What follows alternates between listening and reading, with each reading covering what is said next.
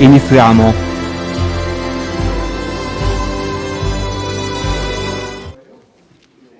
Sì, è passata anche.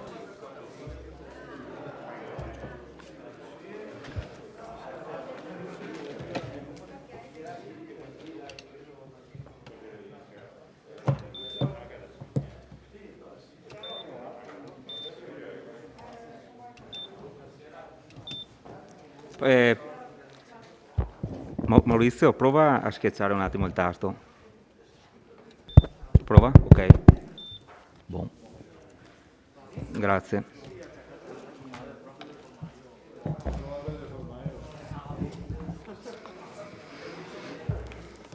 Allora, apriamo. Ciao a tutti. Dus, manca. Ciao. Dus, De Bastiani.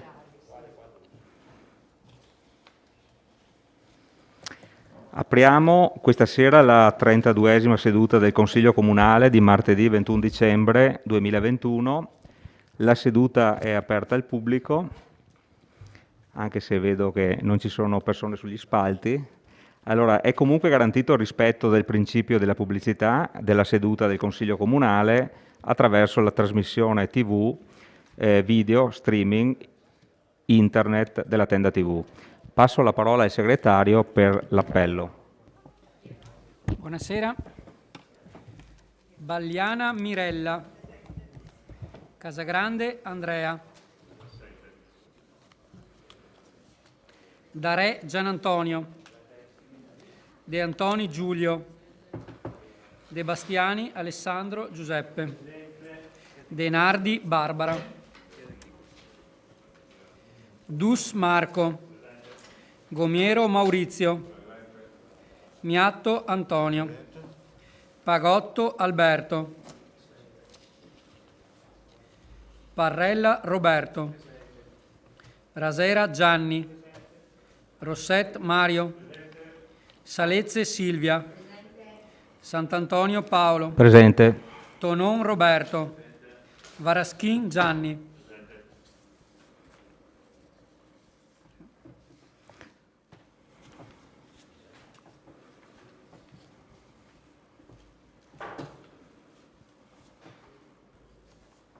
Posto? Allora, nomina degli scrutatori: Maurizio Gomiero, consigliere Salezze e consigliere Bagliana.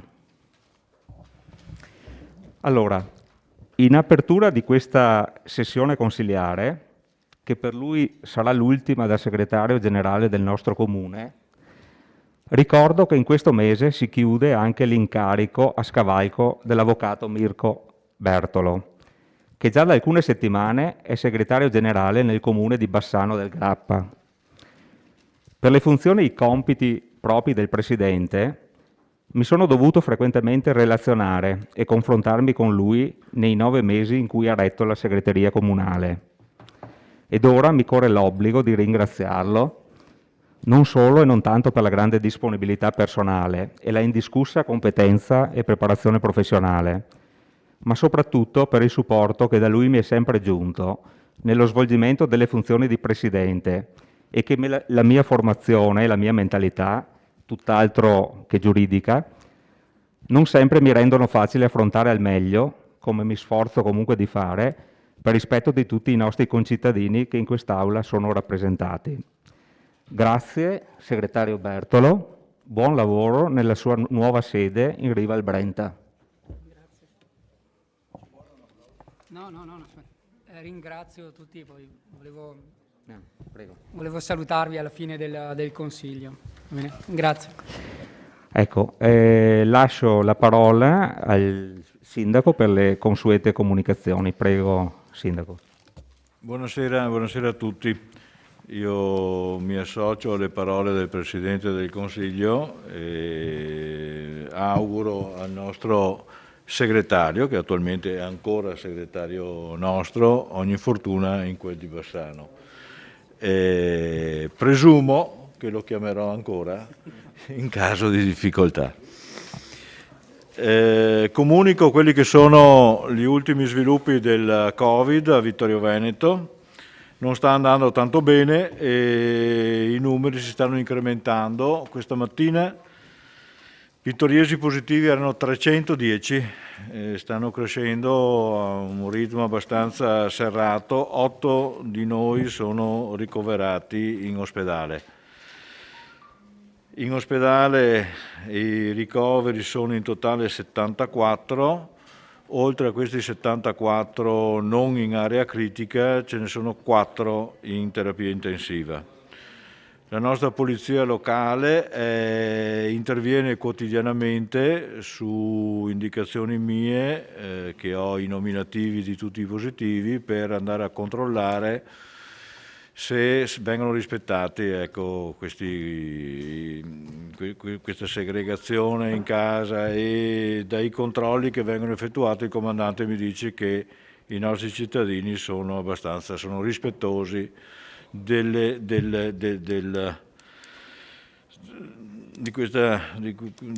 questa segregazione familiare a cui sono costretti, ecco, dalle positività. La prima uscita che hanno fatto hanno trovato 3 posizioni non regolari, dopodiché siamo passati a 0, cioè tutti sembrano rispettare le consegne. Non so cosa dire, gran parte di questi positivi sono Novax, io li inviterei a ripensare la loro posizione. Sono andato a trovare alcuni nostri cittadini Novax e li ho trovati estremamente spaventati dal fatto di vaccinarsi. Sono stati raggiunti da messaggi mal interpretati, presumibilmente, però diciamo così mi hanno fatto un po' di tenerezza, ecco, perché effettivamente sono spaventati, non sono posizioni preconcette, fredde, ma vengono da tanta paura, ingiustificata, ma tant'è, sono spaventati. Speriamo che cambino idea, perché non è che il vaccino dia le garanzie assolute, però è l'unica arma che abbiamo per resistere un pochettino alla pandemia. Oltre a questa comunicazione mi premeva anche parlare di un fatto, se vogliamo, anche increscioso successo, relativo all'uscita del giornalino di fine anno, che ha visto i contributi delle minoranze non presenti in questo giornalino. Mi dispiace, ci dispiace che questo sia avvenuto. Devo dire che come novità questa volta sul giornalino c'è stato il fatto che abbiamo preferito non dar l'aiuto alla redazione del giornale con personale nostro. L'ultima volta il nostro personale non molto professionalmente preparato ha perso un sacco di tempo per raggiungere risultati non proprio ammirevoli, per cui abbiamo preferito dire alla redazione: arrangiatevi voi, fatecelo vedere soltanto alla fine, per vedere che non ci siano refusi o errori di impostazione importanti. Di fatto, da questa prima interlocuzione poi l'invito a presentare i nostri contributi in brevissimo tempo, in un paio di giorni, è arrivato anche a noi, cioè maggioranza e minoranza sono stati compressi in queste tempistiche. C'erano 2500 battute da fare ciascuno, spazi compresi, non era molto impegnativo, noi ce l'abbiamo fatta. Mi dispiace se la minoranza l'ha considerato come uno sgarbo istituzionale che non voleva esserlo. Mi dispiace veramente, ecco, che sia successo. Non succederà più, pretenderemo di avere almeno una settimana di tempo per poter dare i nostri contributi. Per questa volta è andata così. Mi è stato spiegato che la rivista, oltre che in forma cartacea, è presente anche in forma online, che raggiunge alcune migliaia di utenti. Se chi non ha dato il suo contributo vuole darlo adesso, può essere facilmente impaginato nella forma online. Tutto qua. Ecco, volevo specificare questa cosa. Grazie Sindaco. Allora, prima di... Per? Beh, fatto personale non mi sembra,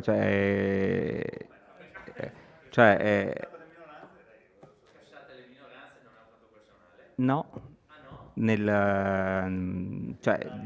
dovrebbe essere, no, chiediamo il segretario, cioè voglio dire, è una roba velocissima, dai, forza. Sì, buonasera a tutti innanzitutto.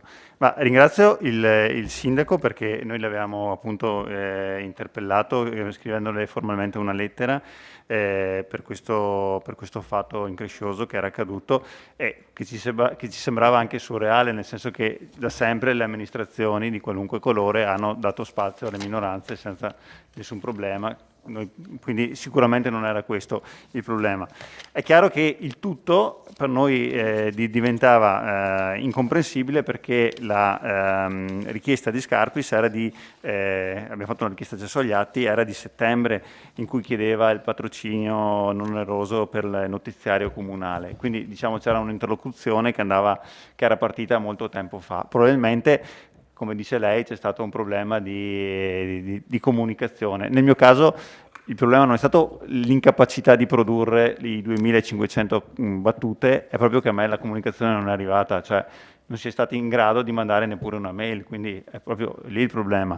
Detto questo, speriamo che non si ripeta più, però purtroppo in questo momento abbiamo un giornalino che esce con la maggioranza che è riuscita a produrre il proprio contributo e le minoranze che sono state completamente escluse. Poi c'è stato anche un ulteriore misunderstanding perché noi abbiamo contattato gli uffici del comune, i quali ci avevano concesso il tempo necessario per produrre l'articolo, però poi l'editore in questo caso ha proprio cassato. Ecco, consiglio, riprendetevi pure in mano voi la gestione della cosa, visto che è la voce dell'amministrazione e sarebbe il caso che l'amministrazione ci mettesse le mani in maniera pesante. Visto che di giornalini non è che ne producete uno ogni 5 minuti, credo che ci sia anche appunto la possibilità di poter agire. Mi collego anche sulla questione del Covid. Il sindaco ha fatto una comunicazione importante, il Covid. È uscita allora facciamo un consiglio comunale. Adesso chiudiamo la faccenda giornalino perché voglio dire abbiamo tutti gli strumenti opportuni, interrogazioni, interpellanze, mozioni. Questa faccenda è chiusa, apriamo i lavori con la prima proposta di delibera. Allora, vi do io una comunicazione sul metodo dei lavori. Prima, consiglieri, attenzione tutti quanti per cortesia, perché è importante questo.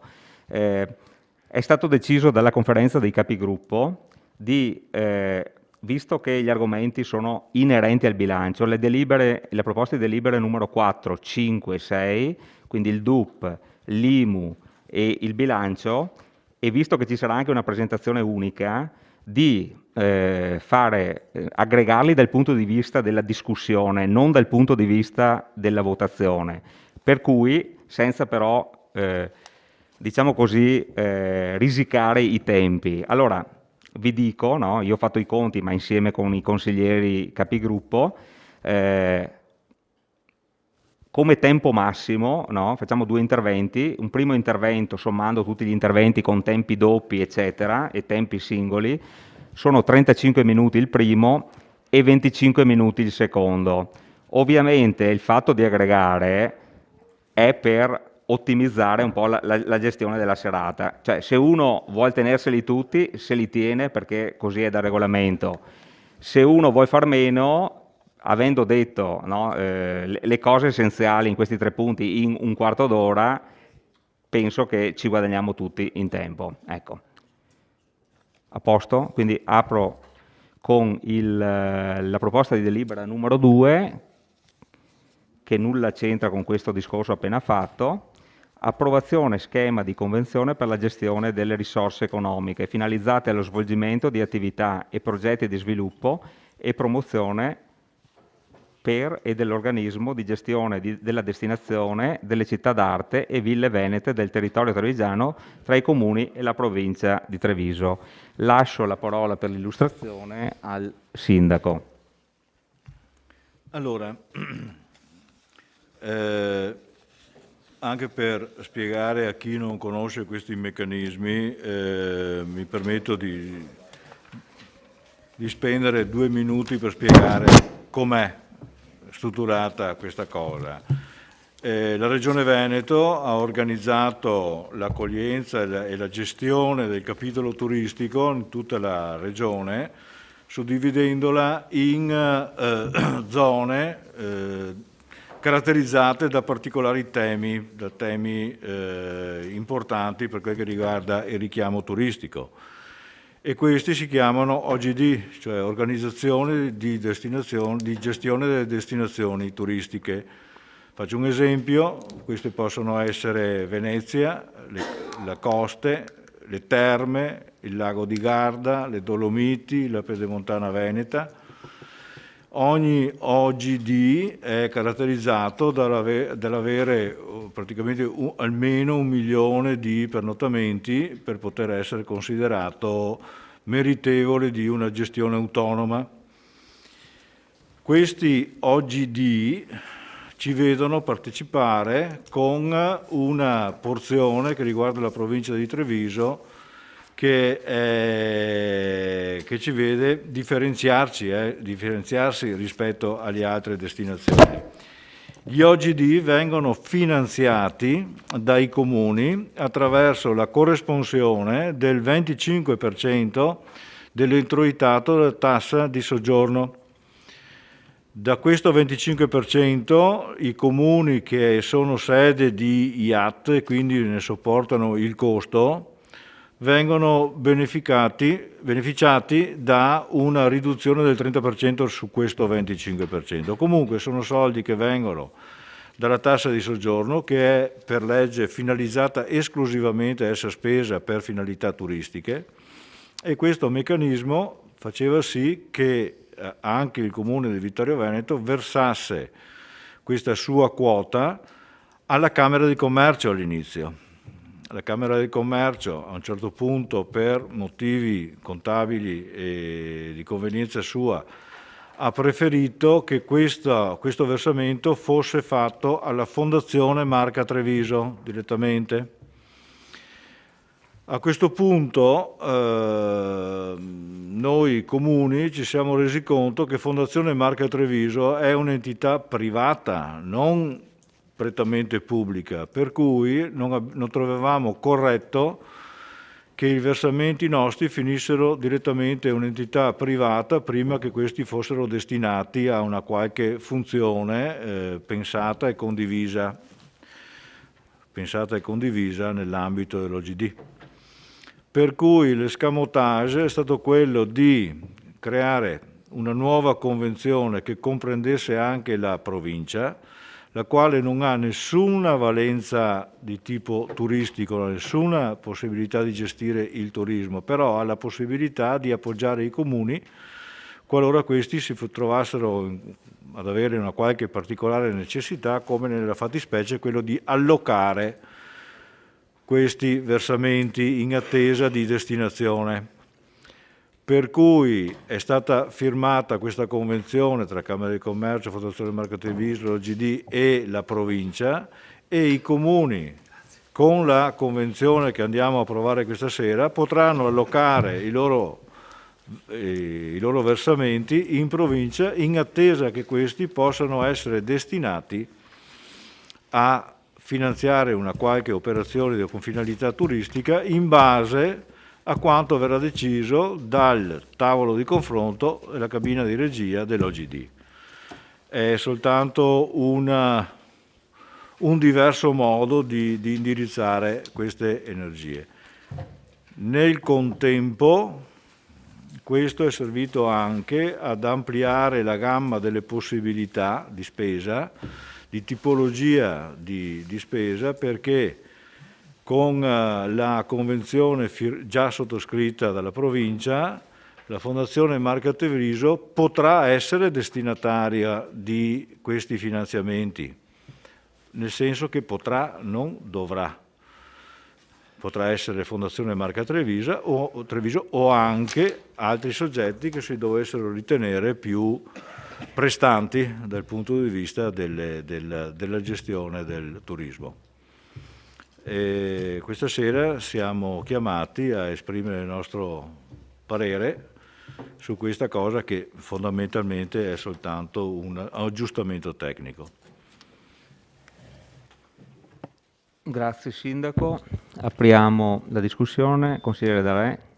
No, essendo Marca Treviso soggetto privato, cioè se i soldi pubblici dei comuni, che sono introiti dei comuni, vanno, cioè Marca Treviso quantomeno dovrebbe avere un bando e vincere un bando o una gara, così, di solito si fa così dalle nostre parti. Tutto qua.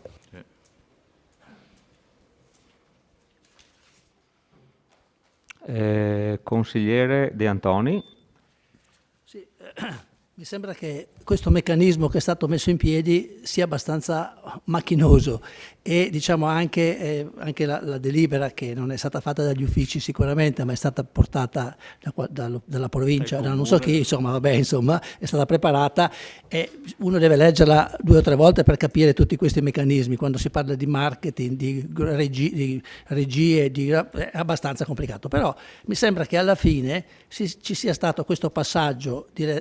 Io diciamo, non correggo, ma voglio capire meglio quello che ha detto il sindaco, perché leggendo la convenzione risulta che una volta che i comuni versano i soldi alla provincia, la provincia provvede quindi ad erogare tempestivamente le suddette quote alla Fondazione Marca Treviso.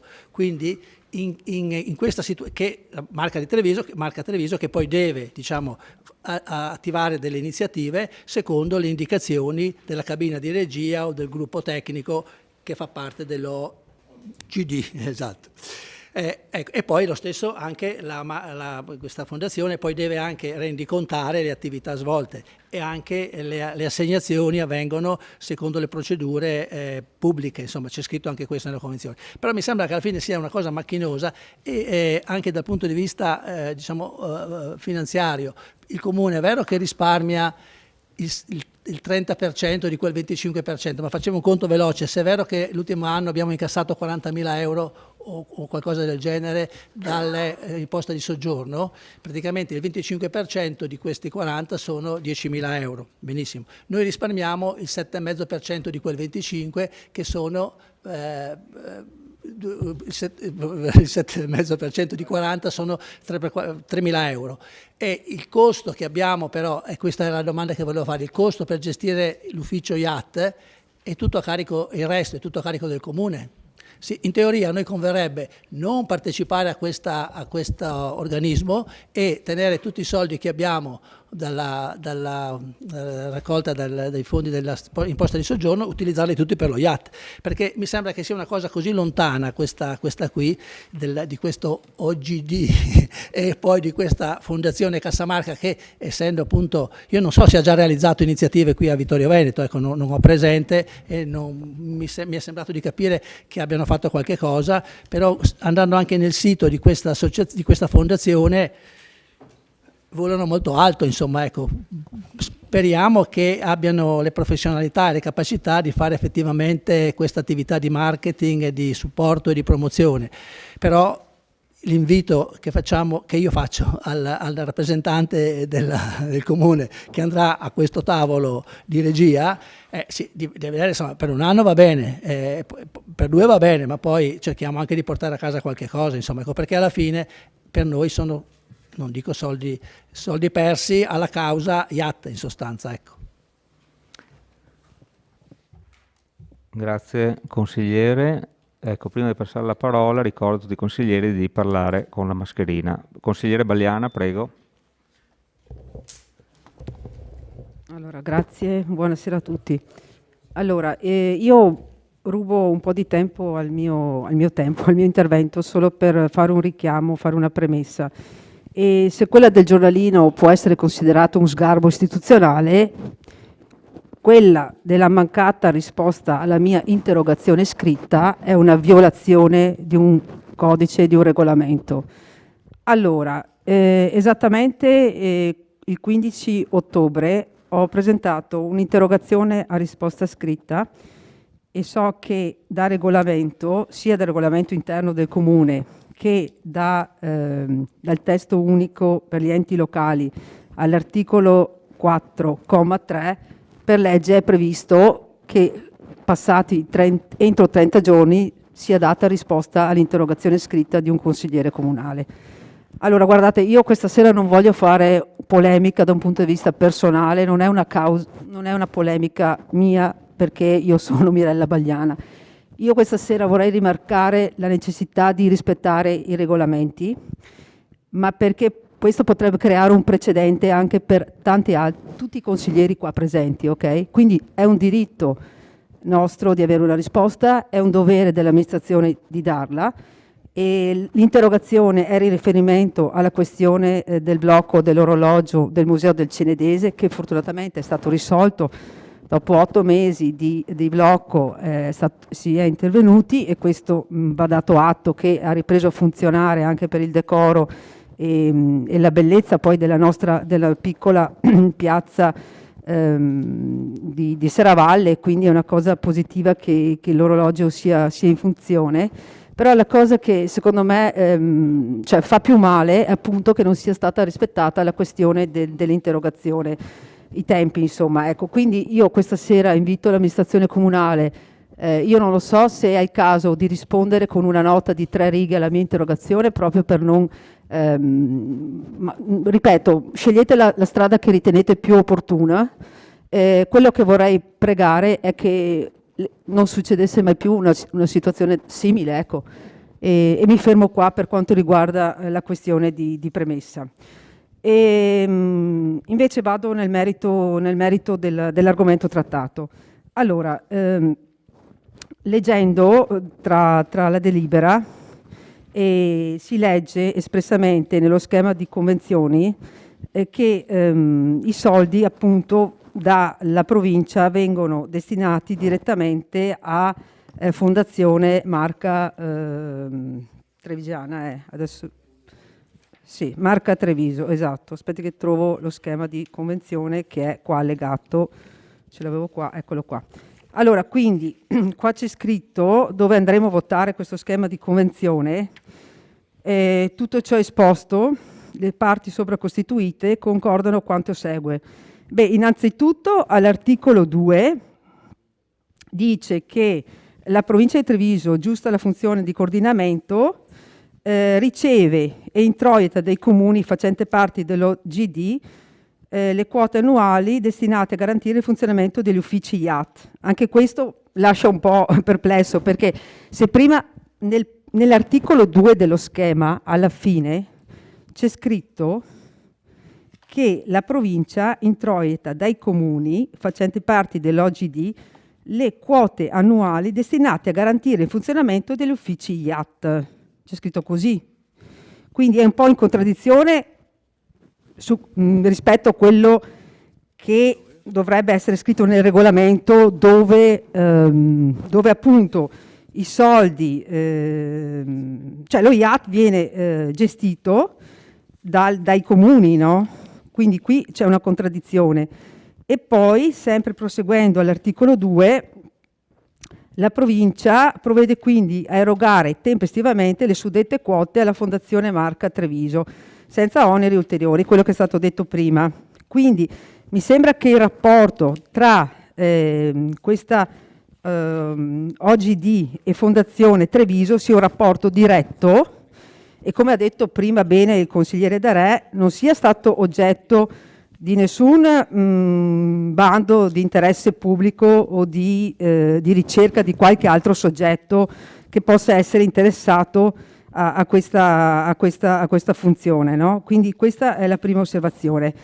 Poi mi stavo chiedendo, da un punto di vista della questione turistica, e quindi lo chiedo all'assessore al turismo e al sindaco, se la partecipazione a questi, non vorrei chiamarli microsistemi, Però mi viene da dire, la nostra politica sul turismo, come la sviluppiamo? Cioè, nel senso, la sviluppiamo attraverso questo, la sviluppiamo anche attraverso altri passaggi, adesso c'è il discorso dell'UNESCO, voglio dire, abbiamo una politica un po' ampia sul turismo in modo da avere un quadro un po' completo di quale sia poi le nostre posizioni, perché ogni volta si viene magari con l'adesione a un consorzio, l'adesione ad un'altra micro unità. Penso che il Comune debba un po' fare una mente locale e provare a dire quali siano le priorità e quali siano poi le scelte opportune da fare o quelle da scartare, ecco.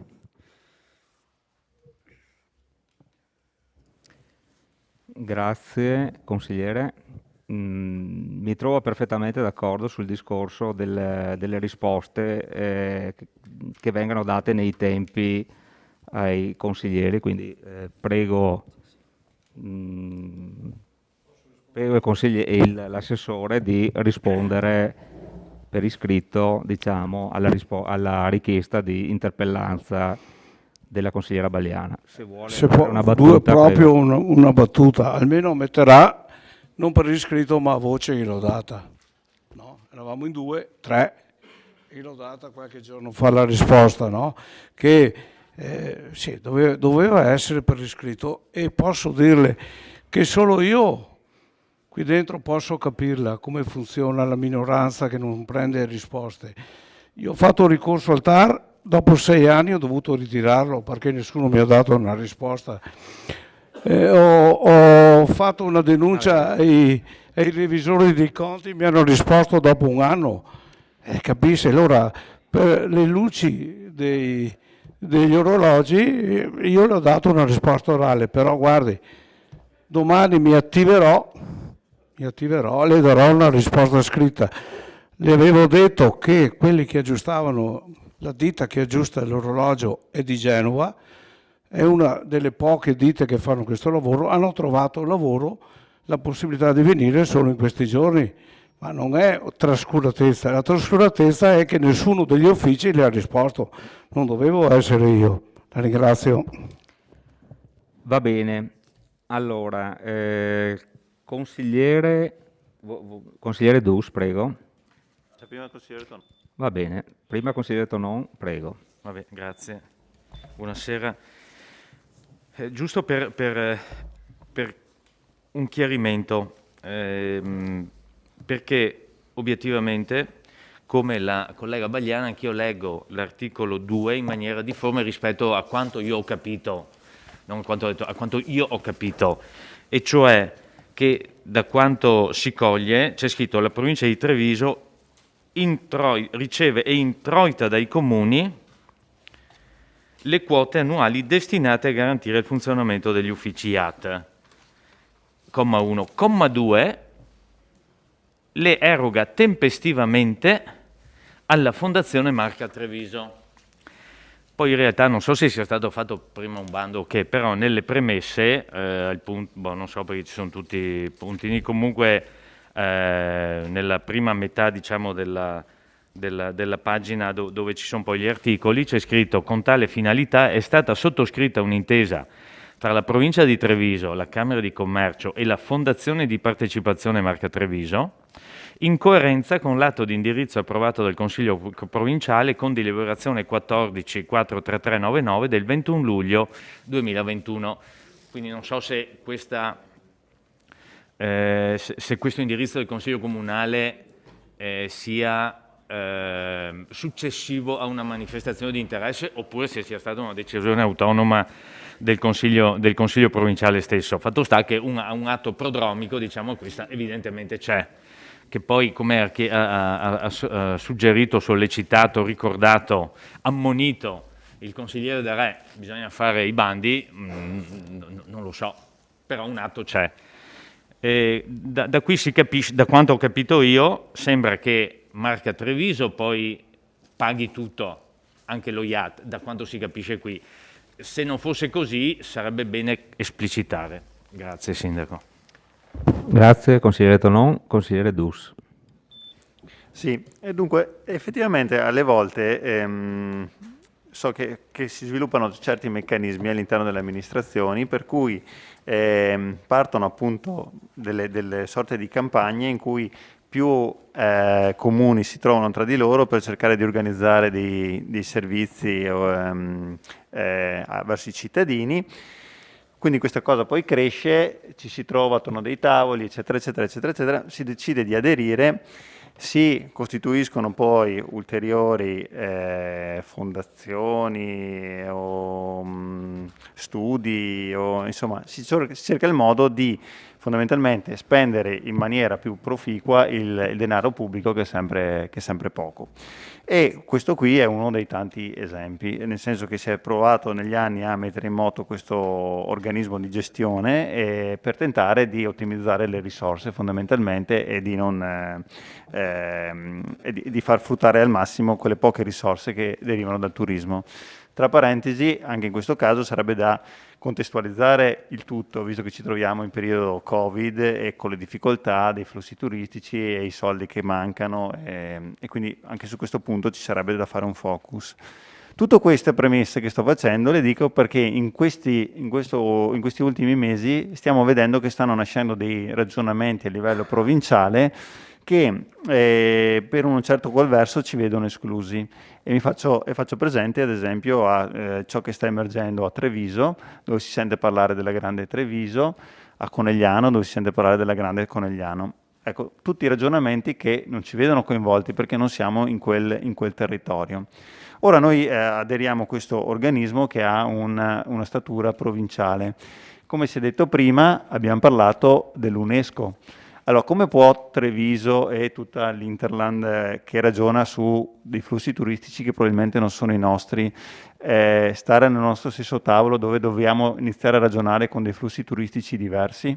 Io di turismo non me ne intendo, però capisco che forse è arrivato il momento che noi iniziamo a ragionare con una nostra testa, col dire sì, siamo all'interno della stessa provincia, dello stesso territorio, ma abbiamo delle peculiarità diverse che devono essere messe in risalto, in rilievo rispetto alle vostre, per cui forse mi chiedo se non sia il caso di o rimarcare all'interno di questo ODG questa nostra peculiarità, oppure di dire guardate, benissimo il vostro ODG, siccome abbiamo visto che il risparmio tutto sommato si aggira nell'ordine dei 3.000 euro, sapete che c'è, magari ce lo gestiamo da soli, oppure ce lo gestiamo all'interno di un territorio più ampio che è quello che può essere della Grande Vittoria. Ecco. Grazie, consigliere Dus. Altri interventi? Consigliere De Bastiani, prego. Sì, anch'io sono così un po' perplesso su questo nuovo, non ho neanche capito se è nuovo organismo di gestione e lo trovo un po'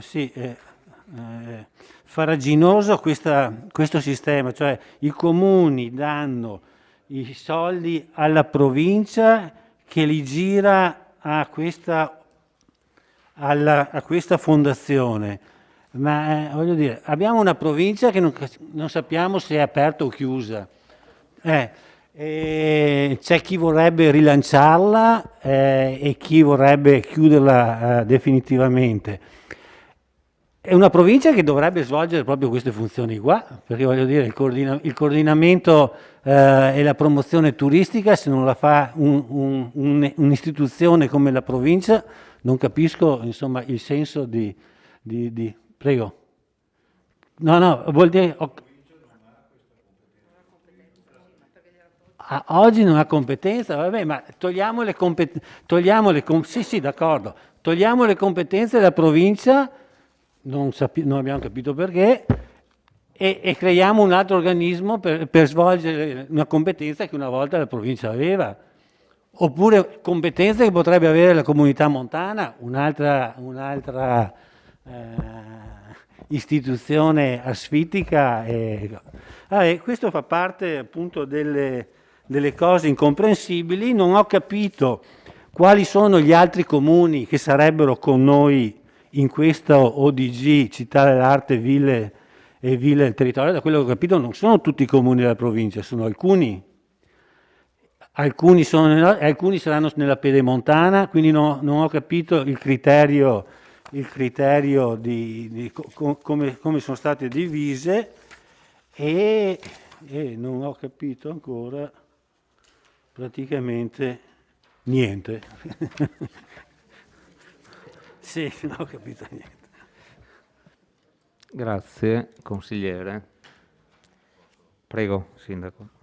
Sì, non nego che sia un po' complessa la cosa, però volendo si può tentare di fare un pochettino di chiarezza. Gli OGD, queste organizzazioni, non possono essere generate, per esempio, per la nostra quota parte di territorio, che è quella UNESCO, chiamiamola così, perché la norma che li istituisce prevede che questi abbiano la smilionata di notti dormite.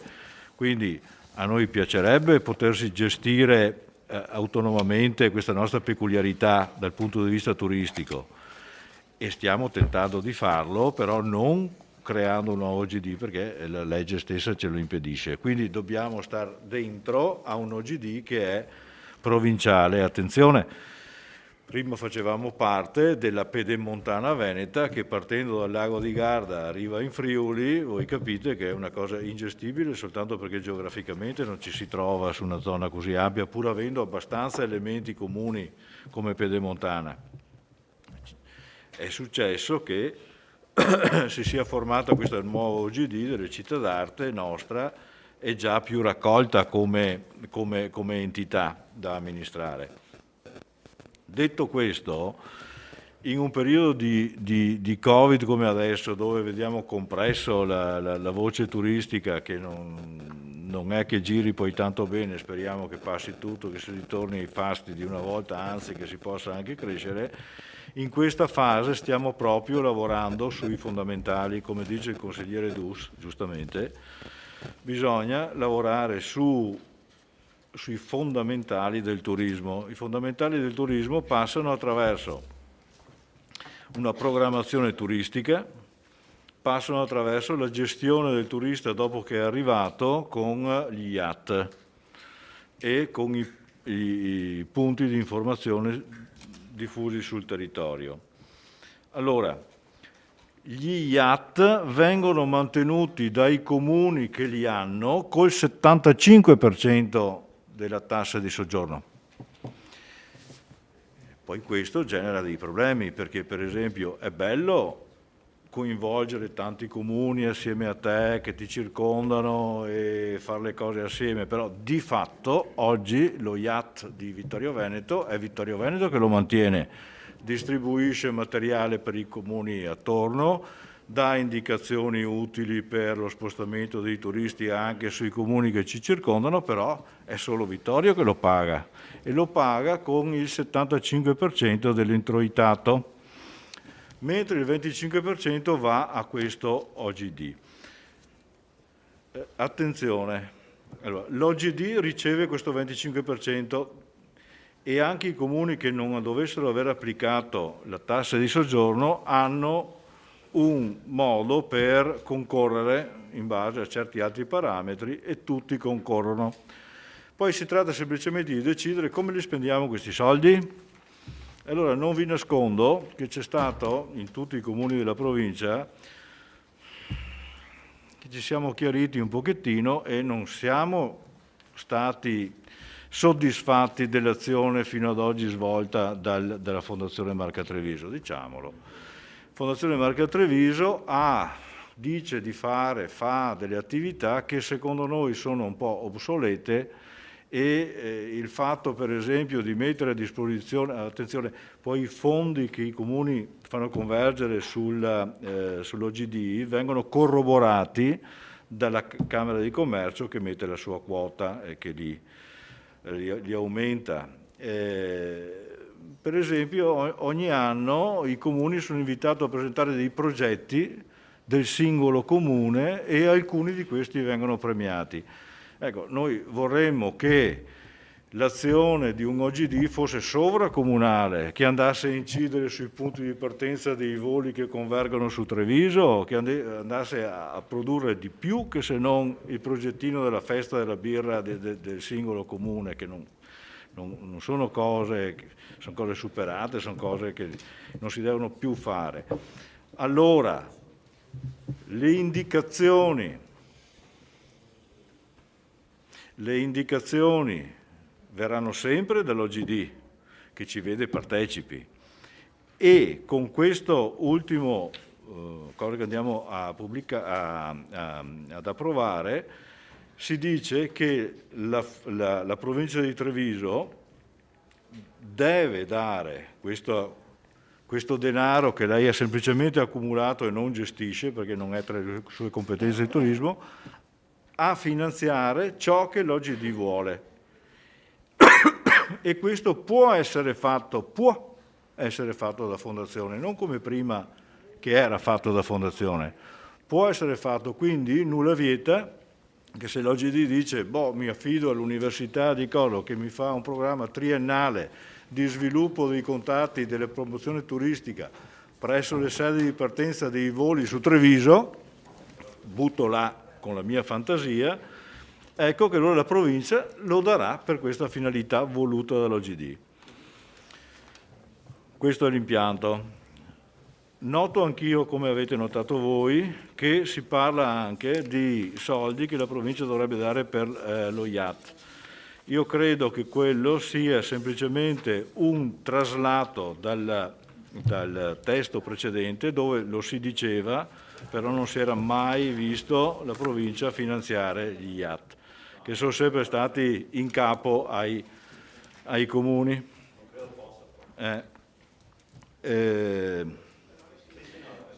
In più volevo dire anche questo. Giustamente il consigliere Dus parla delle nostre peculiarità come UNESCO, anche il consigliere Bagliana ha parlato di questo. Quello è una cosa che si fa fra comuni UNESCO, perché non abbiamo un OGD nostro, e quindi vi informo che proprio in questo periodo ci siamo trovati, Valdobbiadene, Conegliano, che abbiamo dovuto aspettare un pochettino per avere ancora un'amministrazione di Conegliano, e Vittorio Veneto, sede dei 3 yacht, per convenzionarci fra noi 3 e aver politiche comuni per quello che concerne la gestione dei flussi turistici legati alla nostra condizione di UNESCO, di Pedemontana UNESCO, con le nostre peculiarità. Quindi è per quello che dicevo che stiamo lavorando sui fondamentali, perché è inutile pensare di fare il pacchettino turistico di chi viene e così fa anche i corsi di cucina quando non ce n'è di turisti. Quando arriveranno troveranno un ambiente amministrativo che dovrebbe essere più consono, ecco, alla gestione del turismo. Tutto qua. Grazie Sindaco. Poi il discorso Grande Treviso, Grande Conegliano è un discorso soprattutto legato a quello che è PNRR, che però non è detto che serva, nel senso che bisogna vedere i vari bandi mano a mano che escono, se richiedono basi di popolazione più o meno ampie per poter accedervi.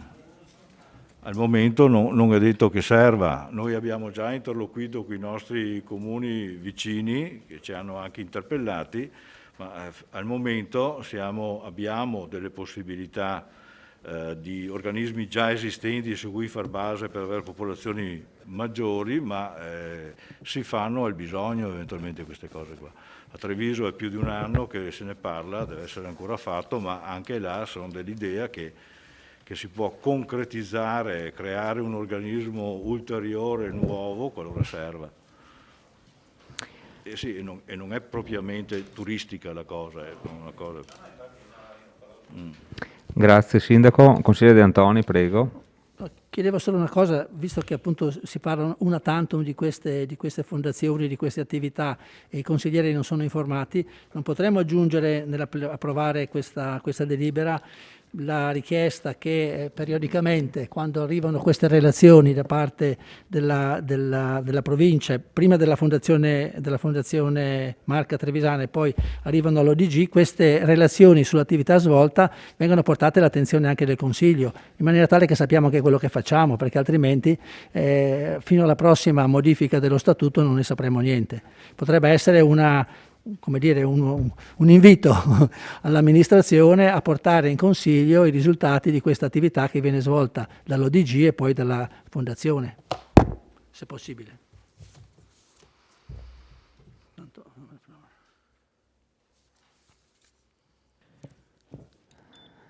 Grazie consigliere.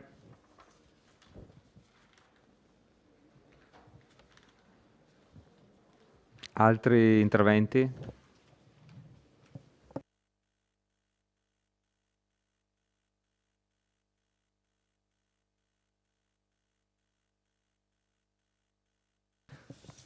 Allora, se non ci sono altri interventi, io chiuderei la discussione e chiederei la dichiarazione di voto. Non ci sono... Sì, consigliere Dus, prego. Sì, ricordando cosa abbiamo detto nelle premesse, cioè appunto che sono degli ulteriori organi che un po' vanno a sovrapporsi e sui quali, come chiedeva il consigliere De Antonio, sarà anche da capire nel corso degli anni cosa fanno concretamente, perché questo ancora, come diceva il sindaco, è un po' fumosa, cosa faccia di concreto l'ODG. Era un'iniziativa che era partita ancora con l'amministrazione Tonon, sulla quale inizialmente avevamo dato l'adesione, credendo che potesse essere un progetto che, come diceva il sindaco, su larga scala magari riuscisse a gestire determinate dinamiche. Diamogli ancora un po' di fiducia, sperando appunto che questa cosa possa andare avanti, con tutte le diversità che ha sottolineato il sindaco, e sperando appunto che si riesca invece a creare qualcosa di più peculiare, o quantomeno di spendere i soldi nostri per qualcosa di maggiormente peculiare, ecco, per quello che interessa a noi fondamentalmente. Bene il richiamo a non sovvenzionare o non concentrarsi sulla festa della birra, ma andare sugli hub strategici, perché di questo dobbiamo parlare se vogliamo parlare di turismo su larga scala, e quindi spero appunto che il sindaco faccia un focus e si concentri molto su questi ambiti. Grazie. Sì, Voto favorevole quindi. Grazie, volevo soltanto arricchire la cosa con un esempio. Nel 2018 il Comune di Vittorio Veneto si è fatto socio di Fondazione Marca Treviso, cosa che io ho provveduto immediatamente a cancellare, perché sono 2.500 euro l'anno che non hanno senso, perché iscrivere il Comune a un'associazione privata dove sei nulla in confronto alle cose, in tutta la provincia c'era solo Vittorio e Ponzano. L'ho dichiarato una sera in presenza di Ponzano, che mi chiedeva perché, non sapeva neanche loro perché erano iscritti, e ci siamo cancellati ambedue. C'è un po' di confusione. Consigliere De Bastiani, dichiarazione di voto. Sì, noi dichiariamo la nostra astensione. Non abbiamo capito questa Fondazione di Partecipazione Marca Treviso chi è, chi sono, perlomeno non lo so, un nome, un cognome, un presidente, non si sa niente. Sappiamo che sono anni che esistono, ma noi risultati, effetti non ne abbiamo visti assolutamente, quindi il nostro voto sarà di astensione. Grazie, consigliere De Bastiani. Altre dichiarazioni di voto? Nessuna? Bene. Passiamo alla votazione per la delibera in oggetto. Favorevoli? Allora, 1, 2, 3, 4, 5, 6, 7, 8, 9, 10, 11, 12, 13 favorevoli. Contrari? 0. Astenuti? 2.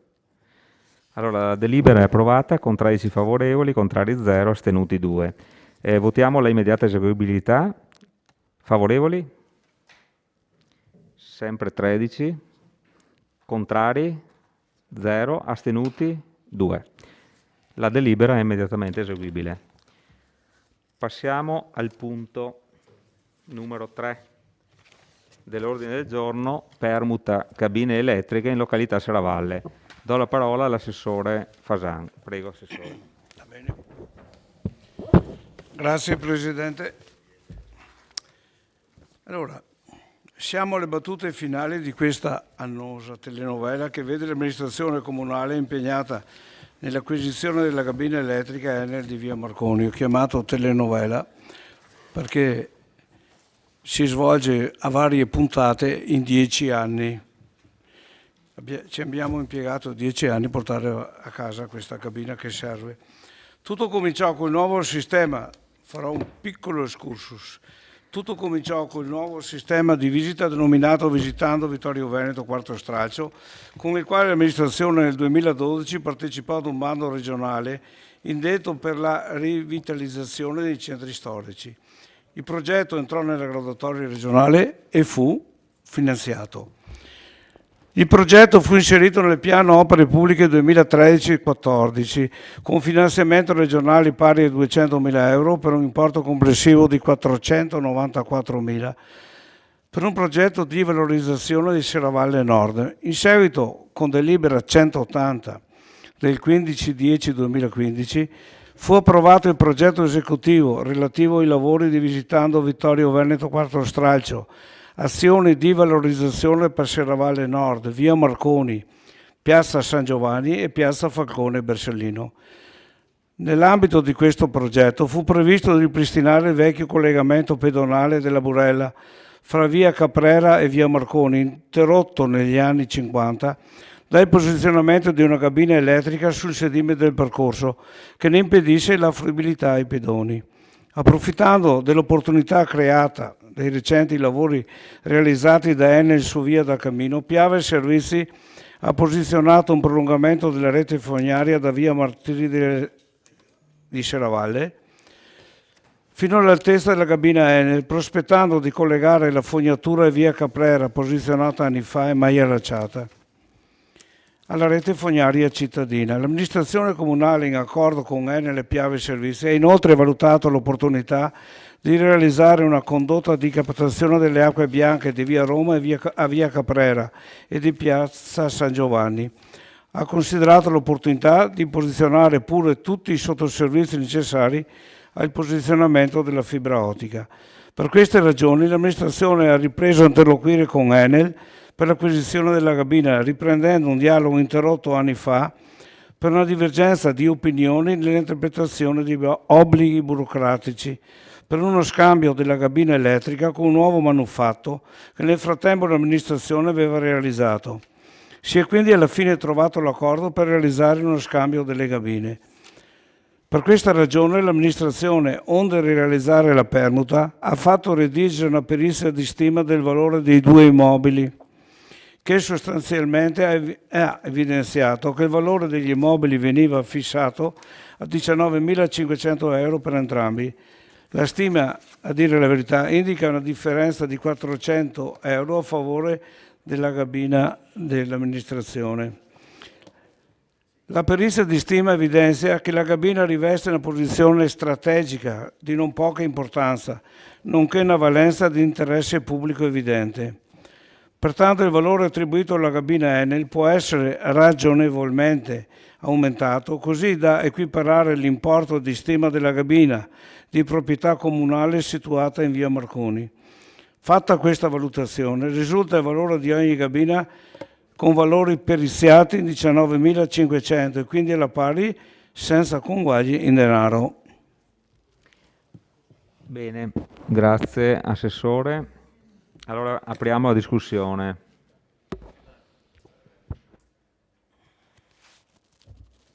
Ci sono prenotazioni? Consigliere De Antoni. Cioè, io capisco che dobbiamo risolvere un problema annoso. L'assessore Fasan ha illustrato anche in commissione tutti gli anni, di 20-30 anni in cui stiamo andando avanti dietro a questa cosa. E quindi mi rendo conto del problema. Di questo problema di permute avevamo discusso anche in altri consigli comunali, in particolare ricordo quello del 25 maggio 2020, quando era stata proposta una permuta in via Sottochiesa a Formeniga. In quel consiglio sia il consigliere Tonon che anch'io avevo segnalato l'assenza di una perizia di valutazione, una perizia tecnica di valutazione dei beni in permuta. In quell'occasione c'era stato risposto che la perizia di stima non era necessaria e che era sufficiente il parere di congruità del responsabile dell'ufficio. Abbiamo detto che non era sbagliato, però l'amministrazione comunque ha ritenuto di andare avanti. Quindi prendiamo atto di questo ripensamento dell'amministrazione che quindi ritiene, finalmente ha capito che è necessario fare la perizia, una perizia che ci è costata solo 900 euro. ma non voglio pensare che il ricorso alla perizia non sia dovuto a un ripensamento, ma alla necessità di giustificare un'operazione che dal punto di vista economico, diciamo, è in perdita, perché il povero tecnico che è stato incaricato di redigere la perizia, che cosa ha fatto? Ha preso la cabina nuova, quella realizzata dall'amministrazione e dalla contabilità, ha visto che è costata pochi anni fa, poco tempo fa, adesso non è scritto quanto tempo fa, ma comunque è quasi nuova, 19.500 euro. E poi per valutare la cabina dell'Enel, che c'è scritto è stata costruita negli anni 40, quindi circa 70-80 anni fa, ha utilizzato il metodo del costo di ricostruzione, che si può anche fare, nel senso che si può valutare un bene, un immobile con il costo di ricostruzione, però nel caso specifico noi facciamo questo scambio, cioè diamo all'Enel la cabina nuova, ci prendiamo la cabina vecchia e la demoliamo. Quindi quel metodo di valutazione è un po' forzato, onestamente. Ecco, capisco che dobbiamo risolvere un problema, però sì, dobbiamo anche tenere conto di queste cose. L'interlocuzione con l'Enel sarà stata complicata, l'Enel si sarà opposta, però insomma abbiamo a che fare comunque, siamo un ente pubblico, dobbiamo rispettare certe norme, non capisco come dobbiamo accettare di fare questa permuta che è nettamente sfavorevole all'ente.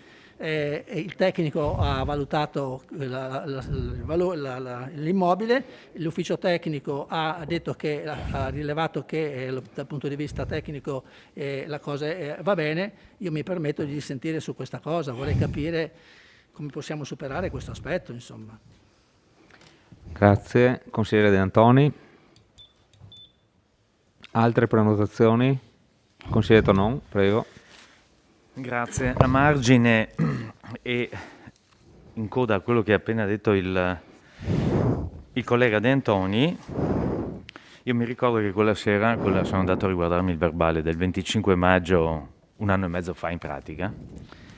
L'allora segretario comunale propese per la permuta e non l'alienazione, come invece io ero convinto fosse. Lui invece disse no, è sicuramente una permuta, anche se c'è che ci sia o meno conguaglio. Dal momento, visto che si citava un articolo di un regolamento, dal momento che assodato dice che è permuta, come in questo caso, applico l'articolo 1554 del Codice Civile, che dispone quanto segue. Salvo patto contrario, le spese della permuta e le altre necessarie sono a carico di entrambi i contraenti in parti uguali.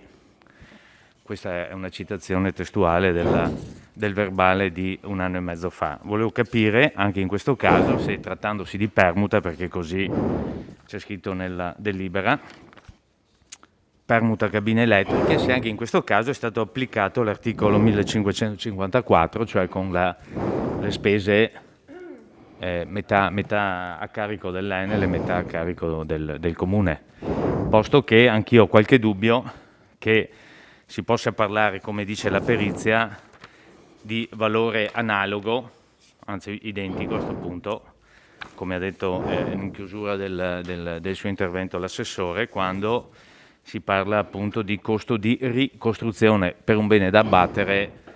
Secondo me sarebbe più corretto un valore commerciale. Che poi non sia facile dare un valore commerciale a una cabina dell'Enel, sono perfettamente d'accordo. Sembra quasi una metodologia che surrettiziamente fa in modo che, come ricordo sempre quella famosa perizia fatta anche quella all'interno del comune, no, quella sì all'interno del comune di una quindicina d'anni fa, per far combaciare 7 immobili dell'ente Asili Manzoni e un immobile del comune, valori esattamente identici erano arrivati si era arrivati ad avere alla fine. In questo caso costo di ricostruzione per l'una, costo di costruzione per l'altra. Diciamo che è una valutazione soggettiva che come tale può essere soggetta appunto a valutazioni molto diverse dalle conclusioni a cui giunge questa perizia. Grazie. Grazie, consigliere. Altre prenotazioni? Consigliere Dus? Dunque io capisco la smania che ha l'assessore Fasan di tentare di risolvere un problema che ha promesso probabilmente 3 legislazioni fa che avrebbe risolto, che è quello della cabina famosa dell'Enel. Però non è che possiamo scavalcare tutte le regole che ci sono e che giustamente devono essere rispettate. Allora, come abbiamo visto, stiamo pagando per la demolizione di una cabina quanto abbiamo pagato per la ricostruzione di una nuova cabina. Non so se vi sembra una cifra normale. Siccome i soldi non sono nostri ma sono di tutti i cittadini, dobbiamo anche giustificare il fatto che stiamo spendendo 20.000 euro per tirare giù una cabina. Sì, questo voglio dire, dobbiamo giustificare questa cosa qua. Perché qua sta passando un po' il principio secondo il quale in Consiglio Comunale la minoranza può dire quello che vuole, che tanto fanno un articoletto sul giornale e poi la cosa finisce lì, non dobbiamo rendere conto a nessuno, come ad esempio su una scuola dove sono state sistemato il tetto e rifatto degli infissi, una scuola nuova di 10 anni, no? Io ho fatto una richiesta di accesso agli atti e adesso vedremo come andrà avanti quella vicenda, però ripeto, sta passando un brutto messaggio che siccome si devono fare le cose si possono scavalcare le regole e io non credo che si debba lavorare così. Se ci sono delle regole, assessore Fasan, lei come tutti quelli che prima venuti prima di lei, è giusto che le rispetti. Grazie, consigliere Dus.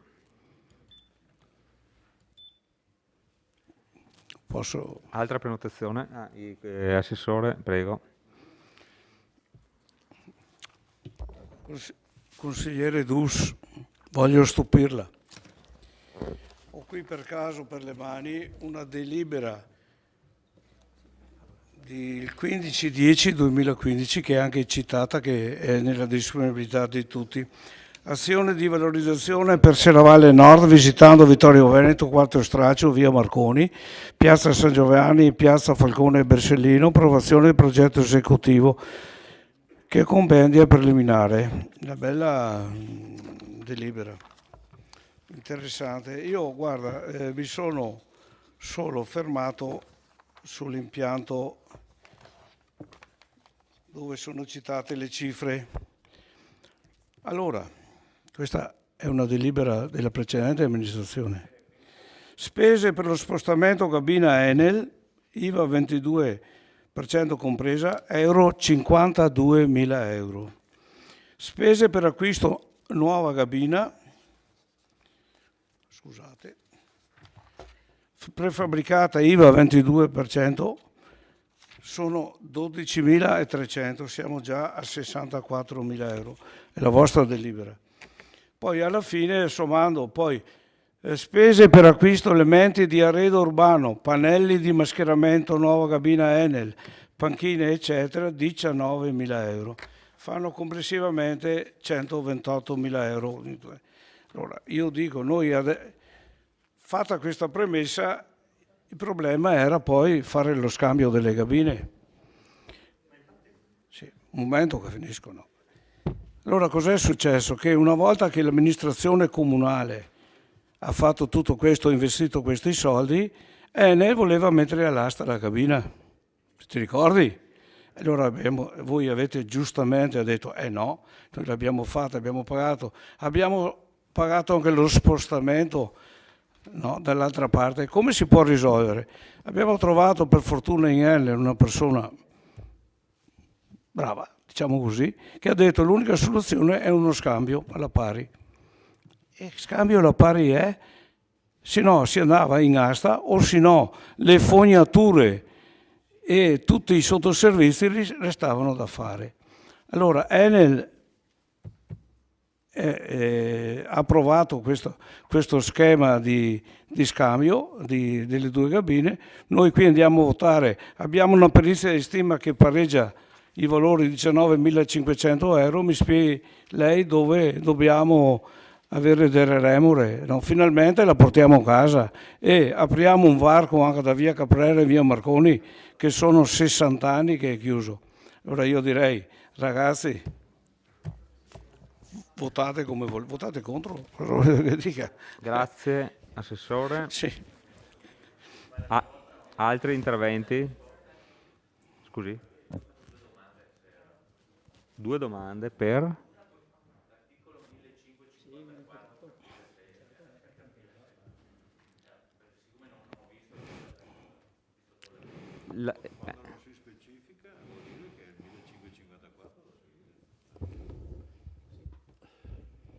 Se posso...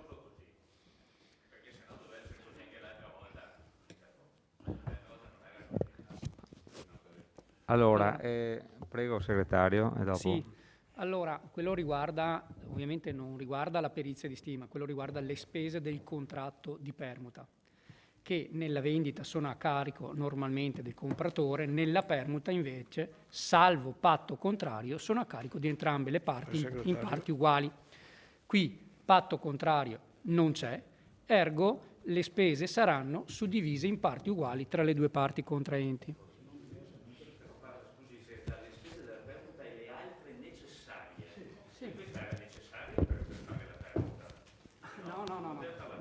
Quello non riguarda il permuta, questo è una spesa a carico dell'ente, quella della perizia di stima. Prego, Assessore. Grazie Presidente, se posso dare un minimo di contributo alla cosa perché l'abbiamo vista anche come ufficio patrimonio. La valutazione che è stata fatta nella cabina dell'Enel è una valutazione del massimo valore che può avere quell'immobile. È una nostra scelta la demolizione, non è che sia un minor valore, perché valutiamo in questa occasione che il beneficio pubblico che ha l'abbattimento di quella cabina, l'attraversamento pedonale e quindi l'uso di quel varco vale, se andiamo a valutarlo a questo punto, molto di più della cabina che noi diamo in concessione ad Enel. Quindi se entriamo poi nel vorrei ma non posso, le valutazioni è impossibile formularla. Ovvio che Enel che vende vuole essere valorizzato al massimo il suo immobile. Nello specifico, se io vendo una macchina del 2014 con 50.000 km, la vendo per quel che è. Se poi chi la compra con ragno la prende e la butta via, non è perché la butta via non te la pago. No, io vendo la mia macchina per il valore che ha. Quindi nell'interlocuzione con Enel dice la mia cabina vale per quel che è. Se poi il tuo beneficio è la demolizione perché vale molto di più demolirlo, ma sempre per effetto un beneficio pubblico, non perché viene meno. E lì sono valutazioni che poi questo Consiglio deve fare. Però la valutazione è il massimo realizzo che l'Enel deve necessariamente fare. Grazie, Assessore. Altri interventi? Non ne vedo. No, ma Assessore Antiga, qui non è il fatto che lei compra una macchina o vende una macchina, qui c'è un'amministrazione che ha una macchina nuova e c'è un'altra che ha una macchina vecchia, ok? E per fare in modo che la permuta venga alla pari, noi valutiamo la macchina vecchia come se fosse nuova.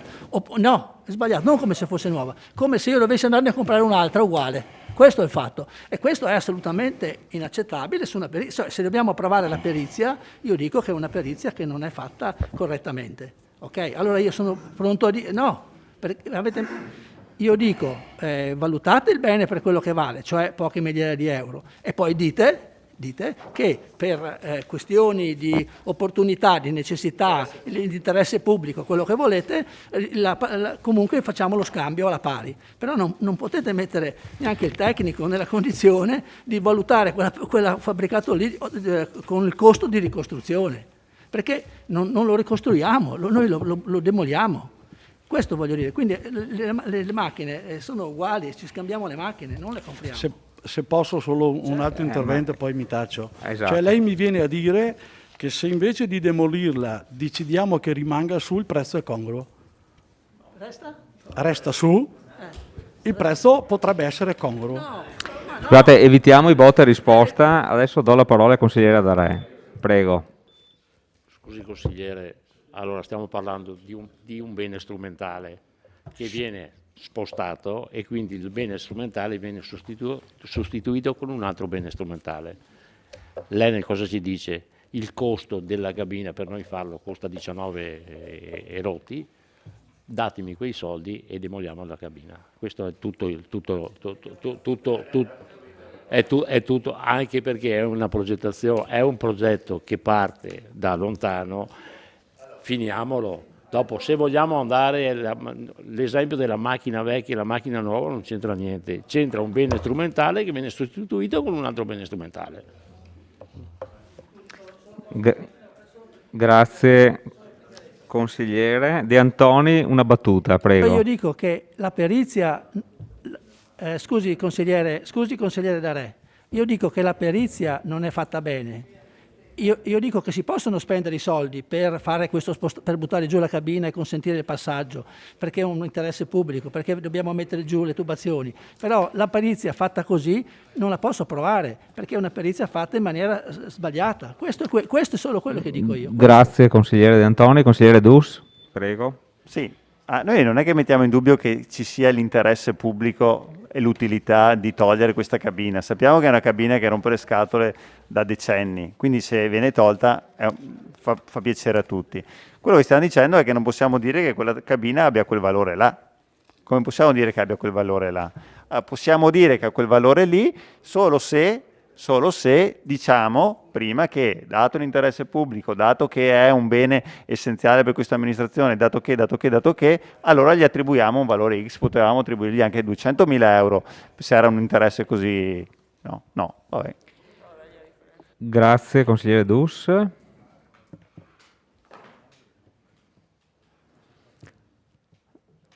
Se non ci sono altri interventi, io passerei alla dichiarazione di voto. Dichiarazione di voto, prego. Niente, passiamo in votazione. Per la delibera vista in oggetto, favorevoli? 1, 2, 3, 4, 5, 6, 7, 8, 9. 9 favorevoli. Contrari? Contrari? 2. O 2. Astenuti? 4. La delibera è approvata con 9 favorevoli, contrari 2, astenuti 4. Passiamo alla immediata eseguibilità della delibera. Favorevoli? Sempre 9. Contrari? Sempre 2. E astenuti? Sempre 4. La delibera è immediatamente eseguibile. Punto numero... Allora, punti, ripeto, 4, 5, 6 assieme, visto che parlano di bilancio. Qua ci sarà una presentazione a slide unica da parte del vice sindaco Posocco, nonché assessore al bilancio, e poi, come abbiamo detto, facciamo una discussione unica dei 3 punti e votazioni separate. Discussione unica che prevede come massima tempistica la somma dei 3 tempi destinati ad ogni delibera, sia per il primo che per il secondo intervento. Prego.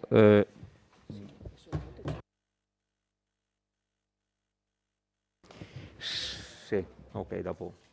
Ecco, è stato presentato un emendamento dal consigliere De Antoni per iscritto, e sulla votazione del punto numero 4 voteremo anche l'emendamento del consigliere De Antoni. Certo.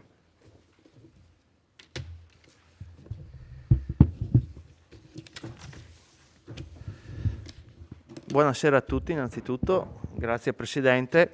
Allora, abbiamo cercato di fare una presentazione con un paio di slide che racchiuda un po' il sunto della manovra di bilancio 2022-2024, e ci saranno poi gli interventi di tutti gli assessori per quel che riguarda tutti i propri referati, e alla fine abbiamo la presenza del dottor Genovese, Presidente dei Revisori dei Conti, che sarà a disposizione per le vostre domande.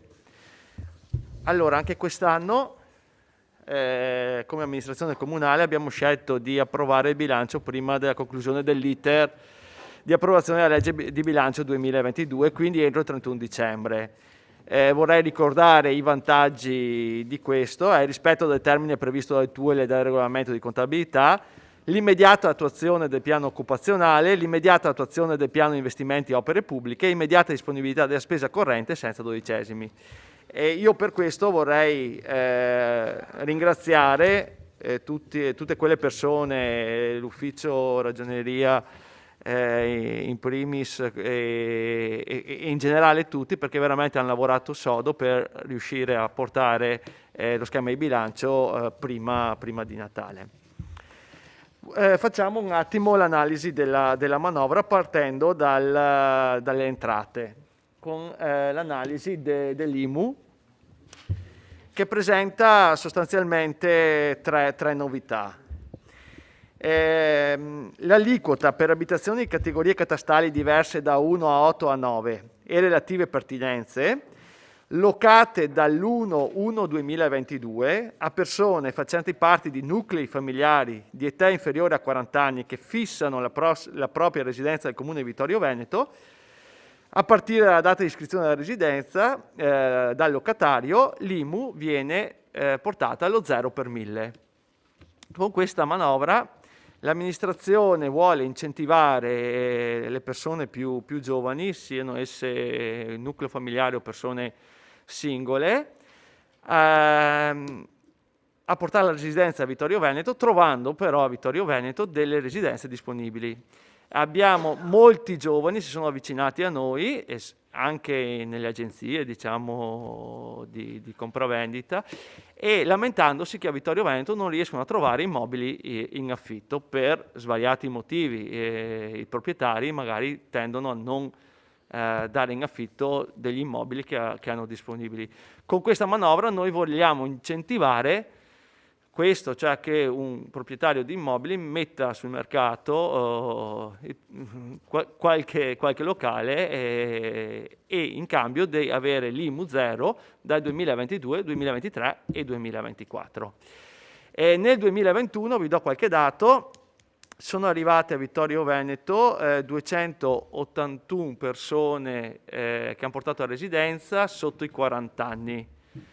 Quindi ho un bel numero. Di queste, più di metà sono venute a abitare in immobili prima casa, diciamo, ma altri di questi sono venuti a abitare prendendo la residenza in affitto. A noi piacerebbe, insomma, che questo numero si incrementasse nei prossimi 3 anni e cerchiamo un po' di stimolare questo. L'altra novità è l'aliquota per i fabbricati di categoria catastale C1, quindi parliamo di immobili commerciali, sfitti da almeno 5 anni e affittati dal 1 gennaio 2022 a nuova attività commerciale. Questo, diciamo, l'aliquota IMU, che sarebbe del 10 per 1000, viene portata al 5 per 1000. Mentre viene portata dal 10 al 7 per 1000 l'aliquota sempre per fabbricati categorie C1, sfitti da almeno 2 anni. Perché questa differenza tra quelli dal 5 e quelli sfitti da 5 anni al 7 e quelli sfitti da almeno 2 anni? Perché senz'altro l'immobile sfitto da 2 anni è sul mercato più appetibile di uno sfitto da 5 anni. Abbiamo preferito fare una manovra incentivante per vedere di stimolare anche questo, piuttosto che fare una manovra che premiasse, insomma, le chiusure. Vediamo come andrà. Altre analisi delle entrate, l'aliquota l'addizionale comunale IRPEF è stata confermata l'aliquota dello 0,8 per un gettito previsto di 3.300.000 euro. Il canone patrimoniale di concessione, che sostituisce TOSAP, imposta comunale sulla pubblicità e diritti di pubbliche affissioni, il gettito previsto è di 419.350 euro.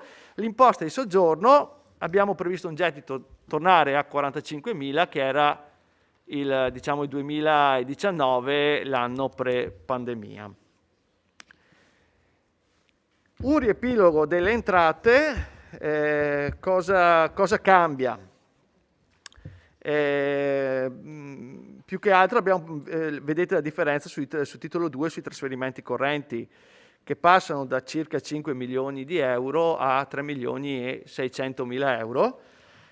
Questo anche dovuto alla previsione che noi abbiamo di minor trasferimenti correnti, logicamente, trattandosi magari la pandemia se ne va e quindi tutto quello che abbiamo ricevuto nell'annata 2021 magari nel 2022 non lo riceveremo più. Tutto il resto rimane più o meno stabile, le entrate di correnti di natura tributaria e contributiva scendono un po'. Riepilogo generale delle spese. Al di là delle spese in conto capitale che hanno tutto l'iter che varia di anno in anno, le spese correnti nella previsione 2022 passano da 22.139.000 della previsione 2021 a 19.587.000 euro. È vero che stiamo cercando ogni anno di risparmiare in spesa corrente, di massimizzare le spese, stando attenti, però qui senz'altro mancano tutti i trasferimenti Covid, per onestà intellettuale, che avevamo nel 2021 e che vengono a mancare nel 2022. Vorrei analizzare meglio le spese correnti, con le spese correnti analizzandole per macro aggregato. Allora, i redditi, qui vi ho messo la previsione iniziale del 2021, la previsione assestata poi del 2021 e la previsione 2022. Vedete come il reddito da lavoro dipendente è previsto, ma poi lo analizzeremo. È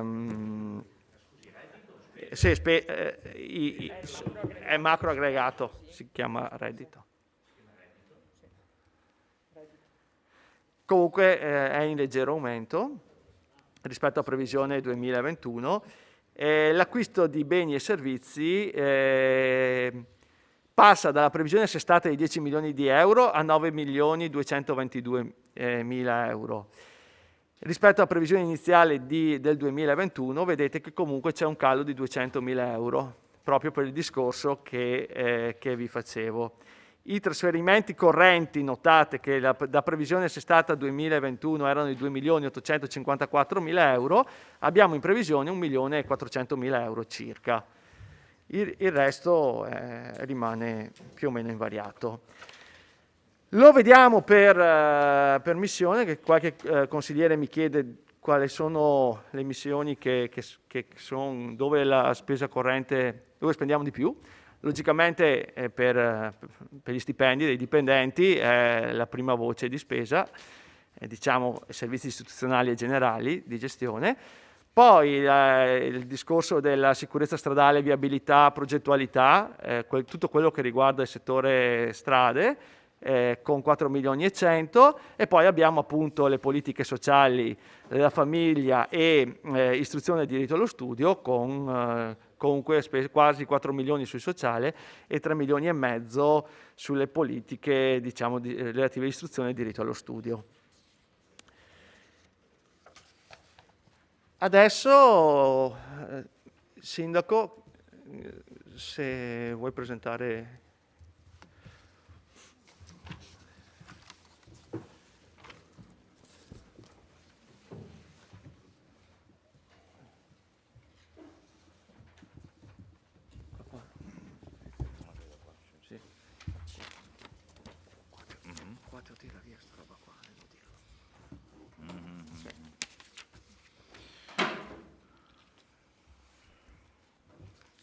Allora, l'urbanistica ha il tema del PAT come tema principale e chiaramente ci vede impegnati a portare a casa questo risultato in breve tempo. Contiamo di terminare tutte le attività preliminari necessarie per la sua adozione entro il mese di gennaio 22. Siamo abbastanza a buon punto e stiamo lavorando alacremente per questo risultato. Assieme al PAT ci preme anche aggiornare il regolamento edilizio, che è vetusto come tanti altri nostri regolamenti, e a questo fine abbiamo anche provato 2 volte a interpellare tutti i professionisti che hanno lavorato a Vittorio Veneto per sentire il loro aiuto e i loro consigli per questo regolamento edilizio da aggiornare. Questo è, diciamo così, le due principali centrali attività in campo urbanistico e edilizio. Vado avanti con gli altri referati miei. Turismo. Qui voi vedete un'elencazione di punti, alcuni dei quali abbiamo trattati prima. La gestione coordinata degli IAT, quello che avevo anticipato, con un dialogo stretto ormai tra Vittorio Conegliano e Valdobbiadene per connotarci e lavorare, connotarci di più e lavorare all'unisono. La gestione dei pacchetti turistici è uno degli aspetti che andremo a trattare. Rinnovata partecipazione all'ODG, c'è scritto qua, c'è OGD, sarebbe più corretto dire, è quello che si diceva prima. La diffusione degli infopoint è una diretta conseguenza dell'attività degli IAT. Ogni IAT ha il comune che lo ospita e i comuni che attorno a questo comune principale vogliono associarsi, e eventualmente il comune ospitante con il suo IAT è chiamato a autorizzare gli infopoint, che devono avere certe caratteristiche per essere autorizzati. La nostra intenzione non è soltanto quella di dare un infopoint per comune, ma di darlo anche a commercianti, a altre diverse attività più diffuse sul territorio e più quindi disponibili per chi di passaggio dovesse aver bisogno delle informazioni. App apposita con forme anche multilinguistiche, stiamo lavorando per poter rendere disponibili tutte le informazioni, i consigli, i suggerimenti ai nostri turisti. Stiamo crescendo naturalmente e con altre forme di percorsi a piedi, di questo turismo slow sul quale stiamo puntando per poter arricchire la dotazione del comune e la fruibilità del nostro territorio. La gestione UNESCO è quello che si intendeva, che avevo detto anche prima. Innovazione e informatizzazione, stiamo godendo e subendo dell'attività delle varie entità che stanno lavorando in città per portare la fibra ottica in FTTH, cioè nelle singole case.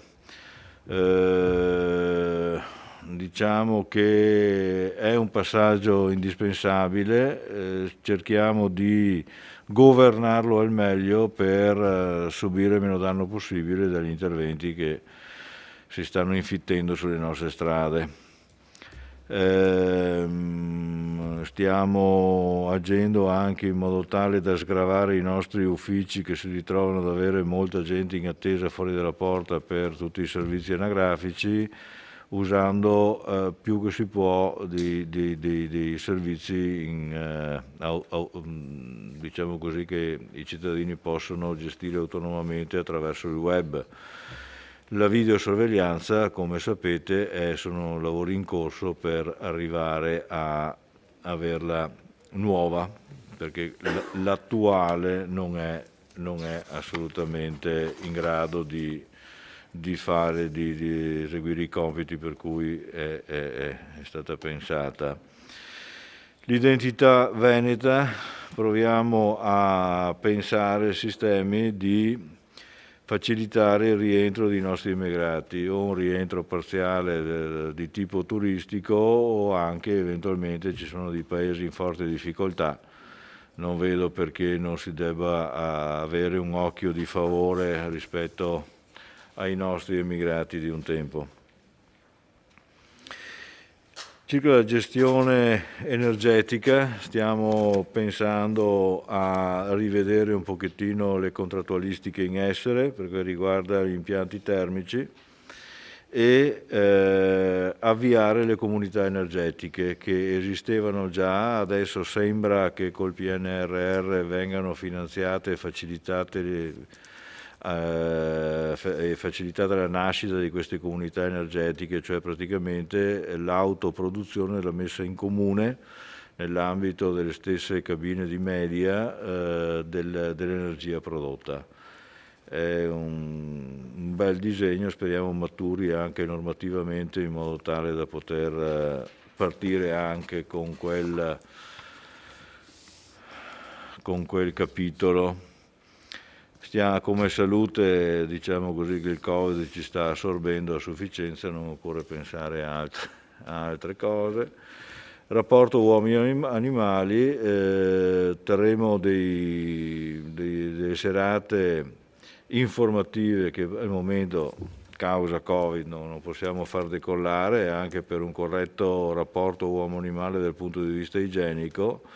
C'è molto da dire sull'argomento e stiamo partendo finalmente con l'individuazione della prima delle 3 aree di sgambamento cani, che sono molti anni che vengono richieste e che proveremo a implementare per farci un po' di esperienza prima con una e poi amplieremo, visto che Vittorio sappiamo bene che è lungo e stretto. Basta. Velocemente.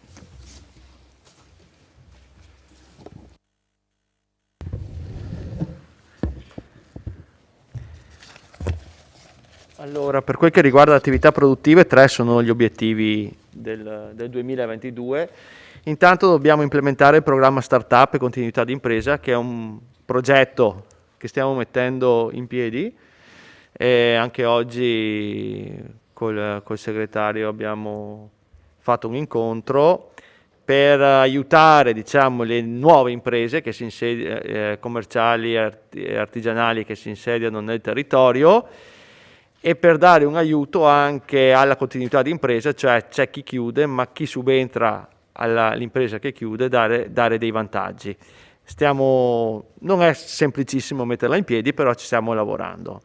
Continua il sostegno al progetto Cofidi e qua vedete che nel 2021 non sono riuscito, mea culpa, è lo studio per la valorizzazione del mercato settimanale che è un obiettivo, e speriamo nel 2022 di avere più forza e anche meno problematiche legate alla pandemia per affrontarlo con più serenità. Sport e tempo libero, certo, valorizzazione e manifestazioni sportive di eccellenza, che le abbiamo, ve ne cito 5, Cross della Vittoria, gennaio, la Maratonina della Vittoria, marzo, il Madruk Trail, maggio, il Trail dei Cimbri, che dovrebbe essere a luglio, e l'Ultracycling Dolomitica. Sono tutte manifestazioni da valorizzare perché attraggono tanti atleti da fuori Italia, e sottolineo con l'Ultracycling Dolomitica, da tutto il mondo. L'anno scorso sono arrivati dagli Stati Uniti, dall'Australia, dal Canada, dal Sud America, quindi sono manifestazioni che ancora sono piccole manifestazioni, ma conto che diventino col tempo di riferimento e che Vittorio Veneto sia di riferimento per queste manifestazioni. Ci sono i 100 anni del calcio Vittorio Veneto a febbraio, quindi ci saranno una serie di iniziative da febbraio fino, mi auguro, a giugno per festeggiare questa importante ricorrenza. Completeremo il progetto naturalmente. Abbiamo chiuso il bando per l'assegnazione del Colle di San Paolo e del Monte Altare. Ci manca la Cresta Bigontina, i Piai e il Monte Baldo, e poi completeremo l'assegnazione del progetto. Al momento sono 5-6 associazioni che hanno preso in mano i percorsi con cui siamo andati a bando finora, e contiamo di completarlo. Valorizzeremo il progetto Brevetto del Cansiglio, che è un progetto nato nel 2019, credo. La Frare Denardi, che l'ha ideato, mi perdonerà se ho sbagliato la data, che è una bella idea, una bella intuizione. Sono 7 percorsi in bicicletta da fare, da Vittorio Veneto al Cansiglio, passando per tutta l'area pedemontana orientale, quindi fino a Caneva per salire in Cansiglio, che secondo me deve essere molto valorizzato, e come amministrazione comunale cerchiamo di dare una mano a questo bel progetto. Come diceva il sindaco, abbiamo 2 bei cammini che dovrebbero partire. Il cammino UNESCO, che va da Vidor a Vittorio Veneto, e mi dicevano sentivo proprio chi lo sta preparando, Giovanni Carraro, la settimana scorsa, che ad aprile potrebbe esserci l'inaugurazione. Nel territorio di Vittorio Veneto sapete che passa nella cresta del Monte Baldo, il principale, però per chi magari è un po' più stanco e non riesce a fare il tratto che da Nogarolo sale sul Baldo, c'è anche tutto il percorso che passa sopra le vigne, arriva sui Con e poi dai Con arriva, e il cammino sapete che si conclude qui davanti, qui in centro Vittorio Veneto. C'è il cammino di Sant'Antonio, che è un altro cammino che è partito da Gemona a Padova, che tocca la nostra città, specialmente la zona di Ceneda, e che vedo i sindaci del territorio molto impegnati e molto convinti. Già vedo lungo il cammino che è già tabellato tanti pellegrini passare, quindi anche questo può essere un qualcosa che porta gente in città e che valorizza sempre di più la città, perché l'obiettivo di questo è che tanti turisti vengano a Vittorio Veneto, si fermino a Vittorio Veneto e poi ritornino pure. Tocca a Bruno.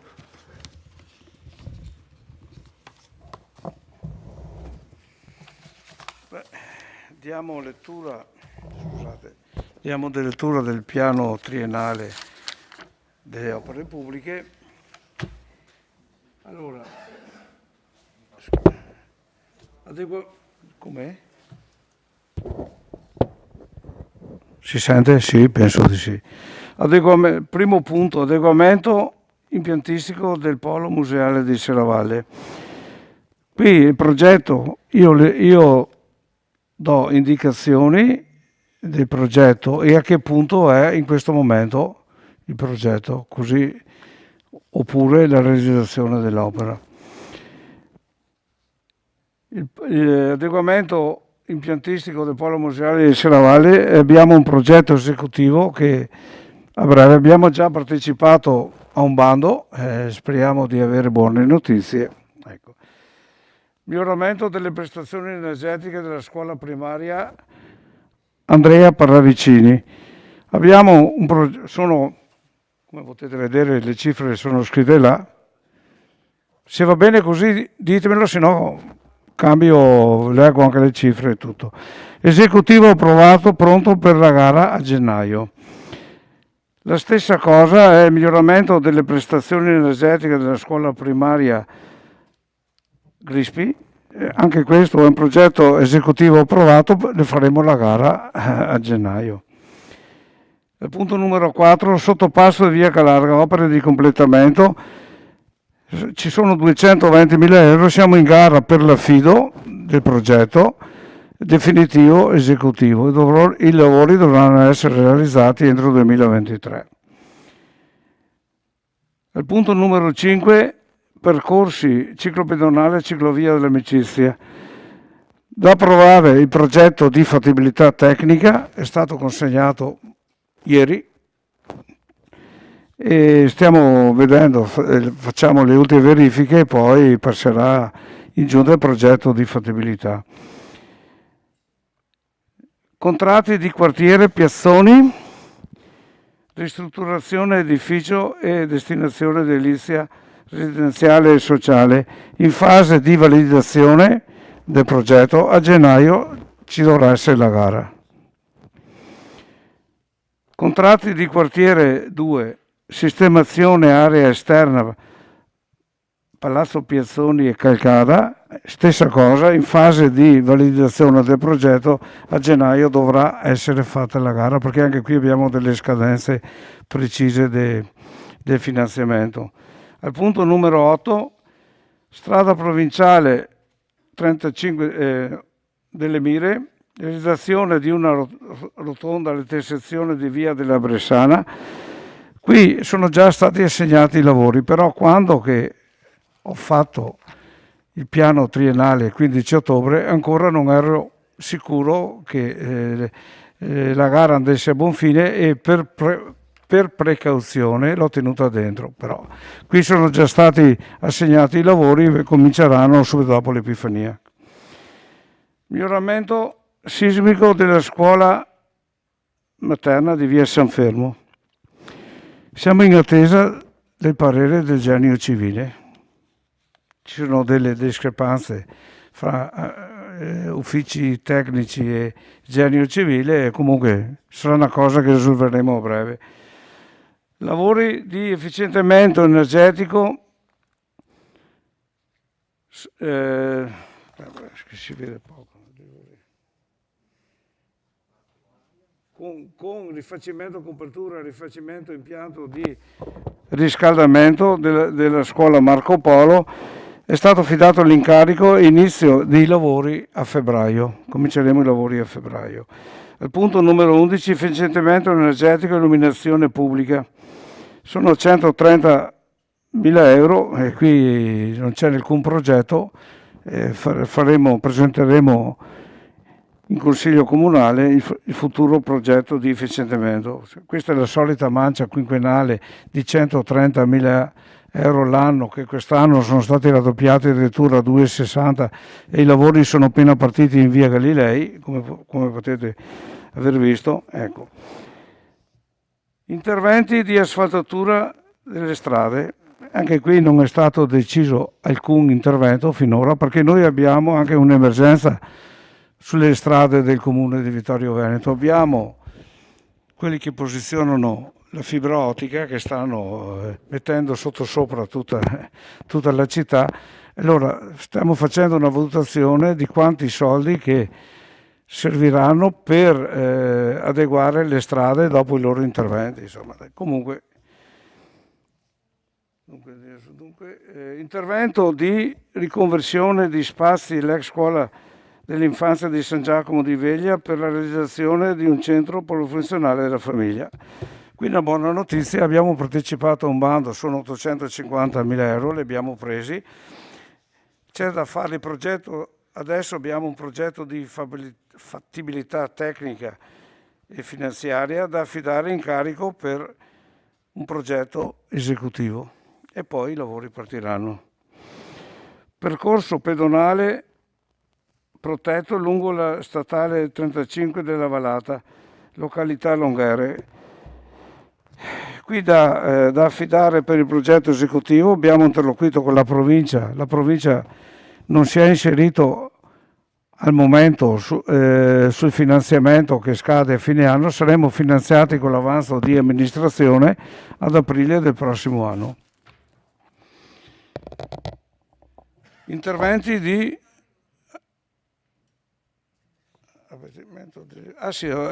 scusate, ma qui si vede poco, è scritto microscopicamente.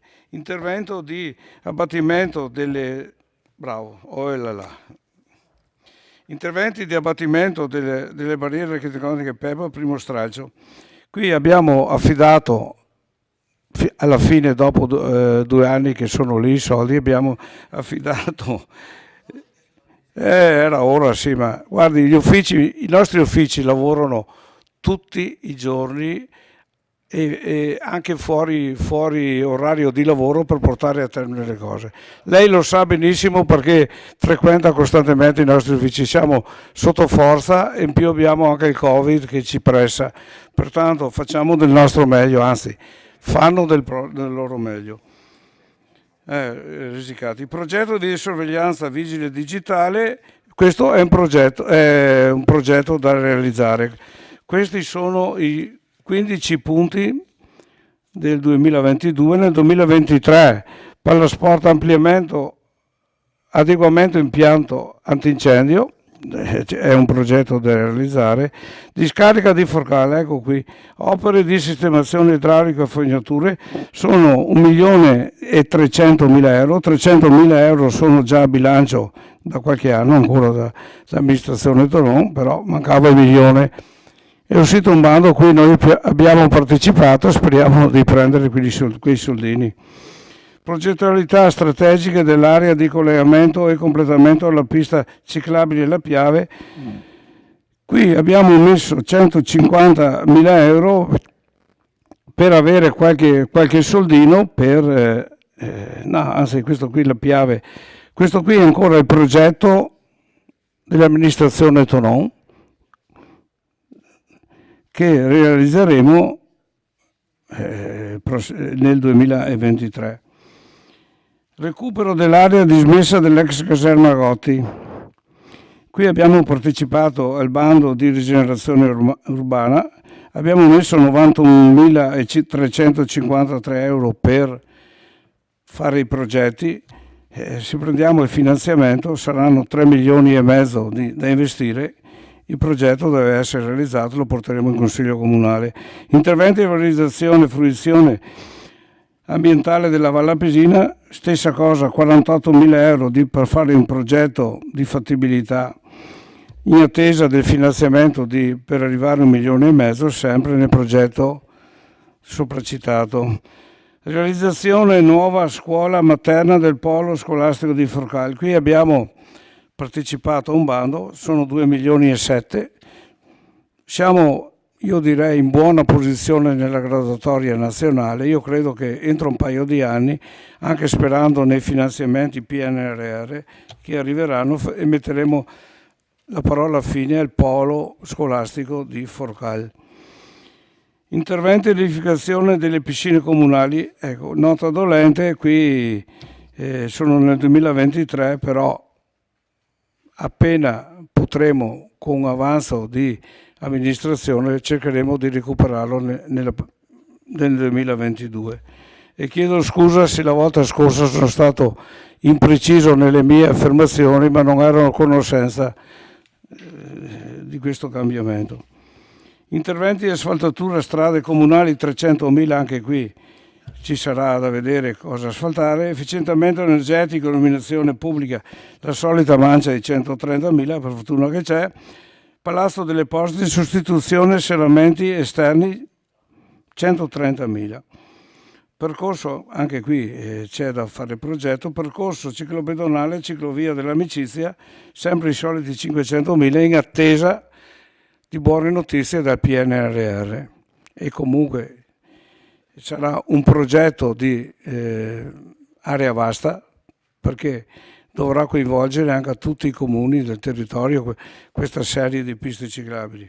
Nel 2024 efficientamento energetico, illuminazione pubblica e soliti 130.000, asfaltature 300.000 e realizzazione nuovo campo di rugby, abbiamo messo 500.000 euro, vedremo come va. Grazie.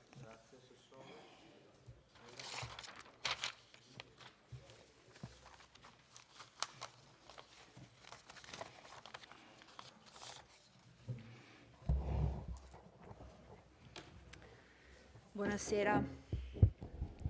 Dunque, inizio con alcuni dati sul personale. Vi avevo già dato lo scorso Consiglio Comunale lo stato dell'arte per quanto riguarda le assunzioni.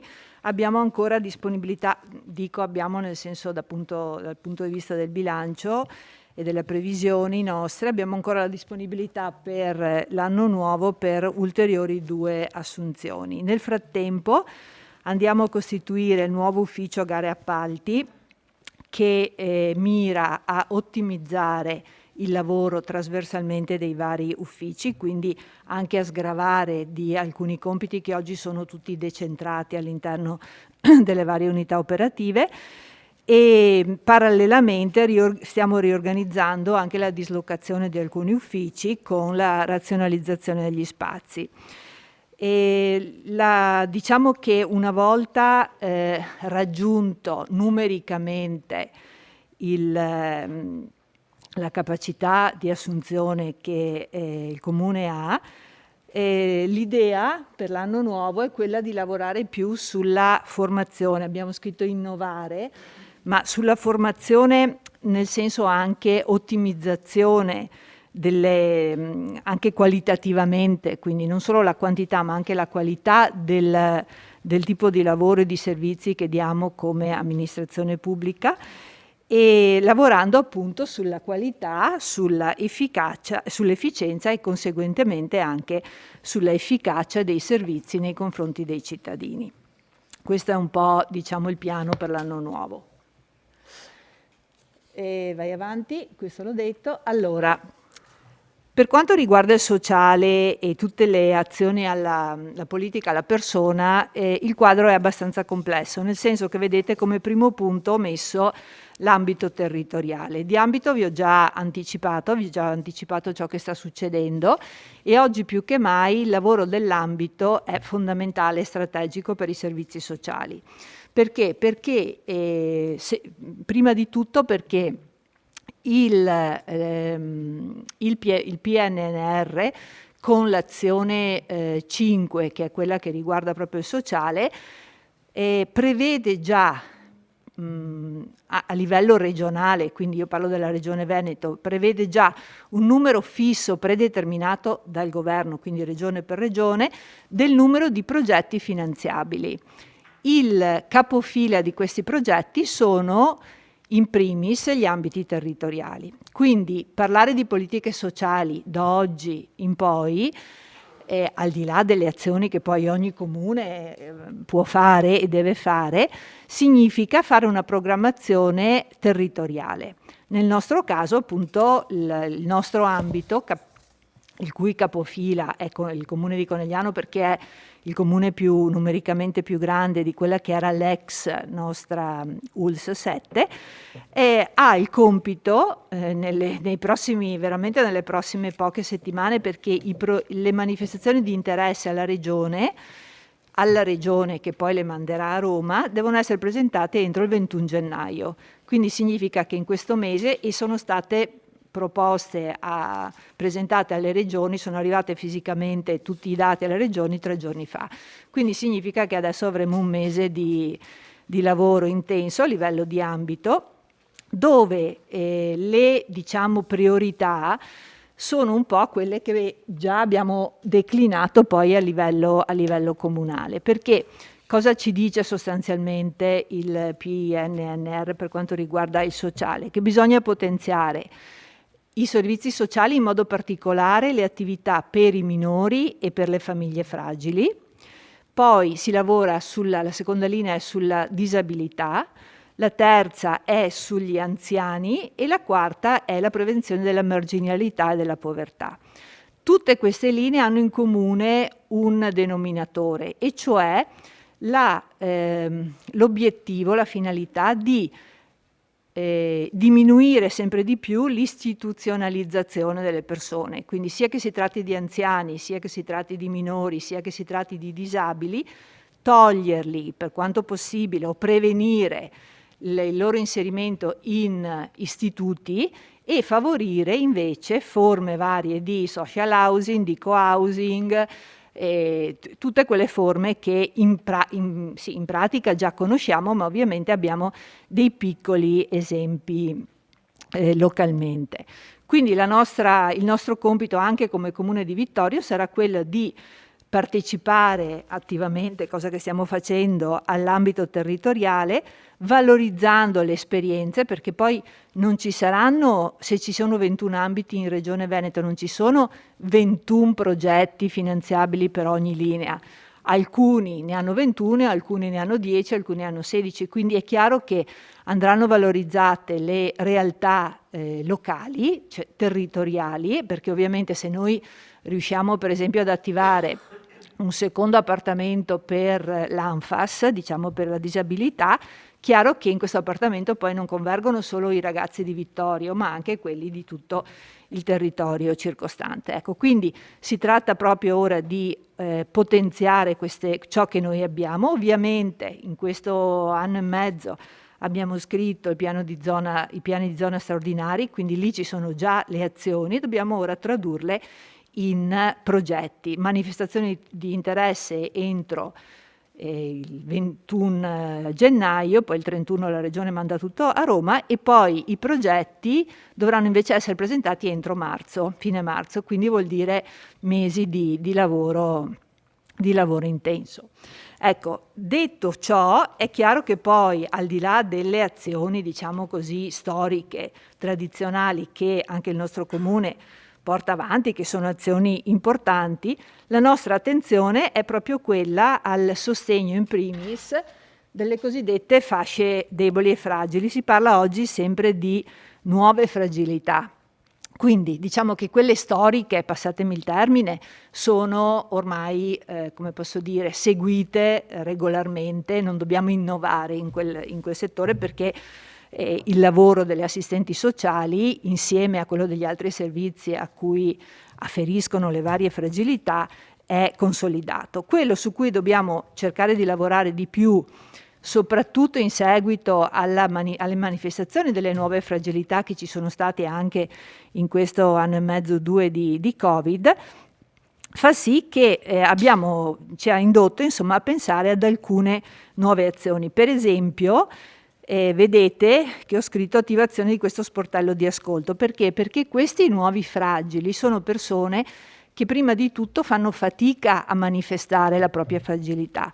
Quindi l'accesso al servizio sociale viene spesso visto quasi come, cioè viene visto con difficoltà, come una cosa difficile. Per cui abbiamo pensato che questo sportello d'ascolto, che di fatto è stato attivato la settimana scorsa e che adesso sta prendendo il via, che è presidiato da una psicologa, una figura che noi non abbiamo invece al nostro interno, possa essere proprio uno dei punti di ascolto, una delle antenne che stanno nascendo sul territorio per l'individuazione appunto di queste nuove fragilità. Una volta in cui le persone si sono manifestate, è molto più facile poi inserirle in percorsi per così dire consolidati, e in questi 2 anni, ma continueranno ad arrivare, sono arrivati molti fondi proprio per queste nuove fragilità, però il problema è individuarle. Ecco, abbiamo quindi pensato di lavorare un po' attraverso questo nuovo sportello e poi per quanto riguarda le famiglie, di potenziare l'educativa domiciliare. Nel PNRR il progetto che presenteremo come ambito è il progetto PIPPI, che è proprio un progetto per la prevenzione dell'istituzionalizzazione dei minori, quindi entrare nelle famiglie deboli, nelle famiglie fragili, con educativa domiciliare specifica, oltre a tutti i servizi che diamo, che vi ho elencato lì.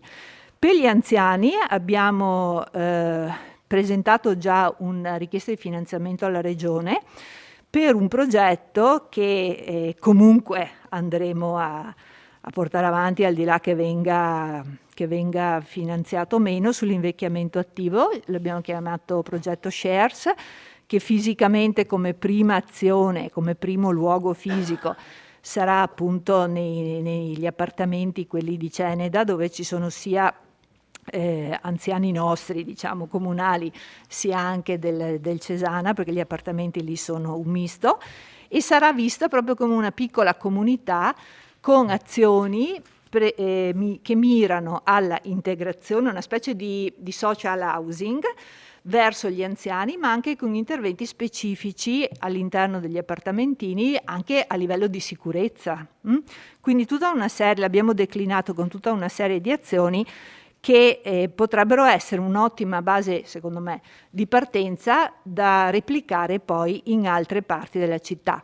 A Pontavai, nelle case popolari che abbiamo lì, per esempio, abbiamo da pochissimo, in questi giorni, stiamo attivando la presenza di una persona che è stata assegnataria di una delle case, che si mette a disposizione degli altri anziani una specie di sorveglianza condominiale, accompagnamento degli anziani che abitano nel condominio. Ecco, abbiamo individuato alcuni progetti che stiamo seguendo, che ci possono dire poi in base a come funzionano se siano da replicare anche in altre parti della città. E poi per quanto riguarda un'altra fascia, per così dire, debole, che è sempre quella dei giovani, allora avete visto che molte attività, a parte tutte le attività sportive, ma anche educative sportive, le abbiamo per così dire incentrate attorno allo skate park, che sta divenendo un punto di forte attrazione sia di ragazzi che di ragazze, e con una convenzione che abbiamo fatto con l'associazione che appunto ora lo gestisce, stiamo portando avanti attività educative, ovviamente, oltre a tutte quelle che facciamo con il centro giovani. E poi abbiamo pensato, visto anche la necessità di rimanere all'aperto, di dare la possibilità ai ragazzi di, per così dire, riappropriarsi di alcuni spazi della città. Quindi il primo esperimento è stato quello del muro della zona industriale.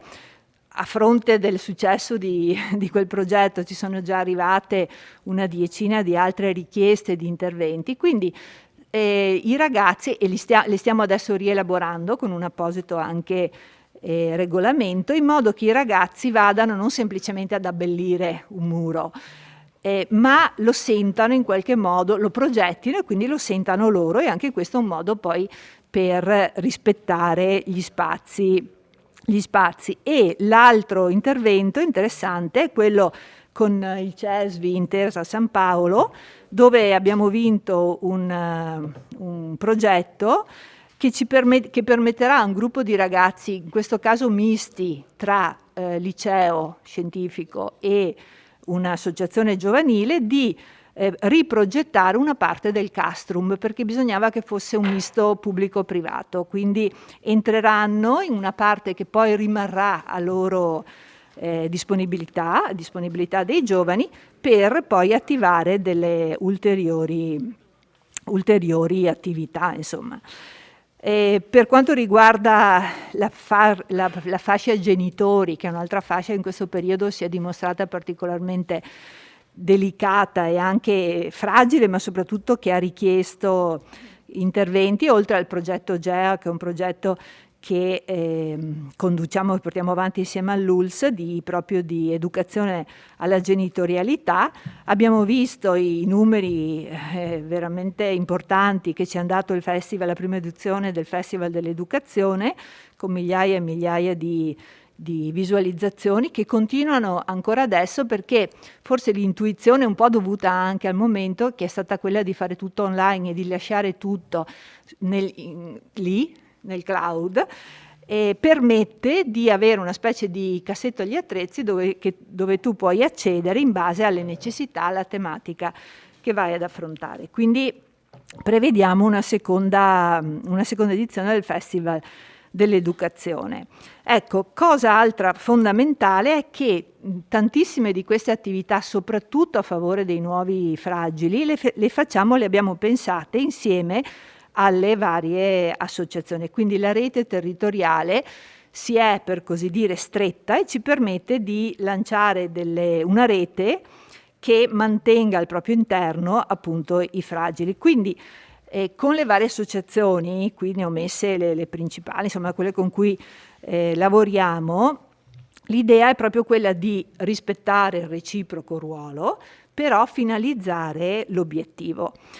E quindi sia le rete formali, diciamo, che anche le reti informali, cerchiamo di coinvolgerle sempre nel rispetto di quelle che sono le finalità e le peculiarità di ciascuno. Voglio ricordare la Fondazione di Comunità della Sinistra Piave. Vi ricordate che era venuto l'ex, a questo punto presidente, a presentare l'attività.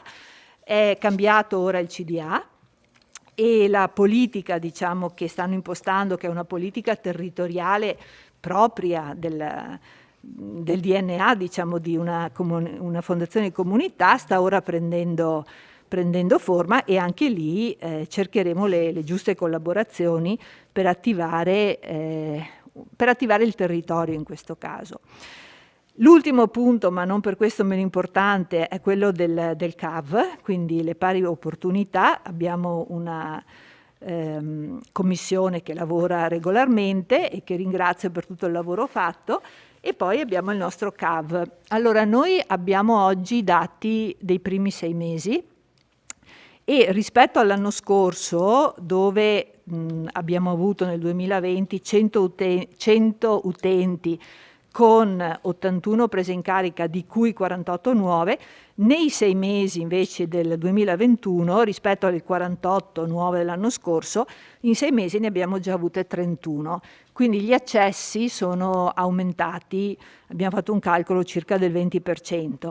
Anche la tipologia di accesso è diversa, cioè nel senso che ora arrivano le donne soprattutto portate o segnalate dai pronti soccorso e dalle forze dell'ordine, o addirittura dagli avvocati. Questo ci dimostra che la tipologia di violenza è ritornata ad essere molto fisica, quindi c'è stata una recrudescenza da questo punto di vista, su cui ovviamente stiamo lavorando. Si è molto allargata e nello stesso tempo si è stretta la rete degli enti che si occupano di violenza contro le donne, quindi grazie anche alla formazione che il CAV ha fatto, come è nei suoi compiti, quindi formazione con delle forze dell'ordine, formazione degli assistenti sociali, formazione degli operatori dei pronto soccorso, quindi diciamo che la rete si sta formando e stringendo. Purtroppo i numeri però non diminuiscono. Ecco, poi ovviamente il CAV, oltre alla formazione, ha l'obiettivo dell'informazione e poi l'obiettivo primo, che è quello dell'accoglienza e accompagnamento. Da questo punto di vista sono stati confermati anche per l'anno prossimo i fondi regionali. E per finire ho i progetti, diciamo, europei e anche non europei. Stimulart va a concludersi a marzo. In questo momento abbiamo il lavoro del City Manager, che è stato nominato poco prima, un mese fa, e che sta tessendo, per così dire, o supportando in primis il sindaco, che lo fa regolarmente, i rapporti con le aziende, pubblico e privato, con una prospettiva di sviluppo su cui stiamo ragionando, che speriamo di potervi presentare anche prima della fine del progetto. Local Flavors invece ha un marchio prettamente turistico e di questo vi ha già parlato il sindaco. Non l'abbiamo messo qui perché non era ancora stato approvato, di fatto la convenzione la dobbiamo firmare a giorni, ma ormai è cosa fatta. L'Innovation Lab, che era un progetto regionale per il quale avevamo partecipato al bando con il BIM Piave Capofila, però Vittorio Veneto è il comune dove avrà sede l'Innovation Lab, quindi è il comune prima siamo mi pare più di 30 comuni affiliati, e l'abbiamo vinto in seconda battuta, cioè eravamo i primi degli esclusi, quindi adesso siamo stati ripescati, quindi col 1° gennaio inizieranno i lavori. Fisicamente a noi come comune ci viene appunto il laboratorio, l'Innovation Lab, che avrà sede sopra le poste, e dove sostanzialmente ci sarà un laboratorio che poi i contenuti andranno tutti a bando di volta in volta, ma insomma l'azione, noi intanto ci guadagniamo il luogo fisico attrezzato con delle postazioni informatiche che andranno in primis a favore sia dei giovani che dei meno giovani, con anche tutto un percorso di formazione sui servizi di cui si può godere, e poi tutta una serie di azioni che favoriranno l'uso dell'informatica nella vita di tutti i giorni, sia del pubblico che del privato. Ma questo, insomma, mi pare che ha 12 mesi di tempo, quindi partiremo proprio all'inizio di gennaio. Chi tocca? Quanto dai là? Mi tolgo? Vado là? Vieni qua. Ok. Cosa sta?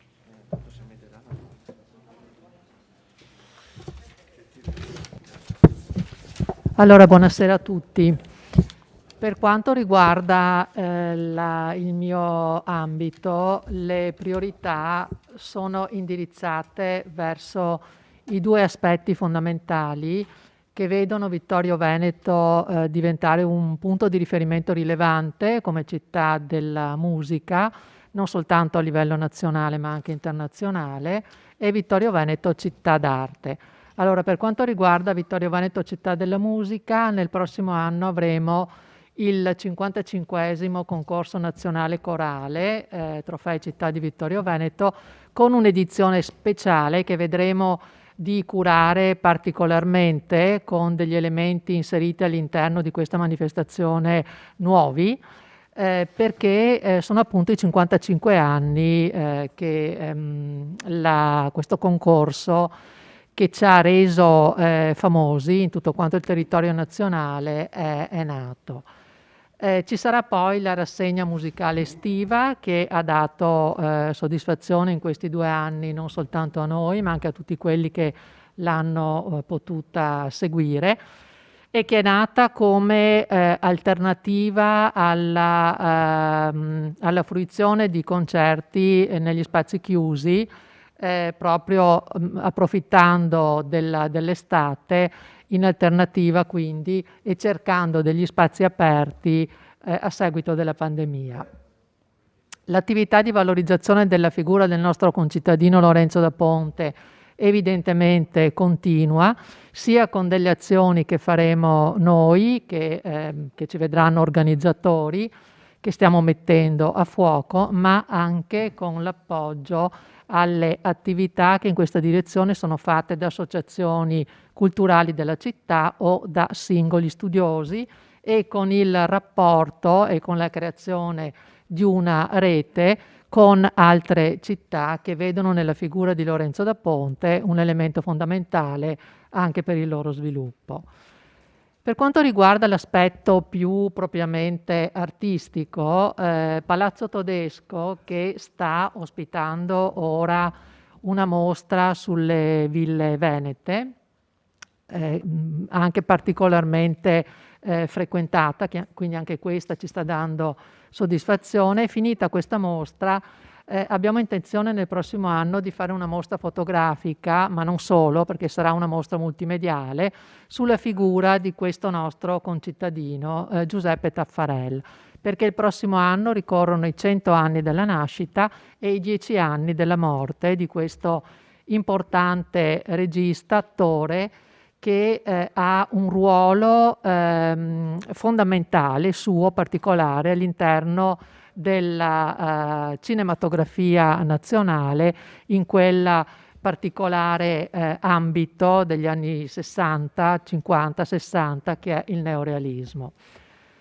Successivamente ci sarà le 2 mostre appunto a Palazzo Todesco, la seconda una mostra fotografica di un fotoreporter, Giulio Piscitelli, che è la mostra che avevamo già messo in cantiere e che doveva essere inaugurata nella primavera del 20 e che fatalmente è slittata e andrà da settembre o comunque l'autunno del 22.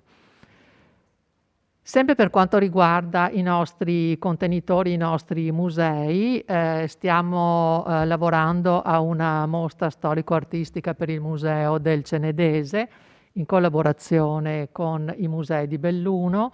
Per quanto riguarda la Galleria Civica, avremo la Galleria di Villa Croce, avremo una mostra che successivamente a quella che è ora contenuta all'interno, che è una mostra importante perché è la mostra di un artista che ha portato le sue opere direttamente qui dalla Biennale Architettura di Venezia.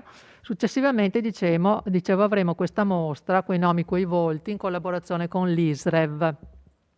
Quindi una mostra storica che ha una forte valenza didattica e quindi vedrà una collaborazione importante con le scuole cittadine, in particolare con il liceo Marcantonio Flaminio, ed è una mostra dove verranno esposte le immagini e ricostruita la storia di quella brigata Vittorio Veneto, quella formazione partigiana che è stata importante per la città perché ha fatto sì che noi abbiamo potuto ottenere quella medaglia d'oro al valor militare per la Resistenza. 2 esposizioni fotografiche e storico-artistiche sempre all'interno di Villa Croce, successive, e in particolar modo anche qui cercheremo di valorizzare attraverso delle esposizioni, utilizzando quel sistema dell'omaggio che abbiamo utilizzato ora, perché voi sapete che adesso c'è una mostra di un artista locale che è stata inaugurata circa un mese fa, l'omaggio a Tonello. Ecco, utilizzando sempre questo tipo di strategia, diciamo, vogliamo fare in modo di realizzare delle mostre che ci mettano in contatto con realtà culturali, soprattutto di Venezia. Questa che abbiamo fatto ora era in collegamento con la Fondazione Querini Stampaglia. Per queste prossime, appunto, sempre il collegamento con Venezia, ma con la valorizzazione delle opere degli artisti locali o non conservati, i cui lavori sono conservati all'interno della galleria di Villa Croce. Ci sarà poi la terza edizione del 3070 Doc Fest Vittorio Veneto, questa rassegna nata appunto da poco, cinematografica, dedicata ai mediometraggi.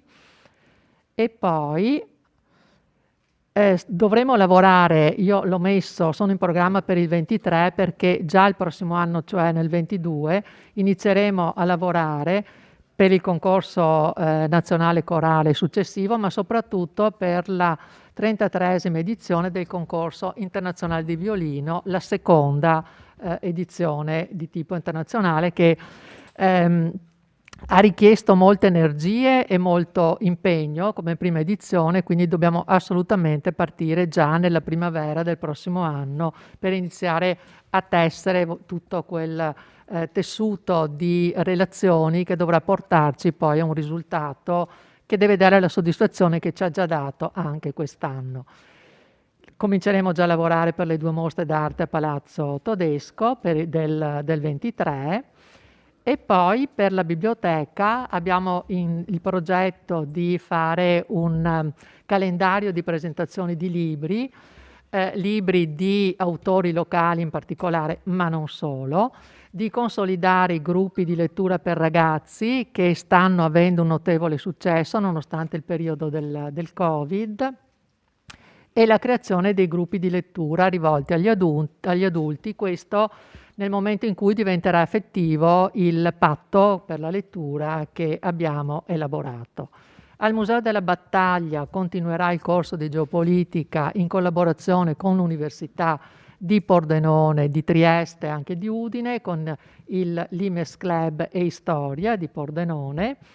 E al Museo del Bacco da Seta continueranno tutti quei progetti con le scuole e non solo, che ci vedono anche in collegamento con convegni che sempre più stanno puntando l'attenzione su questo ambito particolare che è quello della seribachicoltura. Il Museo del Bacco da Seta lavora preferenzialmente, anche parecchio, lavora con progetti didattici rivolti alla scuola.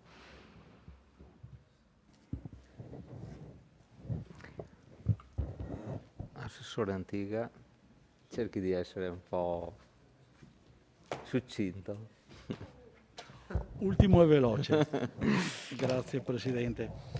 In merito alle priorità che mi sento di dire per l'anno 2022 a divenire, sostanzialmente noi abbiamo 2 punti, che è il progetto sicurezza che sicuramente dovrà trovare fine e il controllo del vicinato che è partito ancora 1 anno e mezzo fa, col Covid si è fermato e adesso dovrà necessariamente partire perché è un impegno che ci siamo assunti e vogliamo necessariamente mantenere. In merito a dei punti che sono priorità costante per noi, perché ogni esigenza che arriva dal territorio e dal cittadino è priorità, faccio un piccolo excursus così a punti.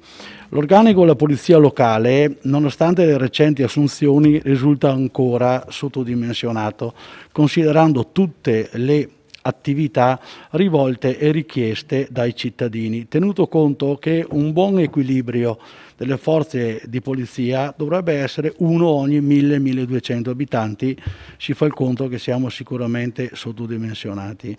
Nel 2022 si procederà comunque all'assunzione di un ufficiale da destinare al coordinamento dei controlli sul territorio da parte della pattuglia e se la normativa e le risorse poi lo consentiranno, di un agente anche in vista di un pensionamento previsto al fine di quest'anno.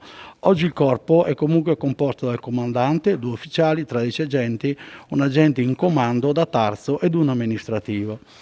Nel Covid-19, l'ultimo consiglio, se non ricordo male, 3 settimane fa più o meno, eravamo a 1, oggi siamo a 310 e quindi il Covid sta imperando di nuovo come tema. Il Comando di Polizia Locale sta partecipando ai controlli nel rispetto alla normativa della prevenzione della diffusione del Covid con servizi coordinati, questa volta alla Questura di Treviso.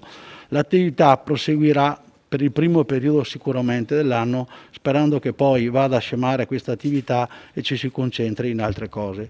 Il controllo di vicinato, come dicevo prima, la Prefettura di Treviso ha proposto la sottoscrizione del protocollo d'intesa per la gestione del controllo di vicinato, sottoscritto dal Comune di Vittorio Veneto a dicembre 2020. L'attivazione dei gruppi, che aveva subito dei rallentamenti, anche per l'effetto per l'appunto della pandemia, è finalmente ripartito. Oggi c'è stato l'incontro con i coordinatori dei gruppi della Valle Pisina, Cozzuolo, Ceneda Bassa. L'attività, mi auguro, inizierà a gennaio e sarà supervisionata dal comandante della Polizia Locale in qualità di responsabile comunale del progetto. Controlli della velocità. Sono stati collocati altri 3 box per un totale di 20 postazioni. Ancorché queste postazioni, come si diceva in allora, sono postazioni che non sono mai tutte quante cariche con la presenza di autovelus, ma a rotazione si fa la cosa, per consentire un controllo più specifico della velocità, comunque i nostri vigili saranno impegnati per riuscire ad avere un controllo più dettagliato nei vari punti che ci vengono segnalati come critici. L'abitato di Longhere. Gli abitanti di Longhere, sempre in merito al rilevatore di velocità, gli stiamo parlando di una sicurezza stradale extracomunale. Quindi gli abitanti di Longhere hanno più volte sollecitato un intervento per migliorare la sicurezza stradale del proprio abitato.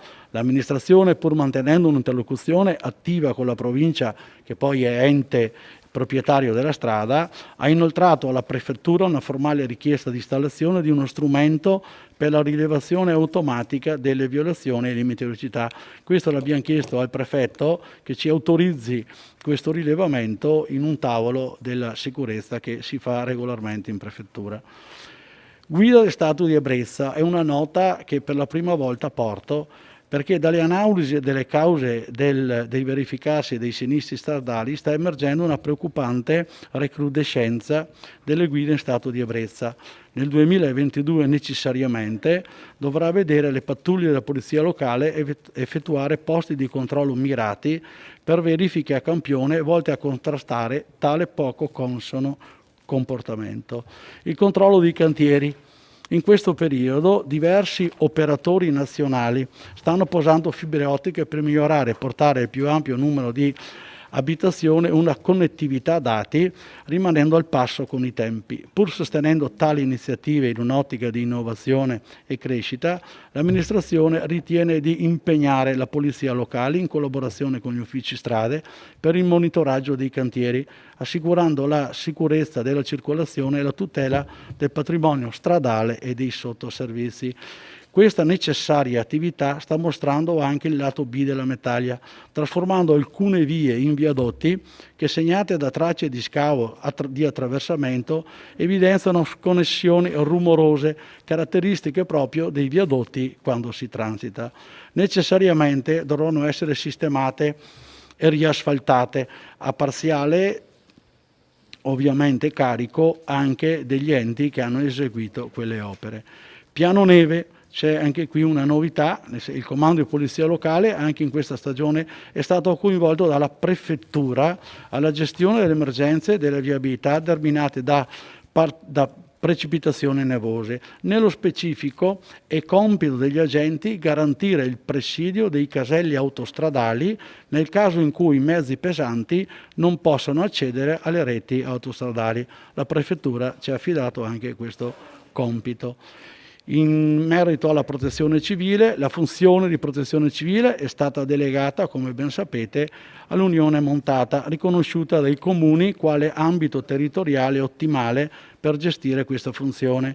I comuni devono comunque predisporre i piani di emergenza, pertanto a seguito della pubblicazione della direttiva del Presidente del Consiglio dei Ministri, con i nuovi indirizzi per la predisposizione di piani di protezione civile, nel 2022 gli uffici comunali concorreranno all'aggiornamento del piano comunale della protezione civile.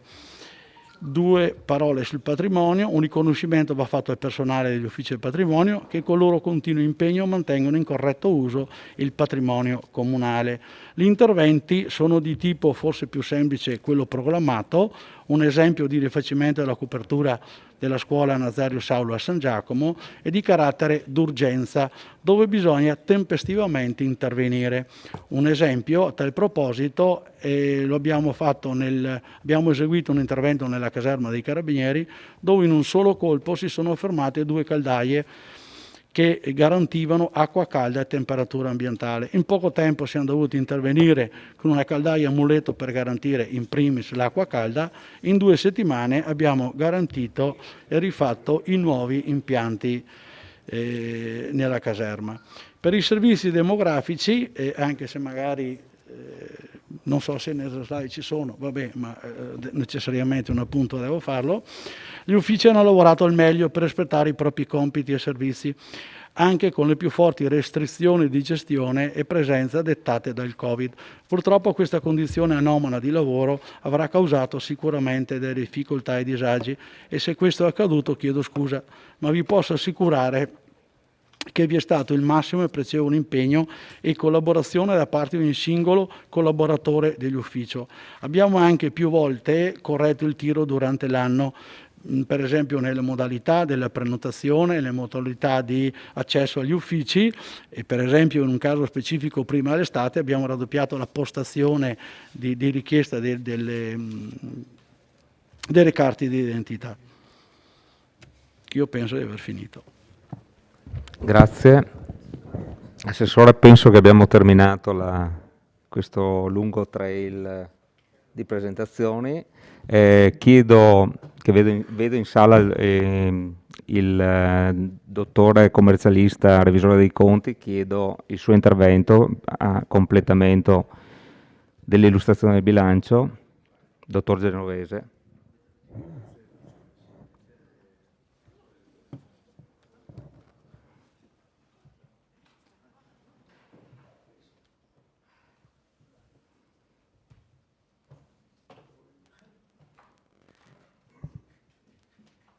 Buonasera, dottor Genovese, che farà 2 parole sulla revisione del bilancio dei conti. Bene, buonasera. Prego. Allora, il bilancio di previsione 2022 è un bilancio che dimostra nella parte corrente un equilibrio strutturale che viene raggiunto senza aver applicato avanzo presunto e anche senza aver destinato entrate in conto capitale al ripiano della parte corrente. Anzi, abbiamo 25.000 euro di entrate di parte corrente che vanno a finanziare spese di investimento, e anche tutti gli oneri di urbanizzazione sono destinati a finanziare il conto capitale.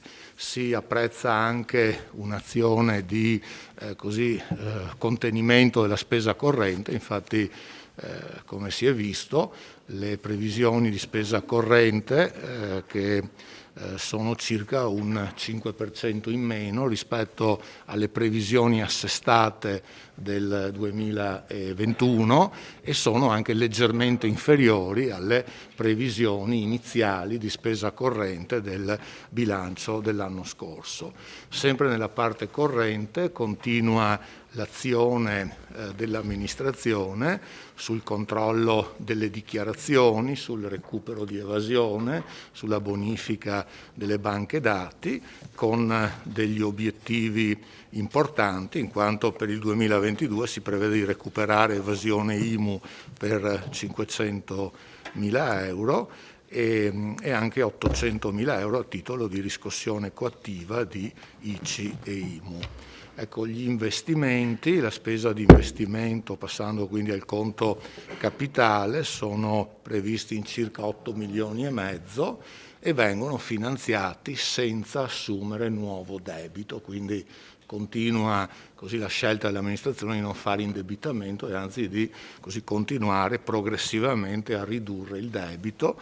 Oggi abbiamo un debito residuo di mutui di 4 milioni e 3, che quindi insomma è un importo assolutamente modesto, ecco, per un comune delle dimensioni di Vittorio Veneto. Ecco, ricordiamo poi che tutti i parametri di deficitarietà dell'ente sono negativi, quindi proprio il bilancio è da un punto di vista proprio contabile assolutamente in equilibrio. Ecco, in termini di raccomandazioni, quindi il collegio formula le solite raccomandazioni di proseguire con le azioni intraprese nel campo della programmazione sovracomunale anche di area vasta, alla luce anche delle nuove opportunità legate a risorse europee e al PNR, e di monitoraggio e controllo sui servizi esternalizzati e sugli organismi partecipati, e sulla attenzione sempre più anche alla performance, alla qualità del servizio e anche a una valutazione della qualità coinvolgendo gli utenti con forme tipo questionari per rilevare il gradimento da parte dell'utenza. Ecco, quindi tutto ciò premesso, il bilancio è così coerente con la programmazione dell'ente, con il programma di mandato, e le previsioni sono formulate in modo attendibile. Chiaramente, avendolo predisposto prima dell'approvazione della legge di stabilità, dovrà, se del caso, essere adeguato per recepire eventuali innovazioni nella appunto previste dalla legge di stabilità. Quindi tutto ciò premesso, il collegio esprime parere favorevole all'approvazione. Bene, grazie dottor Genovese per il suo parere di Presidente del Collegio dei Revisori. A questo punto io, se non ci sono altri interventi degli assessori o del Sindaco, passerei alla discussione delle delibere, delle proposte di delibere che abbiamo accorpato dal punto di vista della discussione, quindi l'approvazione del DUP, nota di aggiornamento, la determinazione delle aliquote dell'IMU e il bilancio di provvisione 2022-2024. Prego, consiglieri.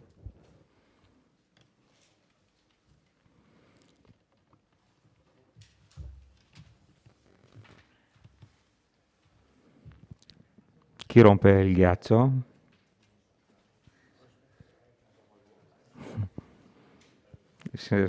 Consigliere Tonon, prego. Grazie Presidente. Allora, io ho un paio di domande, anzi a una speravo mi fosse risposta durante l'esposizione perché era stata formulata in sede di commissione.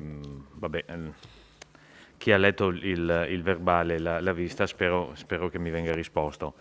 Ho due domande per il Presidente del Collegio di Revisore, una per due valutazioni che ha fatto, una relativa all'indebitamento, visto che ha detto che è molto modesto, basandosi ovviamente su quelli che sono i dati del bilancio, nulla question, non posso che sottoscrivere. Chiedo una sua valutazione, visto che la norma dice che il Collegio dei Revisori è ovviamente a servizio del Consiglio Comunale, quale sarebbe la valutazione se all'interno del debito, fra virgolette, così come contemplato dalla normativa, cioè relativa ai mutui, se fossero compresi anche i derivati, soprattutto considerando il risultato che viene esposto anche nella relazione dei sindaci, il mark to market ovviamente. Due, l'altra valutazione riguarda la spesa corrente, visto che c'è una previsione di diminuzione del 5%, chiedo qual è l'impatto dei provvedimenti Covid sulla spesa ovviamente, considerando che nello stesso bilancio, come l'ha esposto prima l'assessore al bilancio, c'è una previsione di diminuzione di oltre 1 milione di euro per le entrate e di conseguenza ovviamente anche delle spese, quindi che impatto ha questa previsione rispetto alla diminuzione del 5% asserita dal Presidente del Collegio dei Revisori. Poi chiedo al Presidente se si va avanti con le altre domande o se prima ci sono quelle di carattere tecnico, mi dica lei, Presidente. No, va bene il giro di domande di carattere tecnico, anzi se qualche altro ne ha, è meglio farle subito. Grazie.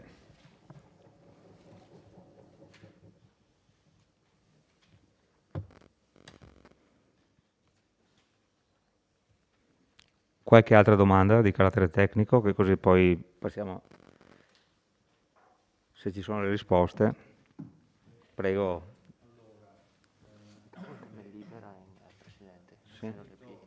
Ecco qua, scusa. Sì, allora, in merito all'indebitamento, la mia asserzione che l'indebitamento è basso è sostanziata anzitutto perché, come dicevo, tutti gli indicatori di squilibrio, di possibile dissesto, sono negativi per il Comune, tra i quali quelli dell'indebitamento. In secondo luogo, il TUEL prevede quello che è il limite massimo di mutui che un Comune può assumere. Se andiamo a fare questo conteggio, vediamo che il Comune di Vittorio Veneto potrebbe assumere, credo, almeno una ventina di milioni di mutui, quindi anche di più probabilmente. Quindi anche questi sono dati oggettivi che dicono che attualmente abbiamo un basso indebitamento. Nel suo valore assoluto questo indebitamento, come dicevo, con riferimento al 2022 abbiamo un residuo mutuo di 4 milioni e 3. La partita derivati, considerato che adesso siamo negli anni finali, negli ultimi anni dei derivati. Ecco, quella è una partita che soprattutto in questi anni mi impatta nella parte corrente del bilancio, tanto è vero che noi ci troviamo in spesa corrente oneri finanziari per 1.610.000, di cui circa 1.550.000 è legato ai derivati. Ecco, relativamente poi all'impatto Covid, allora così le previsioni di spesa corrente sono state formulate dagli uffici appunto sulla base della normativa vigente, sulla base anche del recente andamento. Qui l'incognita che abbiamo sul 2022, perché sento veramente urla di dolore dai comuni, sono soprattutto i costi energetici, perché quello che sta succedendo così in questo periodo, in particolare sul gas, che per motivi insomma geopolitici, oggi il riscaldamento a gas costa circa 6 volte rispetto a un riscaldamento a petrolio. Questo può avere degli importanti aumenti, perché complessivamente un comune come Vittorio Veneto paga centinaia e migliaia di euro di bollette, di costi energetici, quindi se parliamo di un 20-30% come dicono di aumento delle bollette, ecco che dovremo trovarci in corso d'anno a dover coprire delle spese con variazioni di bilancio. Però ecco, siamo in presenza, come dire, di situazioni eccezionali, perché fino a che ho uno scostamento di un 5, 7, 8% siamo nell'ambito, come dire, di uno scostamento fisiologico. Se mi trovo ad avere variazioni molto superiori, ecco che sono situazioni del tutto straordinarie e quindi anche, come dire, un po' imprevedibili. Bene.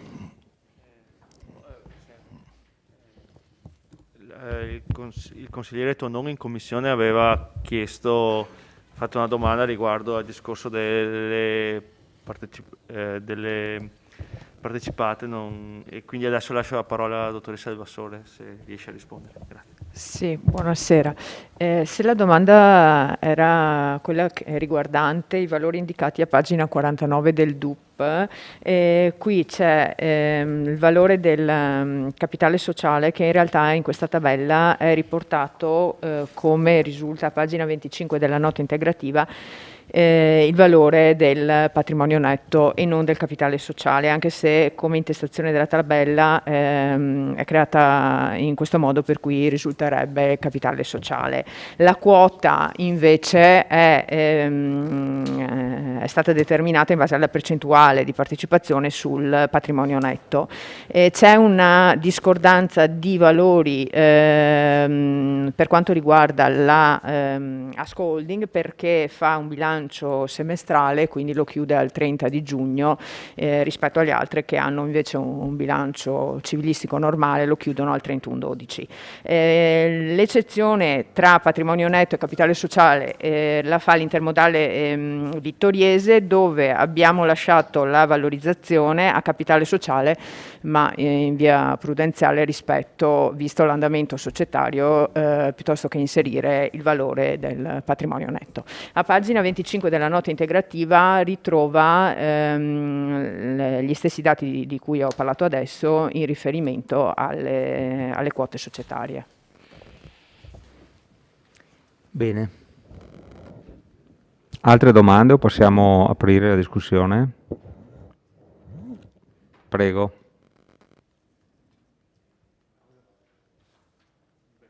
Sì, liberiamo il dottor Genovese. Grazie, dottor Genovese, dell'illustrazione. Grazie a voi e buon proseguimento di consiglio e tanti auguri di buone feste. Grazie. Forza con le prenotazioni.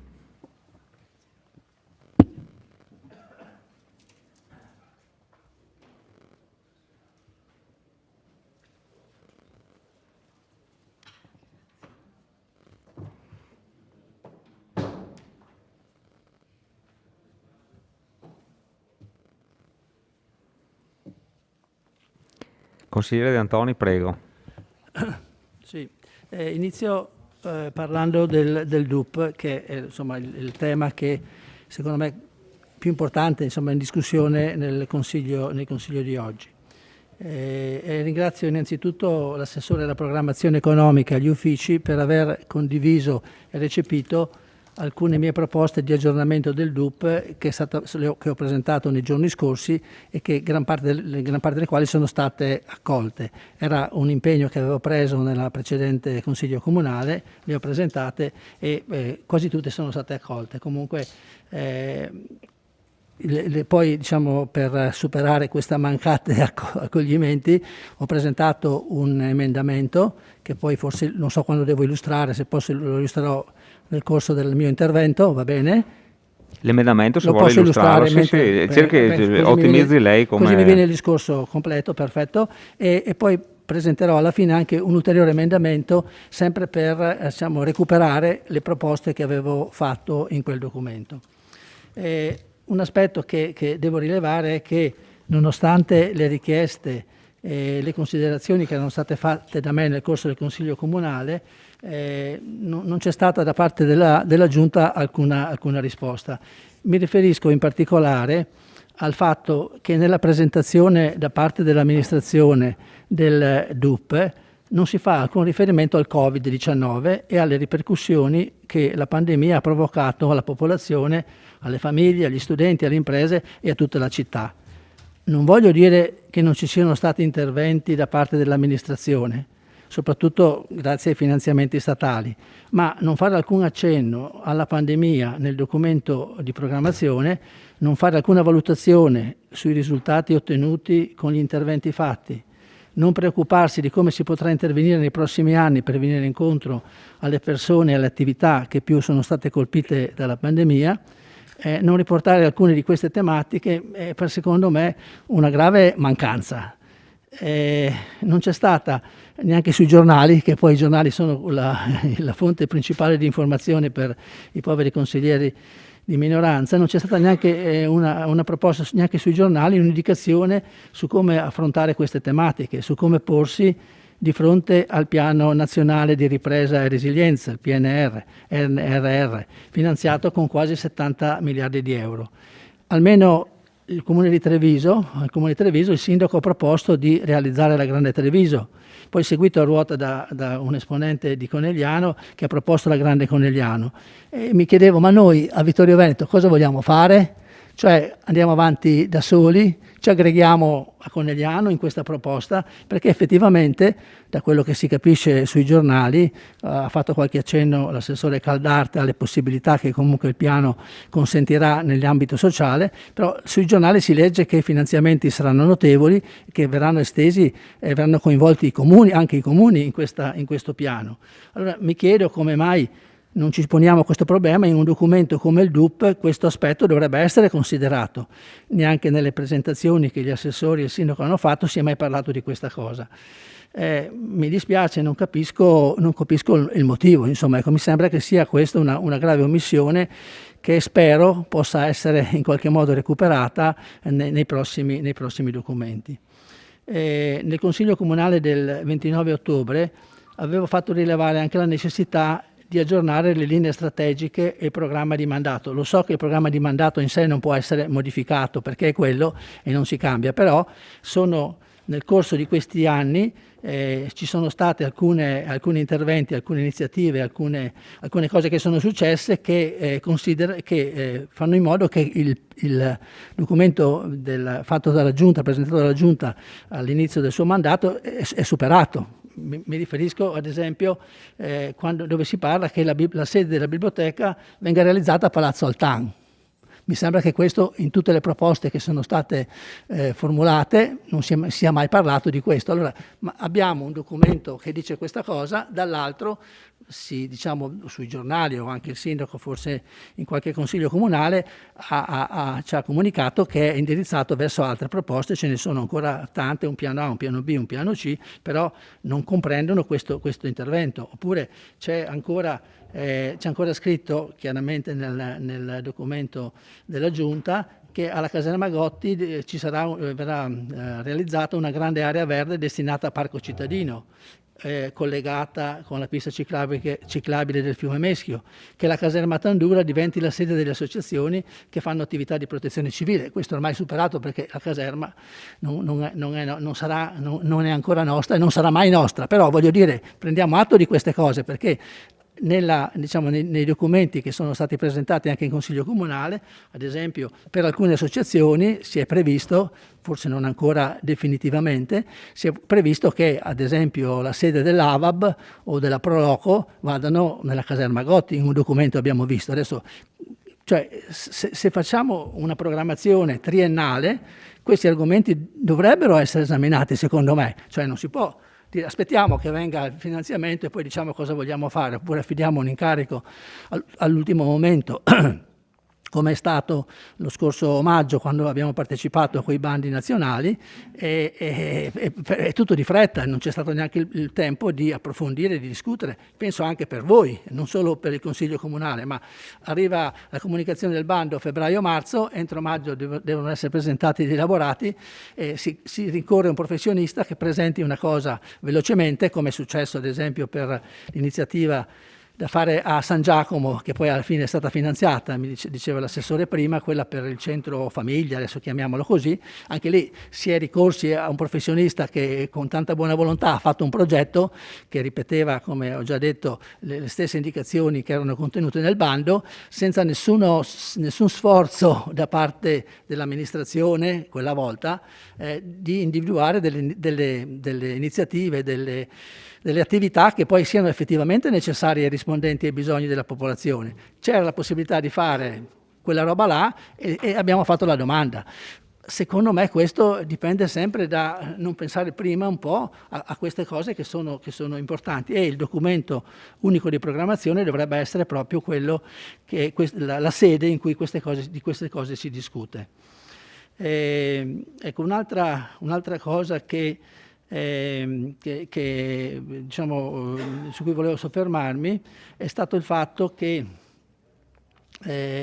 nel documento unico di programmazione e nel piano triennale delle opere pubbliche e nel piano annuale, diciamo, c'è stato questo problema della realizzazione della piscina. Qui l'assessore Fasan ha riconosciuto un errore che l'altra volta una incomprensione che c'è stata nell'ultimo consiglio, il sindaco diceva una cosa, l'assessore ne ha detto un'altra, ma io volevo prendere spunto proprio da questa cosa, da questa situazione, per proporre un emendamento che consenta, diciamo, che come dire, impegni la Giunta, non appena verrà approvato il conto consuntivo 2021 e quindi saranno messe a disposizione le risorse derivanti dal conto consuntivo stesso, di rivedere insomma il piano stesso e mettere al primo posto la realizzazione dell'intervento sulle piscine di cui abbiamo già un progetto esecutivo approvato dall'amministrazione di 940.000 euro a firma, credo, di un certo ingegner Toffoli,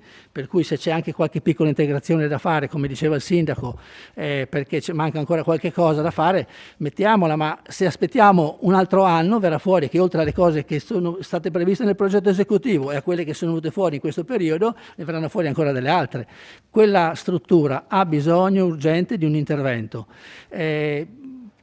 Io chiedo, e adesso formulerò un emendamento tra poco, in cui chiedo che appunto venga trovata la soluzione, impegni in qualche modo la Giunta, compatibilmente anche con le risorse che ci sono, a rendere questo progetto di ripristino, di riparazione, di sistemazione delle piscine comunali come urgente e inserito nel piano 2022 con priorità 1.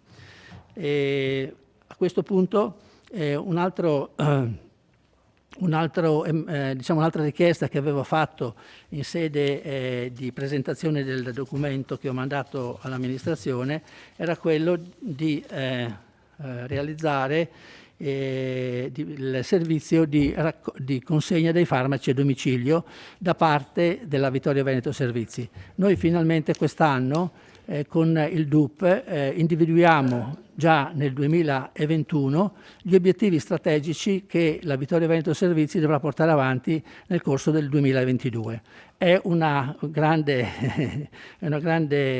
risultato perché, come ci siamo già detti e come abbiamo criticato, insomma, nel 2021 abbiamo assegnato alla Vittorio Veneto Servizi gli obiettivi strategici per il 2021 a ottobre, virgola, recependo quella che era l'indicazione dell'amministratore unico che ce li ha mandati a giugno. A giugno ha scritto l'amministrazione: questi sono gli obiettivi strategici che vorrei fare. A ottobre glieli abbiamo riconfermati senza poter modificare, perché ormai siamo arrivati a ottobre ed è chiaro che non poteva essere fatto. Un grosso cambiamento che c'è stato quest'anno nel DUP è proprio quello di inserire nell'approvazione del DUP triennale, inserire questi obiettivi strategici per la Vittorio Veneto Servizi e anche per il Cesana Malanotti, che dovranno poi essere realizzati nel 2022. Allora, l'emendamento che ho mandato all'amministrazione nei tempi previsti dal regolamento è il seguente. Quindi invitiamo, tra gli obiettivi strategici della Vittorio Veneto Servizi individuiamo questo: predisporre in accordo con i servizi sociali del Comune e l'azienda sanitaria un progetto per rendere operativo e continuativo il servizio di consegna a domicilio dei farmaci e dei presidi sanitari alle persone anziane e in difficoltà del nostro Comune. Tale obiettivo dovrebbe essere inserito a pagina 51 della nota di aggiornamento e ho spiegato dove deve essere messo. Questa cosa nasce dal fatto che non è vero, come mi è stato detto in Consiglio Comunale, che se qualcuno chiede di ottenere i farmaci a domicilio li diamo, o forse è anche vero, però questo non è il servizio di consegna dei farmaci a domicilio, perché sfido, non chiunque, ma sfido molti di voi a dirmi dove c'è scritto che questo servizio è realizzato ed è formalizzato e che se uno ha bisogno di questa cosa deve telefonare a un certo numero e fare la richiesta. Questa cosa non c'è. Allora, non capisco perché non possa essere richiesto alla Vittorio Veneto Servizi di predisporre un progetto per realizzare questa iniziativa, sentendo, dicevo, i servizi sociali da un lato, l'azienda sanitaria dall'altro, e verificare se questa cosa si può realizzare. L'amministratore unico, in un consiglio comunale dell'anno scorso,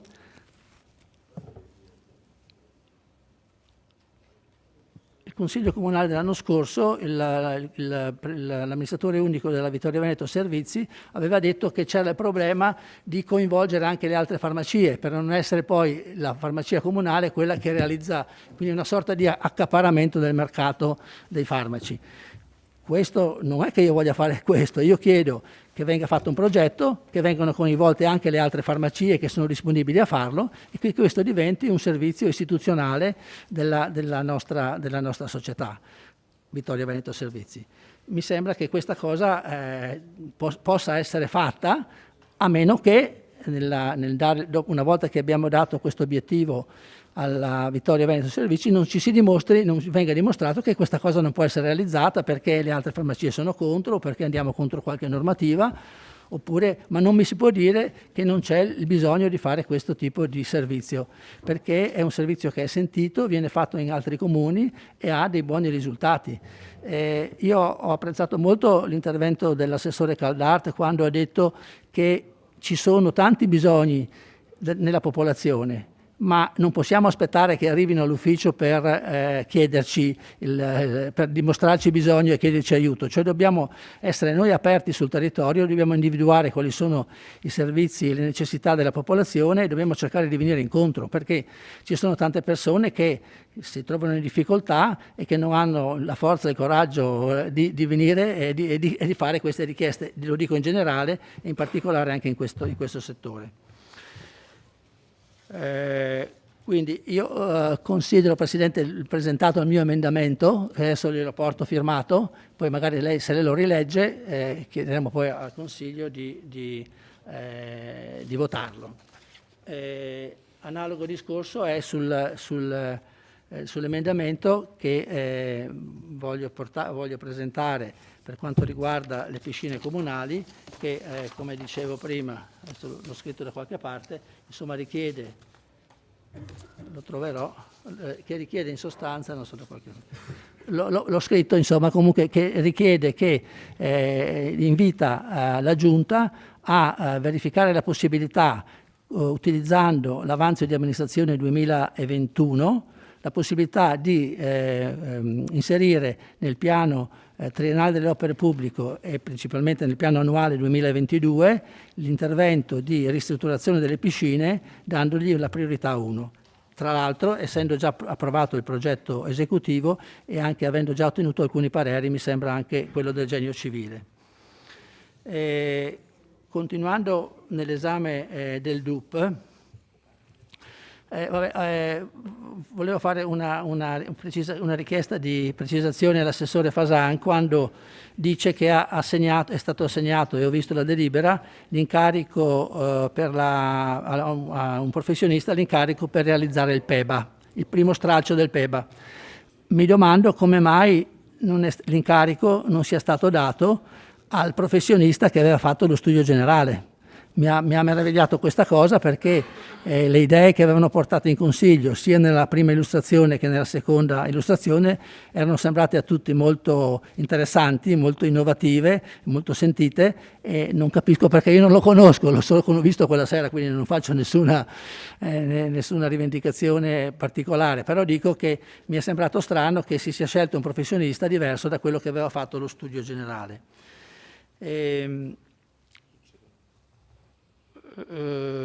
Altre cose che volevo dire,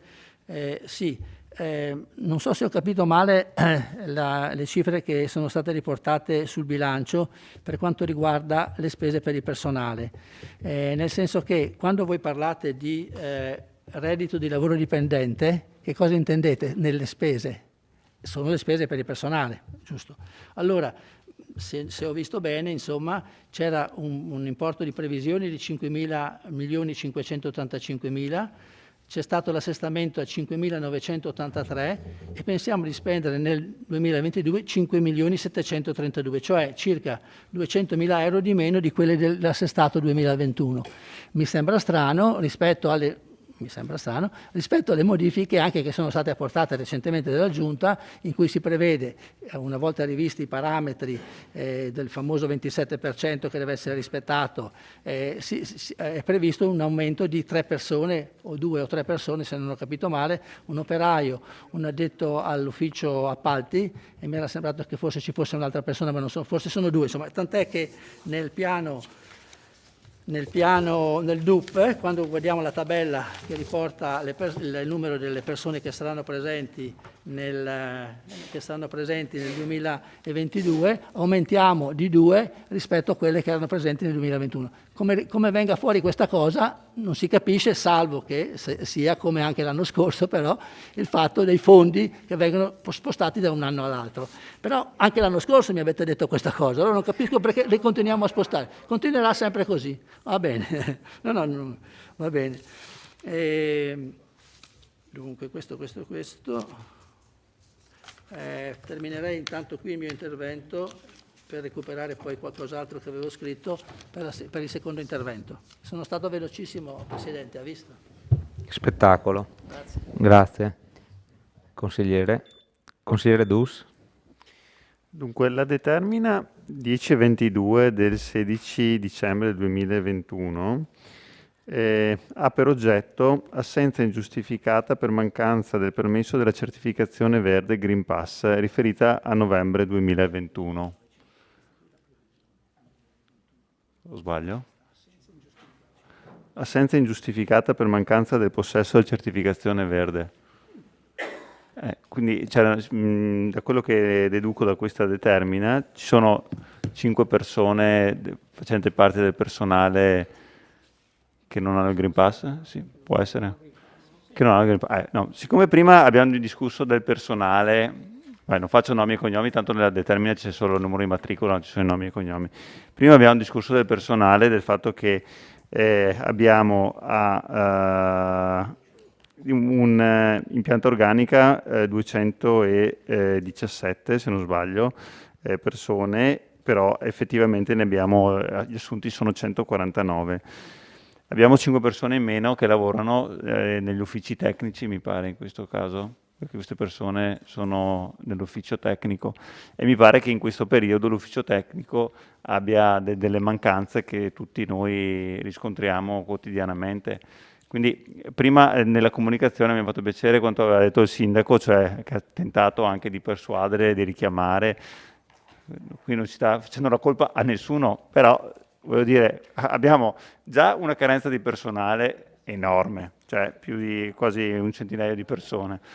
Per queste abbiamo una carenza di personale abominevole nell'ufficio tecnico. All'interno dell'ufficio tecnico abbiamo 5 persone che sono prive del Green Pass, possiamo chiuderlo all'ufficio tecnico. Trasferiamo tutto a... sì, ma siccome nessuno di voi l'ha detto in 4 ore di presentazione, nessuno di voi ha accennato a questo piccolo dettaglio, adesso lo metto io a conoscenza della cittadinanza che fra un po' chiuderemo l'ufficio tecnico perché di personale non ne abbiamo più, non ce n'è più. Però se scendono al piano sotto trovano una coda infinita di persone che sono lì ad aspettare per entrare all'ufficio anagrafe. Altra situazione da terzo mondo, su cui magari dovremo trovare anche lì, dovrete trovare una soluzione, perché sono 2 macro problemi di cui questa sera in questa disamina su questo DUP non è emerso nulla, però io mi permetto di sottolinearla questa cosa qui. Non ho la soluzione. E non è neanche il mio compito darla la soluzione, è il vostro, visto che siete stati chiamati voi dalla cittadinanza a governare questa bellissima città. O no? No. Niente, volta, risposta, silenzio, consigliere. Prego. Si è svegliato male. Prego, consigliere Dus. Si è risvegliato adesso.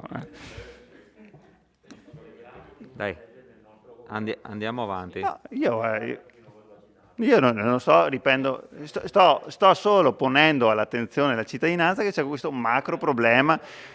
Benissimo, mi fa piacere. Dai, Okay. Consiglieri, prego, continui la sua... No, vedo che ha creato un po' di scompiglio questa cosa. Nessuno l'ha detta. Studio sul mercato. Sono 2 anni e mezzo che studiamo questo mercato. Cioè, cos'è che stiamo facendo? Il simposio su come si trasferisce un mercato? Cioè, arriviamo anche, mi piacerebbe un giorno l'assessore che portasse la conclusione dello studio del mercato, perché su questo studio, ripeto, ci stiamo ragionando, abbiamo visto questo, abbiamo visto 2 anni e mezzo che vediamo se dobbiamo spostarlo di, non so, 700 metri, cioè, insomma, prendiamo una decisione, prendiamola sta decisione, sia su o che giù, oppure se si decide che rimane qua, rimane là. La scuola non si chiama Andrea Paravicini. Allora, io lo dico ogni volta, assessore. Si chiama Alessandro Paravicini quella scuola. Lei, capisco che già Serravalle inizia a essere un territorio difficile, però si chiama Alessandro Paravicini. Poi ci faccia quello che vuole, se vuole fare un intervento, benissimo, ma almeno la chiami col suo nome questa scuola qua. Continua a spostare la realizzazione delle piscine e a me, guardi, lei si è scusato, ha fatto questo gesto molto nobile di scusarsi per quello che aveva detto la scorsa volta, ma non si deve scusare né con me, che le avevo chiesto se oggi mi avrebbe portato le piscine, ma si deve scusare con la cittadinanza e con chi quelle piscine le gestisce, che continua a vedersi spostata l'intervento di realizzazione di anno in anno.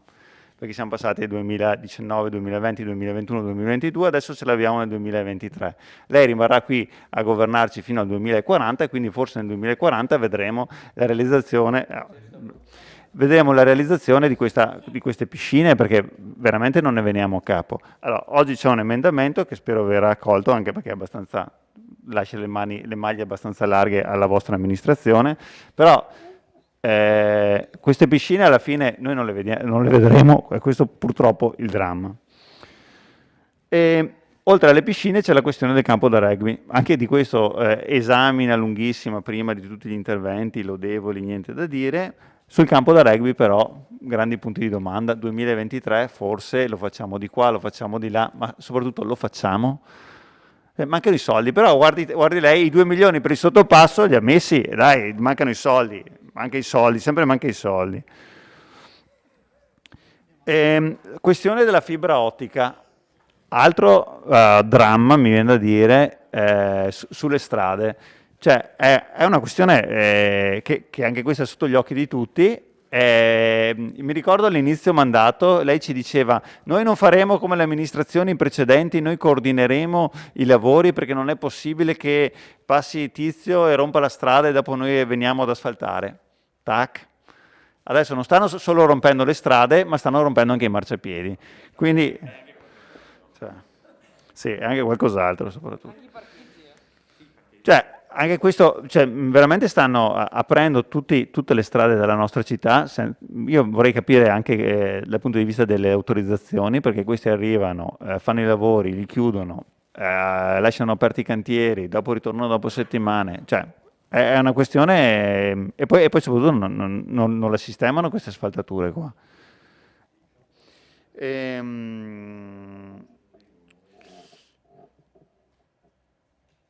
Invece una nota un suggerimento che mi permetto di dare, è in questo momento, dato anche la fortuna del territorio in cui viviamo, non è una questione all'ordine del giorno, però in tutta la regione sta emergendo anche in maniera abbastanza preponderante.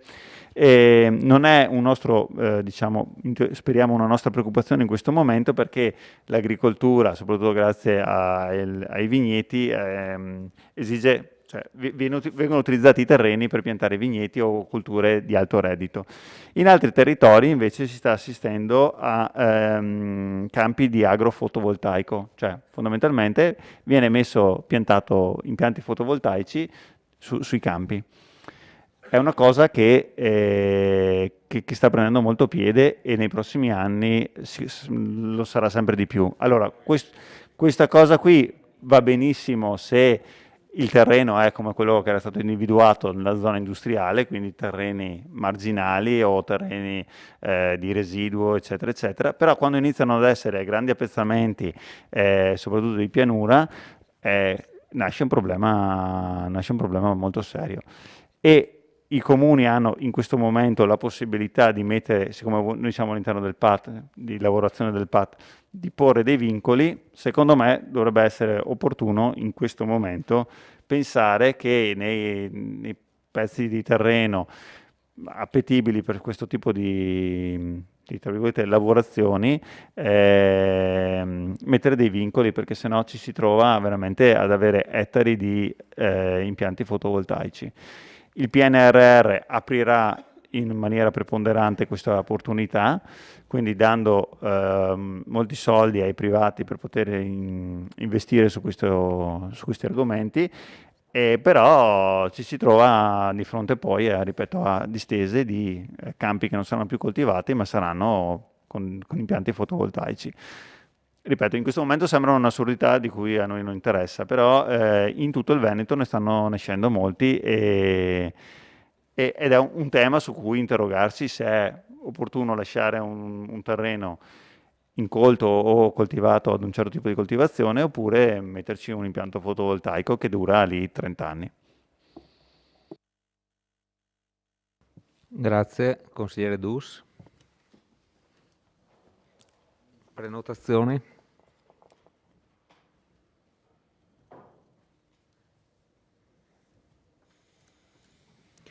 Consigliere Bagliana, prego. Sì, grazie. Allora, io farei un ragionamento un po' diverso e partirei da evidenziare quali sono le necessità e qual è la questione più importante poi per la nostra città. Al di là della situazione del Covid, che insomma è una pandemia, quindi riguarda tutto il mondo, andando poi nello specifico a analizzare le problematiche della città di Vittorio Veneto, la cosa che è più evidente è la questione dello spopolamento, cioè della perdita di abitanti, e che segue un trend, anche questo a livello anche provinciale e anche nazionale, a dire la verità, perché l'Italia è un paese che si sta anche spopolando, quindi diciamo che il trend è un po' quello. Questo però secondo me deve farci un po' riflettere, cioè non possiamo accettarlo in modo passivo, ma dobbiamo appunto cercare di mettere in atto una serie di situazioni perché si possa invertire questo trend. E se noi andiamo a osservarlo, adesso io non ho tutti i dati dei paesi limitrofi rispetto a Vittorio Veneto del Mandamento, ma insomma io ho una popolazione al 31/12/2020 in cui quelli che sono entrati sono 736, quelli che sono usciti da Vittorio Veneto sono 794. Quindi un meno 30, insomma, no? Poi anche qua c'è una sottoriduzione perché poi nello specifico ci sono gli stranieri, però insomma il dato un po' è questo. Ora sarebbe da capire se la gente che se ne va da Vittorio Veneto se ne va nei comuni limitrofi perché magari trova delle soluzioni abitative o di altro genere che sono più adatte a loro.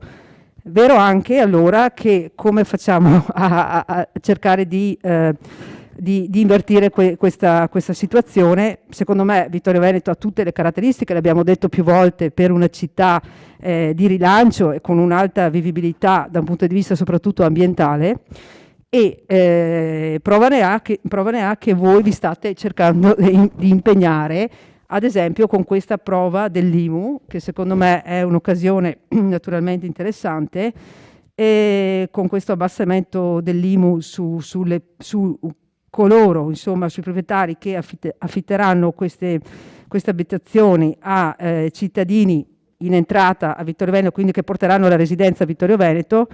Questo però secondo me dovrebbe far scattare, però non è automatico, una riduzione anche degli affitti, no? Cioè perché, allora, vero che andiamo a togliere le tasse dell'IMU, però di conseguenza naturalmente il discorso del caro affitto è importante. Quindi lo so che non è quasi impossibile disciplinare la questione dell'affitto, se non in casi dove c'è le abitazioni di tipo sociale o comunque latere o queste situazioni così. Comunque, ecco, potrebbe essere anche questo un discorso da seguire, non so con quale strumento, però poi ci sono sì contributi regionali per l'aiuto all'affitto, queste cose qua, però da un punto di vista bisognerebbe anche provare che a una riduzione delle tasse dell'IMU di conseguenza ci sia anche un ridimensionamento dei costi dell'affitto, insomma, perché gran parte delle paghe, purtroppo se uno va in affitto, quasi metà della paga se ne va per le spese dell'affitto, ecco. Allora, detto questo, quindi saluto favorevolmente questa iniziativa da parte dell'amministrazione. Tornando alla questione poi però dei servizi che poi una città dovrebbe tentare di offrire, penso che Vittorio Veneto risponda in modo positivo a tutti i servizi, insomma, necessari di base, però mi viene da fare anche una valutazione rispetto ad esempio al servizio per l'infanzia, che Vittorio è famosa per avere un sacco di scuole materne, sia private e poi ci sono anche quelle pubbliche. Secondo me, l'avevamo detto anche con il consigliere De Antoni, di rivedere anche un attimo la questione dell'asilo nido per provare a ipotizzare naturalmente una possibilità di aumento dei posti dell'asilo nido, in modo da essere attrattivi per i comuni limitrofi, dove asili nido pubblici non ce ne sono, e quindi se noi incentivassimo, adesso ci sono dei finanziamenti, ci sono stati, insomma, soprattutto per la questione dai 0-3 anni per la costruzione di questi asili, cioè magari puntare anche su questo piccolo servizio potrebbe essere incentivante anche per i comuni limitrofi. Quindi naturalmente le famiglie che porterebbero il bambino, scusate, il neonato all'asilo nido, sono più incentivate anche a rimanere poi a Vittorio Veneto.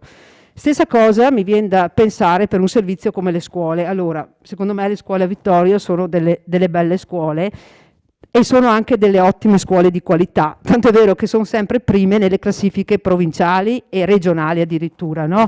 Andiamo dal liceo al liceo scientifico, al Flaminio, al Munari, insomma, e la città di Vittorio Veneto stessa, sono tutti istituti che sono molto alti in graduatoria, e sono istituti che attirano una popolazione studentesca molto molto ampia.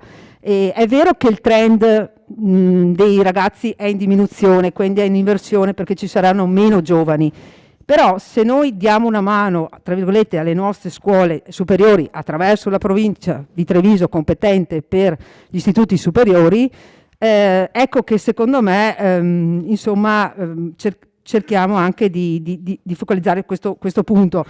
Ad esempio la stessa scuola media Cosmo, che secondo me è una scuola di ottima qualità, anche se tutte e due le scuole medie nostre cittadine sono scuole importanti, però capite bene che una struttura così limitata, cioè è già tanto quello che fa, ha una popolazione quasi studentesca di 500 ragazzi, ecco che liberare degli spazi a favore della Cosmo potrebbe essere interessante, anche perché si trova in un contesto, insomma, a livello insediativo molto interessante, immersa nel verde, con le strutture sportive adiacenti.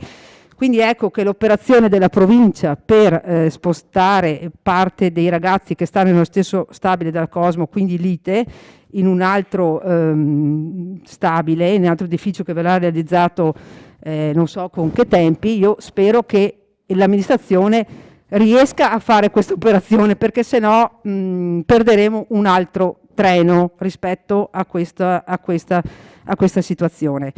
Poi per quanto riguarda il discorso dei servizi per offrire ai cittadini, e quindi che vanno a incidere sulla qualità della vita, rimane la questione anche aperta dell'ospedale di Vittorio Veneto, perché viene poco menzionato in quest'aula l'ospedale di Vittorio Veneto, al di là che adesso è un presidio per il Covid e quindi è stato chiamato ancora una volta a rispondere in modo forte rispetto a questa pandemia, e quindi questa è stata una scelta, insomma, che potrebbe essere anche condivisa, però una volta dismessa questa o ridimensionata questa situazione di pandemia, ecco che noi dobbiamo puntare al ripotenziamento dell'ospedale di Vittorio Veneto.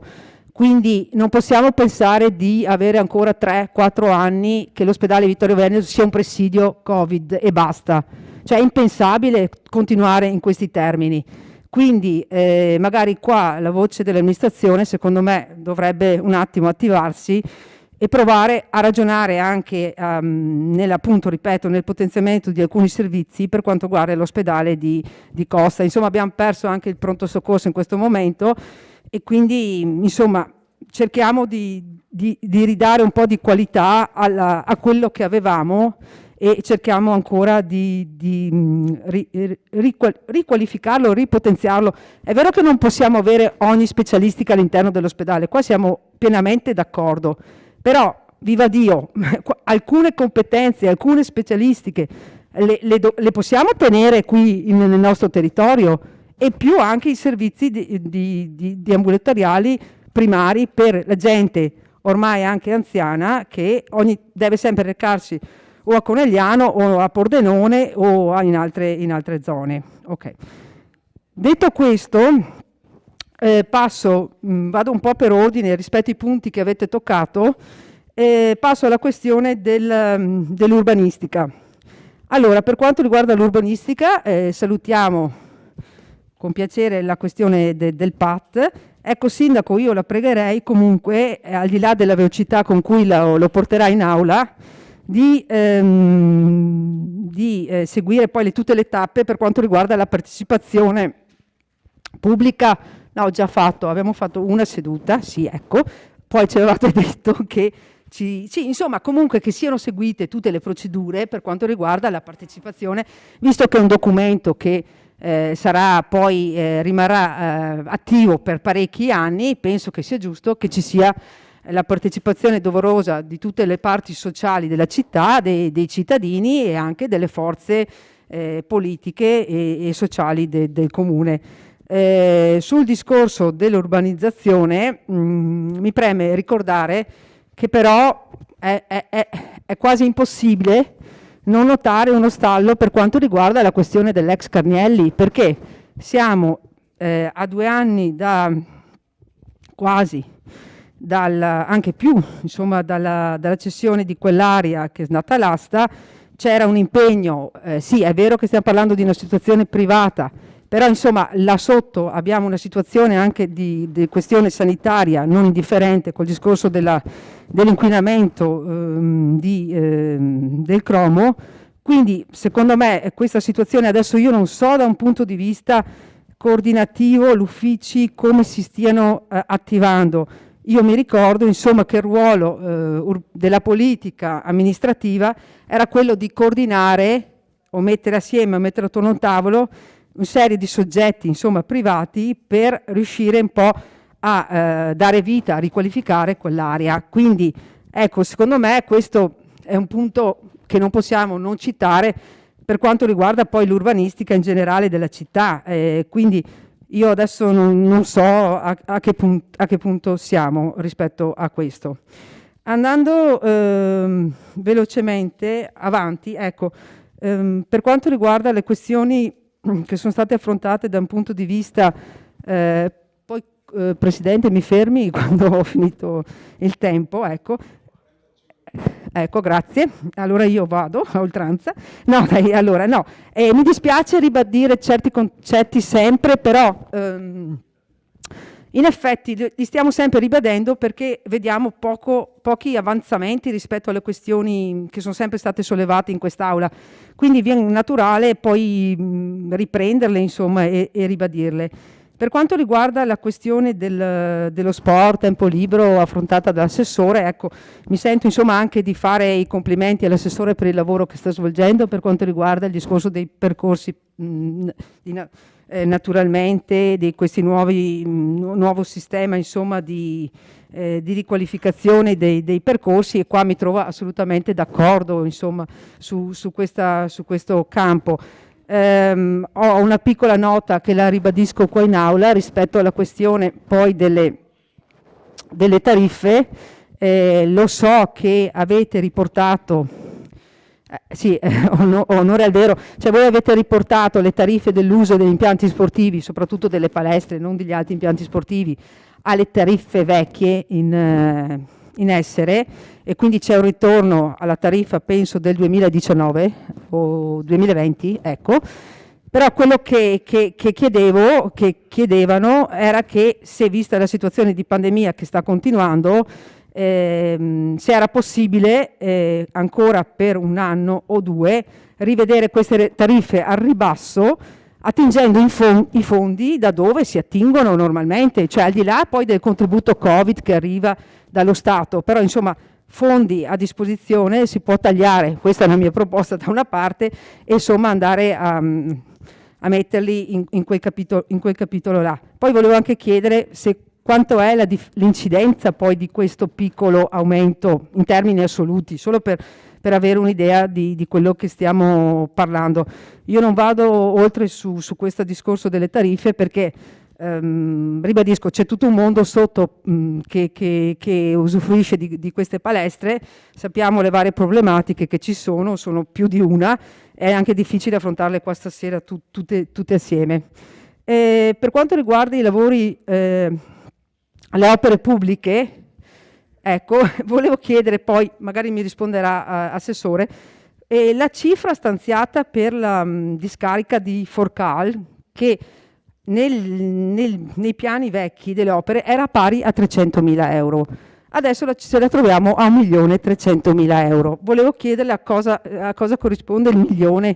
No, perché nei vecchi, l'anno scorso era 300.000 euro e non 1.300.000 euro, quindi volevo solo capire a cosa si riferiva. È bene che avete partecipato al bando, quello regionale, per la questione delle discariche, per i contributi per la messa in sicurezza delle discariche. Speriamo che arrivi un po' di finanziamento anche su Vittorio Veneto, visto che sono 20 milioni stanziati a livello regionale.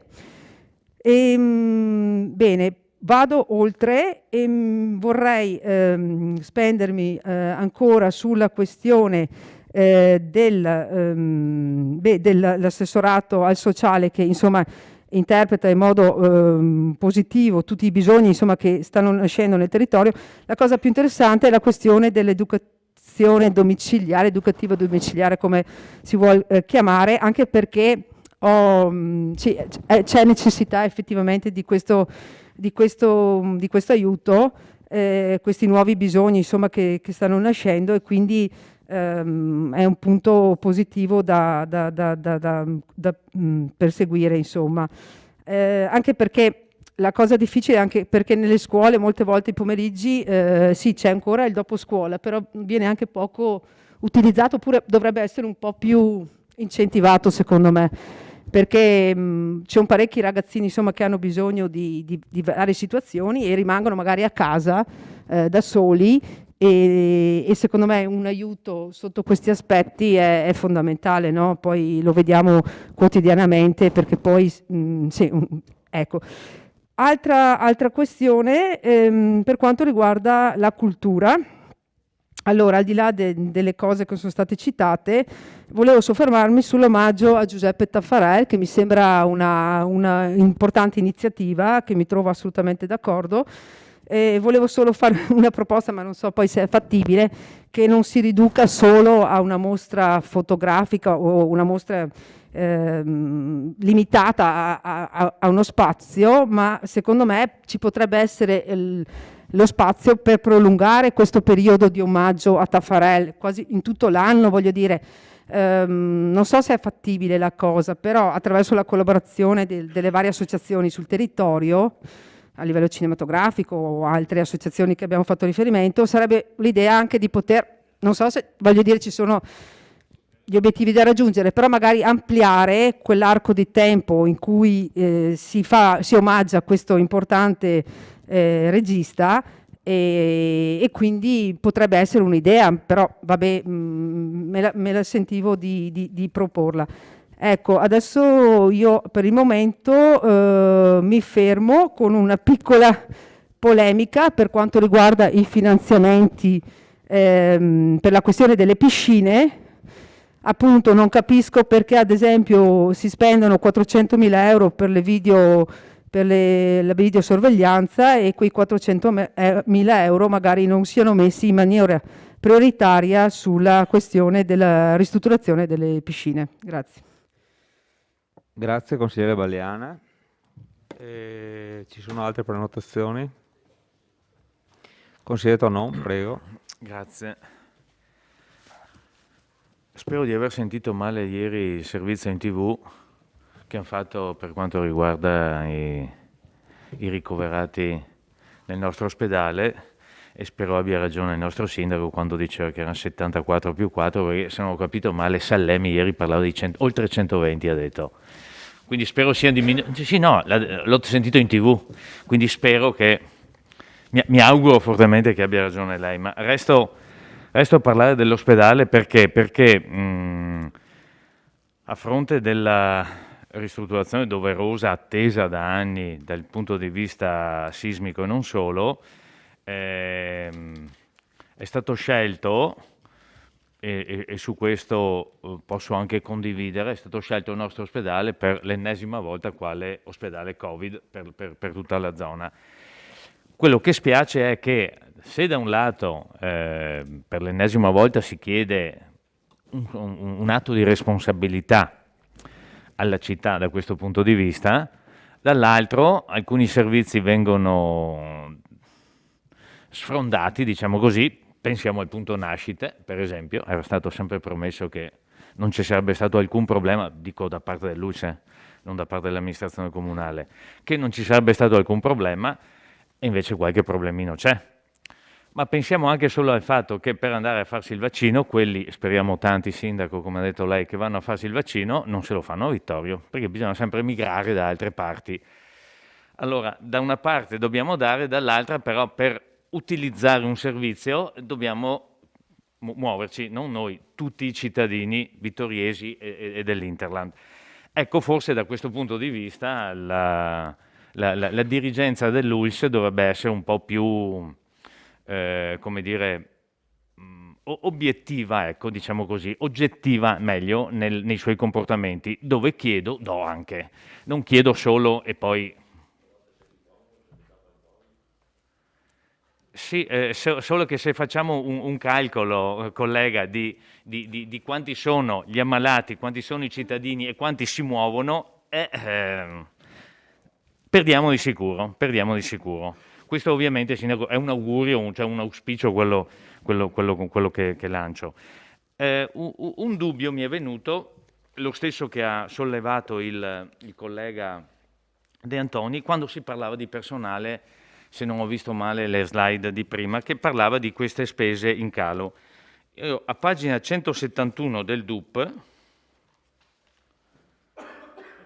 ecco qua, a pagina 171 si parla spesa del personale, non reddito, qua si parla di spesa per il personale complessiva, nel 2021 5.983, nel 2022 6.163. E poi, vabbè, resta ovviamente fissa negli anni successivi. Quindi io non ho visto il calo che mi pare di aver visto nella slide che era stata illustrata prima dal vice sindaco. A proposito di numeri, visto che sono qua inseriti, chiedo se il numero delle scuole elementari inserito a pagina 31, anche questo sia un auspicio o meno, visto che... questo è 31 del DUP. Se è un auspicio, una speranza o una chimera, perché si parla sempre di 9 scuole elementari e negli stessi giorni in cui veniva recapitato il DUP c'era l'articolo sulla chiusura il prossimo anno di una scuola elementare, la scuola Zanette, che fra l'altro, come sottolineato anche in quell'articolo che ho letto, è una di quelle sicure. Questo rientra ovviamente nel più ampio discorso che non è da imputare ad alcuna amministrazione, ma forse è una politica generale di tutto lo Stato per quanto riguarda il problema della natalità. Non è da imputare all'amministrazione comunale, né a quella provinciale, né a quella regionale, ma forse è un ragionamento che dovrebbe coinvolgere tutte le amministrazioni in un'ottica che guardi al futuro, perché senza nascite non c'è futuro per nessuno. E poi una domanda per l'assessore Antica anche, volevo chiedere cosa ha visto, mi riferisco all'intermodale, siccome l'ultima volta, quando avevo chiesto cosa si sarebbe fatto, ho detto vedremo, volevo capire perché l'asta qui è evidente, è scritto anche nella relazione dei revisori, è andata deserta. Credo di aver anche e di condividere la scelta che è stata fatta dall'amministrazione nell'indicare unico caso rispetto alle partecipate il capitale sociale e non il patrimonio, perché vista la situazione aziendale mi pare più che condivisibile, ma per capire quali strade abbiamo di fronte. Ecco, una cosa, sempre nel DUP, a pagina, eccola qua, pagina 55, a pagina 55, per quanto riguarda uso locali di proprietà, c'è scritto tolta tariffa agevolata Covid per associazioni culturali patrocinate dal Comune. Non mi fermo poi a, fra virgolette, sottilizzare come mai, per esempio per i musei o per altri ambiti, vengano sempre confermate non solo le tariffe vigenti ma anche il gettito quando gli anni cambiano. Ma insomma, vabbè, sappiamo che il DUP non è un bilancio, è una prospettiva, diciamo così. Però quello che mi ha sorpreso è il cambio di alcune tariffe. Perché? Perché nelle tariffe anno 2021, cioè quindi quelle in vigore quest'anno approvate un anno fa più o meno, giorno più, giorno meno, a pagina 9, quando ci sono i costi delle palestre, c'è scritto alla fine: le tariffe si intendono applicabili a tutto il 2021 e prorogabili al 2022 qualora continui l'emergenza epidemiologica. Allora, l'emergenza epidemiologica è stata, correggetemi se sbaglio, prolungata al 31 marzo 2022 intanto. Speriamo non prosegua, comunque per ancora 3 mesi di sicuro. Domanda: come mai sono state cambiate le tariffe quando invece il documento approvato dice no, se c'è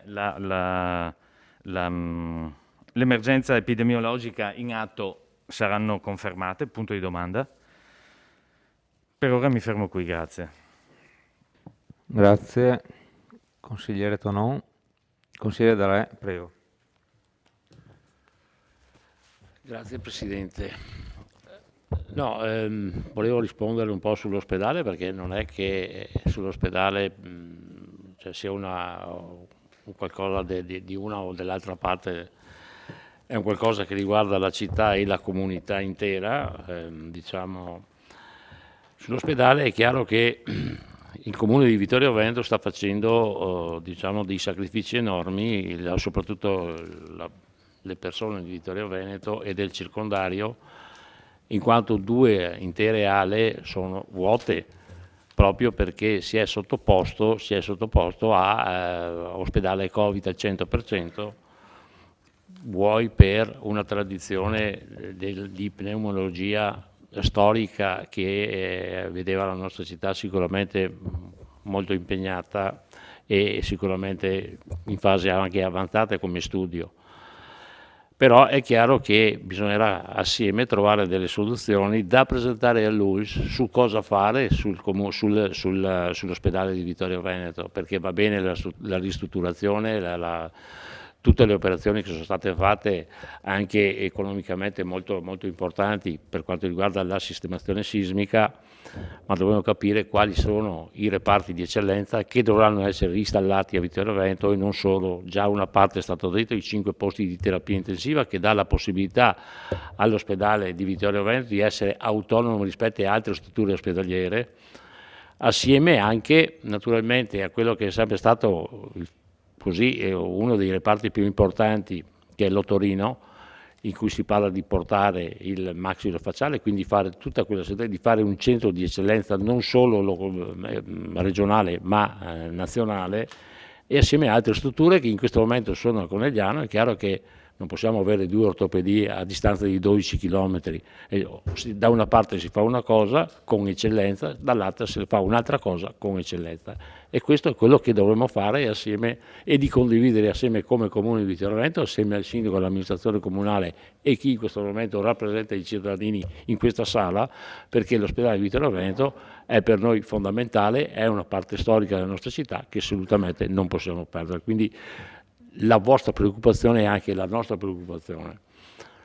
Lascio questo tema e entro su quello che a me sta molto a cuore, che non ho visto in questa programmazione. Stiamo parlando di bilancio e quindi di programmazione. Sono stati spesi, mi pare, 67 milioni di euro per fare il traforo.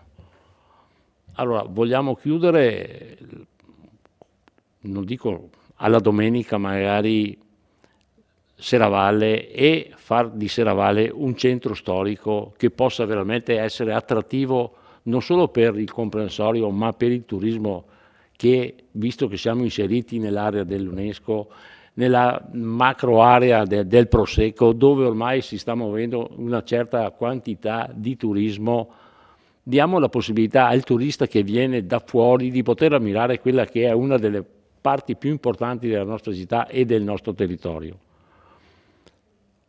Io capisco che ci sono delle resistenze da parte di commercianti che naturalmente hanno paura di perdere magari delle entrate, ma dobbiamo far capire anche ai commercianti, chi sta nella parte del commercio, che saranno i beneficiari di questa operazione. Dobbiamo avere il coraggio di presentare e di chiudere quantomeno alla domenica. Iniziamo con il mercatino della domenica che abbiamo dell'antiquariato, e cerchiamo di chiudere e far rivivere questa parte di città alle famiglie, chiudendo, non lasciando passare le macchine. Così si inizia a far capire e far vedere cosa si può fare. Non diciamo di chiudere assolutamente tutto, ma iniziare per step a far partire e far capire cosa è Serravalle, lo dobbiamo fare, e nella programmazione, visto che ormai il traforo è stato inaugurato ormai da un anno, è giusto sviluppare, diciamo, questa parte di città e valorizzare questa parte di città per quello che ci aspetta come amministrazione. Io chiedo soltanto questo, poi nei dettagli e nelle osservazioni che giustamente chi in quest'Aula ha ruoli diversi. Io non faccio una critica all'amministrazione o alla Giunta, dico prendiamo in serio esame anche questo, che riguarda anche vari assessorati, con le manifestazioni che si possono fare all'aperto, perché pensiamo che in primavera magari il Covid magari sarà sparito o comunque sarà debellato quasi del tutto, ma cerchiamo anche di sconfiggere il Covid con delle manifestazioni, perché le persone che sono chiuse in questo momento in casa, la socialità è un qualcosa che noi dobbiamo attivare. Quindi questo è il mio appello che chiedo, faccio, spero di avere delle risposte, ma soprattutto anche dei riscontri positivi. Grazie. Grazie consigliere. Consigliere De Bastiani. Allora mi associo anch'io a una riflessione e un ragionamento sull'ospedale, che è appunto il grande assente in questa esposizione che è stata fatta questa sera di programmazione del prossimo triennio. Io, come tutti quanti voi, penso, ho visto in questi giorni, in queste settimane, in altre parti della regione, mi sembra Vicentino e anche il Padovano, delle consistenti manifestazioni di comunità che si trovano nella nostra stessa situazione, cioè che hanno l'ospedale riconvertito a Covid. E in quelle immagini io ho visto schierati numerosi sindaci con la fascia tricolore, che immagino appartengano alle più diverse posizioni politiche o partitiche, che sono scese in piazza con la popolazione per manifestare il loro disagio e la loro preoccupazione per questa situazione, perché è evidente che un ospedale riconvertito a Covid, se in più ci sono dei precedenti che davano la situazione precaria per il suo avvenire, trasformandolo in questo tipo di ricovero, aggrava e preoccupa ulteriormente i cittadini. Quindi secondo me un'iniziativa del genere dovrebbe partire proprio dai vertici, dall'amministrazione, dal sindaco come rappresentante di tutta la città, che sicuramente avrà anche lui colto, insomma, la preoccupazione della comunità, non solo vittoriese, intesa come distretto di Vittorio Veneto, no? Che va da Cordignano fino a parte della Vallata.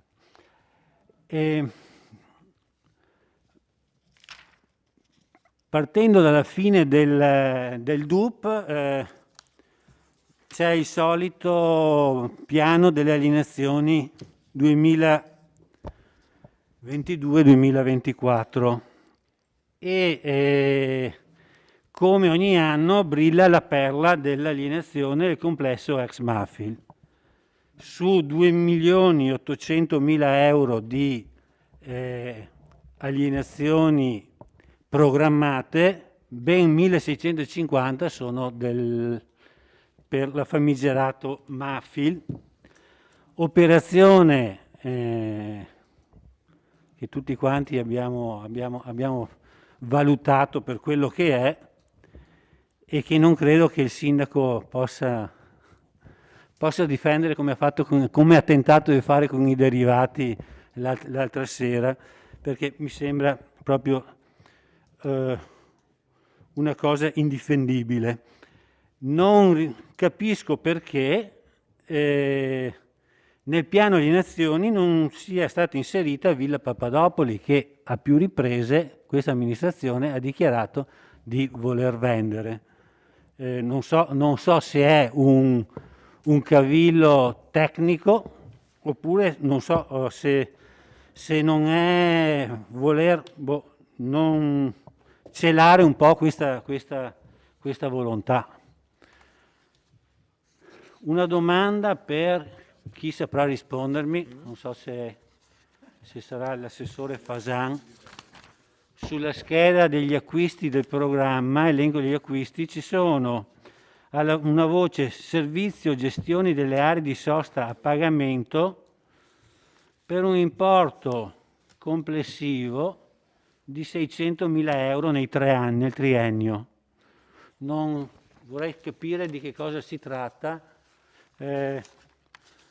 Programma, scheda B, elenco degli acquisti del programma.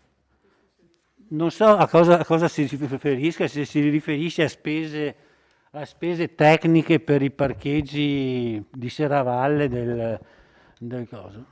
Se qualcuno sa rispondermi. Guardavo la scheda di interventi di lavori pubblici.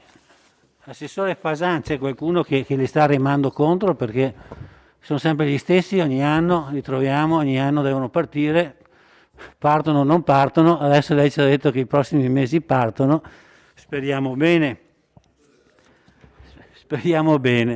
Però anche qui c'è un grande assente a mio avviso, che è la biblioteca civica di Ceneda. La biblioteca civica di Ceneda, lo abbiamo detto e ripetuto in più occasioni, è in condizioni che non può andare avanti a lungo in questa situazione. La situazione è forse addirittura pericolosa, sicuramente inadeguata e sicuramente insufficiente. Quindi non aver introdotto questa opera nella programmazione triennale mi preoccupa, anche se dalla stampa, che è la nostra fonte di informazione, come dice De Antoni, abbiamo appreso che c'è stato coinvolto un famoso architetto, che sono stati fatti dei ragionamenti, che sono state valutate delle soluzioni, però carta canta e la biblioteca dorme, no? E tra le schede, tra degli interventi da fare, secondo me, l'altra cosa che brilla negativamente sono questi 400.000 euro per le famose telecamere. Io non dico che non siano utili, però ritengo che non siano una priorità, come è stato già detto altre volte. So che di questa cosa se ne parla da 2 o 3 anni, avevamo fatto anche un'interpellanza, erano state citate delle aziende che si erano interessate, adesso c'è questo progetto, sto bando che viene stato affidato misteriosamente, non si capisce perché, a questo consorzio di comuni di Campo San Piero. Staremo a vedere, vedremo come andrà avanti. Ripeto, probabilmente non era una priorità. A mio avviso la biblioteca, nello stato in cui si trova, veniva sicuramente prima. Abominevole il 1.300.000 euro della discarica di Forcal, ci spiegherete qual è il problema. Lì siamo a casa di qualcun altro, che tra l'altro non è neanche una proprietà del comune. So che la storia è pluridecennale, so che le responsabilità sono da ripartire chissà in quanti rivoli, non voglio soffermarmi e non voglio accusare nessuno, però mi ricordo l'altra volta quando avevamo parlato di 300.000 euro avevamo strabuzzato gli occhi, no? Adesso che la somma accresce di 1 milione, veramente mi sembra. E quindi spero che, confido in una spiegazione. Altre cose non ho sostanzialmente da dire, se non annotare altre mancanze, altre inspiegabilmente finanziamenti non previsti. Per esempio, e questo sicuramente mi saprà spiegare l'assessore Posocco, alla voce agricoltura e pesca 0 completo. Vabbè, non è perché è da 7 anni che giustifica la cosa, sì. Dopo magari ci saranno anche dei motivi, ma sicuramente insomma zero assoluto mi sembra paradossale, come mi sembra poco 20.000 euro tutela della salute. D'accordo che non è il compito principale del comune, che ci sono altri enti, però teniamo conto anche che siamo in una situazione storicamente molto molto particolare e forse un impegno in più ci voleva. Concludo con quanto finanziato nel turismo: 196.000 euro, anche qua è metà delle telecamere, cioè se metto in una bilancia, no? Cioè 400.000 euro per delle telecamere e 200.000 euro per la promozione turistica. Con il peso che hanno le due cose. Insomma, Vittorio Veneto non mi sembra una città proprio pericolosa. Ben venga la vigilanza, ben venga la sicurezza, i cittadini lo chiedono, ma però il turismo è una di quelle carte che abbiamo sempre detto che Vittorio Veneto deve giocarsi e sicuramente non lo può fare solo con 200.000 euro. Mi fermo qui per il momento, grazie. Grazie, consigliere De Bastiani. Consigliere De Nardi, prego. Grazie Presidente, buonasera a tutti. Io volevo solo chiedere intanto se c'era se era possibile avere un aggiornamento sul contenzioso sui derivati, a che punto era, quali erano le prospettive, visto che erano stati citati prima. Magari diamo un aggiornamento anche ai vittoriesi che ci seguono da casa. E è stato detto tanto relativamente all'ospedale, alla questione del Covid. Io sono, non so, forse un po' più fatalista da questo punto di vista e penso che alcune strutture in questa condizione generale gioco forza devono assumere questo ruolo. È stato scelto Vittorio Veneto Quello che mi preoccupa non è tanto che il nostro ospedale sia stato scelto per questo ruolo, quanto ovviamente, come tutti quanti, che una volta cessata definitivamente l'emergenza si faccia un ragionamento serio su uno sviluppo di questa struttura, ma soprattutto, e qui mi pare che sia evidente tutta una serie di mancanze, quali sono le compensazioni alla popolazione vittoriese, intesa non solo del comune di Vittorio ma anche del circondario, in termini di gestione quotidiana all'interno dell'emergenza sanitaria. Come giustamente diceva prima il consigliere Tonon, i vittoriesi, se devono fare un tampone, se devono fare il vaccino, devono andare altrove e con oneri anche pesanti. Io avrò anche un'esperienza familiare particolarmente sfortunata, ma credo che sia esperienza comune a chi ha i figli all'asilo in questi anni. Mia figlia è arrivata al 15° tampone in 2 anni. È chiaro che stando all'asilo, dove non hanno le mascherine, si passano raffreddori, bronchiti e altro in continuazione, e quindi il pediatra ogni volta che ha il raffreddore, prima di visitarla, la spedisce a fare il tampone.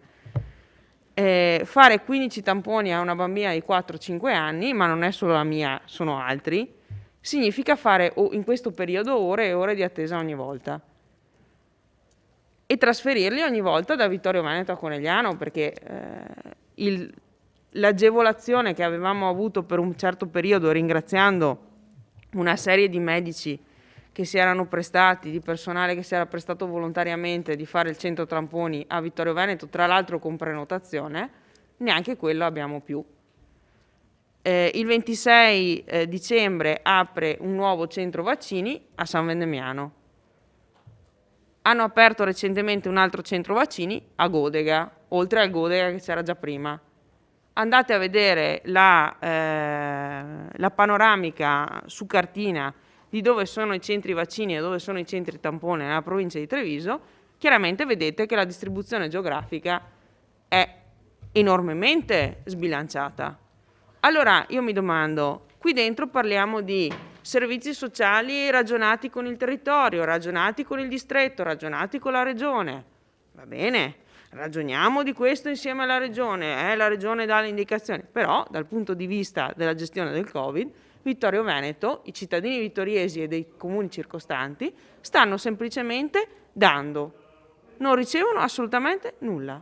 Ribadisco, quello che hanno ricevuto in termini di agevolazione nel periodo della pandemia è stato, e ribadiamo il ringraziamento a quelle persone, frutto dell'operazione volontaria di una serie di professionisti, perché se no non era, lo si è visto ora che non c'è più. Ora mi chiedo come si possa continuare a pensare che i vittoriesi debbano semplicemente dare, e lo hanno fatto con totale generosità, non hanno fatto proteste, non hanno fatto niente. Però mi aspetto, come minimo, dopo oltre 1 anno e mezzo di questa situazione, che quando si aprono nuovi centri vaccini, nuovi centri tampone, si guardi anche un finir più in su di San Vendemiano, Conegliano e Godega. Io capisco. Faccio la volontaria da mesi al centro di vaccini di Villorba. Capisco che i centri vaccini avevano bisogno di certe dimensioni, ma nel momento in cui mi apri un centro vaccini a Godega 2 e nel momento in cui per farmi il vaccino dell'antinfluenzale vado a Godega e vedo in che locali si fa attualmente il centro vaccini, il ragionamento ho bisogno di spazi immensi comincia un po' a venir meno. E qualcuno non mi venga a dire che a Vittorio Veneto non c'è assolutamente nessun posto dove fare un centro tamponi come è a Conegliano con l'auto, perché insomma, viva Dio, credo che cioè, adesso non voglio fare nomi di posti, ma credo che a chiunque di noi venga in mente che posti dove decine di auto possono passare senza grossi problemi ci siano.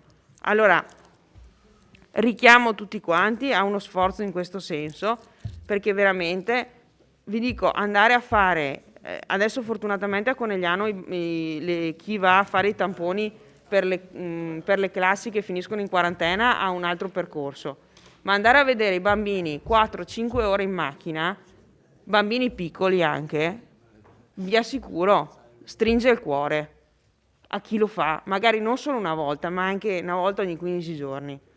E non sono solo loro. Poi ci sono anche persone che finiscono a fare i tamponi e devono anche magari andare a lavorare. Sto parlando di gente che ci va con la prescrizione medica, no? Di chi va, come abbiamo citato prima, a fare il tampone perché non ha il vaccino, perché deve fare il Green Pass. Parliamo di chi è costretto perché ha la prescrizione medica per farlo. Cerchiamo di tutti quanti di fare uno sforzo in questo senso, perché è una situazione che crea notevoli disagi e notevoli difficoltà. Grazie, consigliere.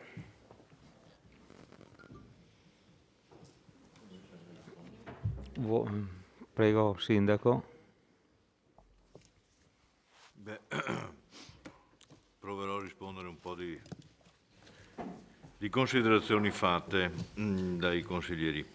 Grande Treviso, grande Conegliano, consigliere De Toni, noi facciamo grande Vittorio. Sì, per accontentare un qualche giornalista si fa anche presto, come le dicevo prima, di fatto anche su indicazioni che abbiamo avuto, che ho interloquito con la Regione, ho cercato di capire quali erano le logiche più convenienti da tenere. L'importante è vedere i bandi che vengono fuori, che possono essere aggrediti magari con associazioni fra comuni o anche no. E quindi non è che sia una cosa indispensabile quella di preventivamente associarsi.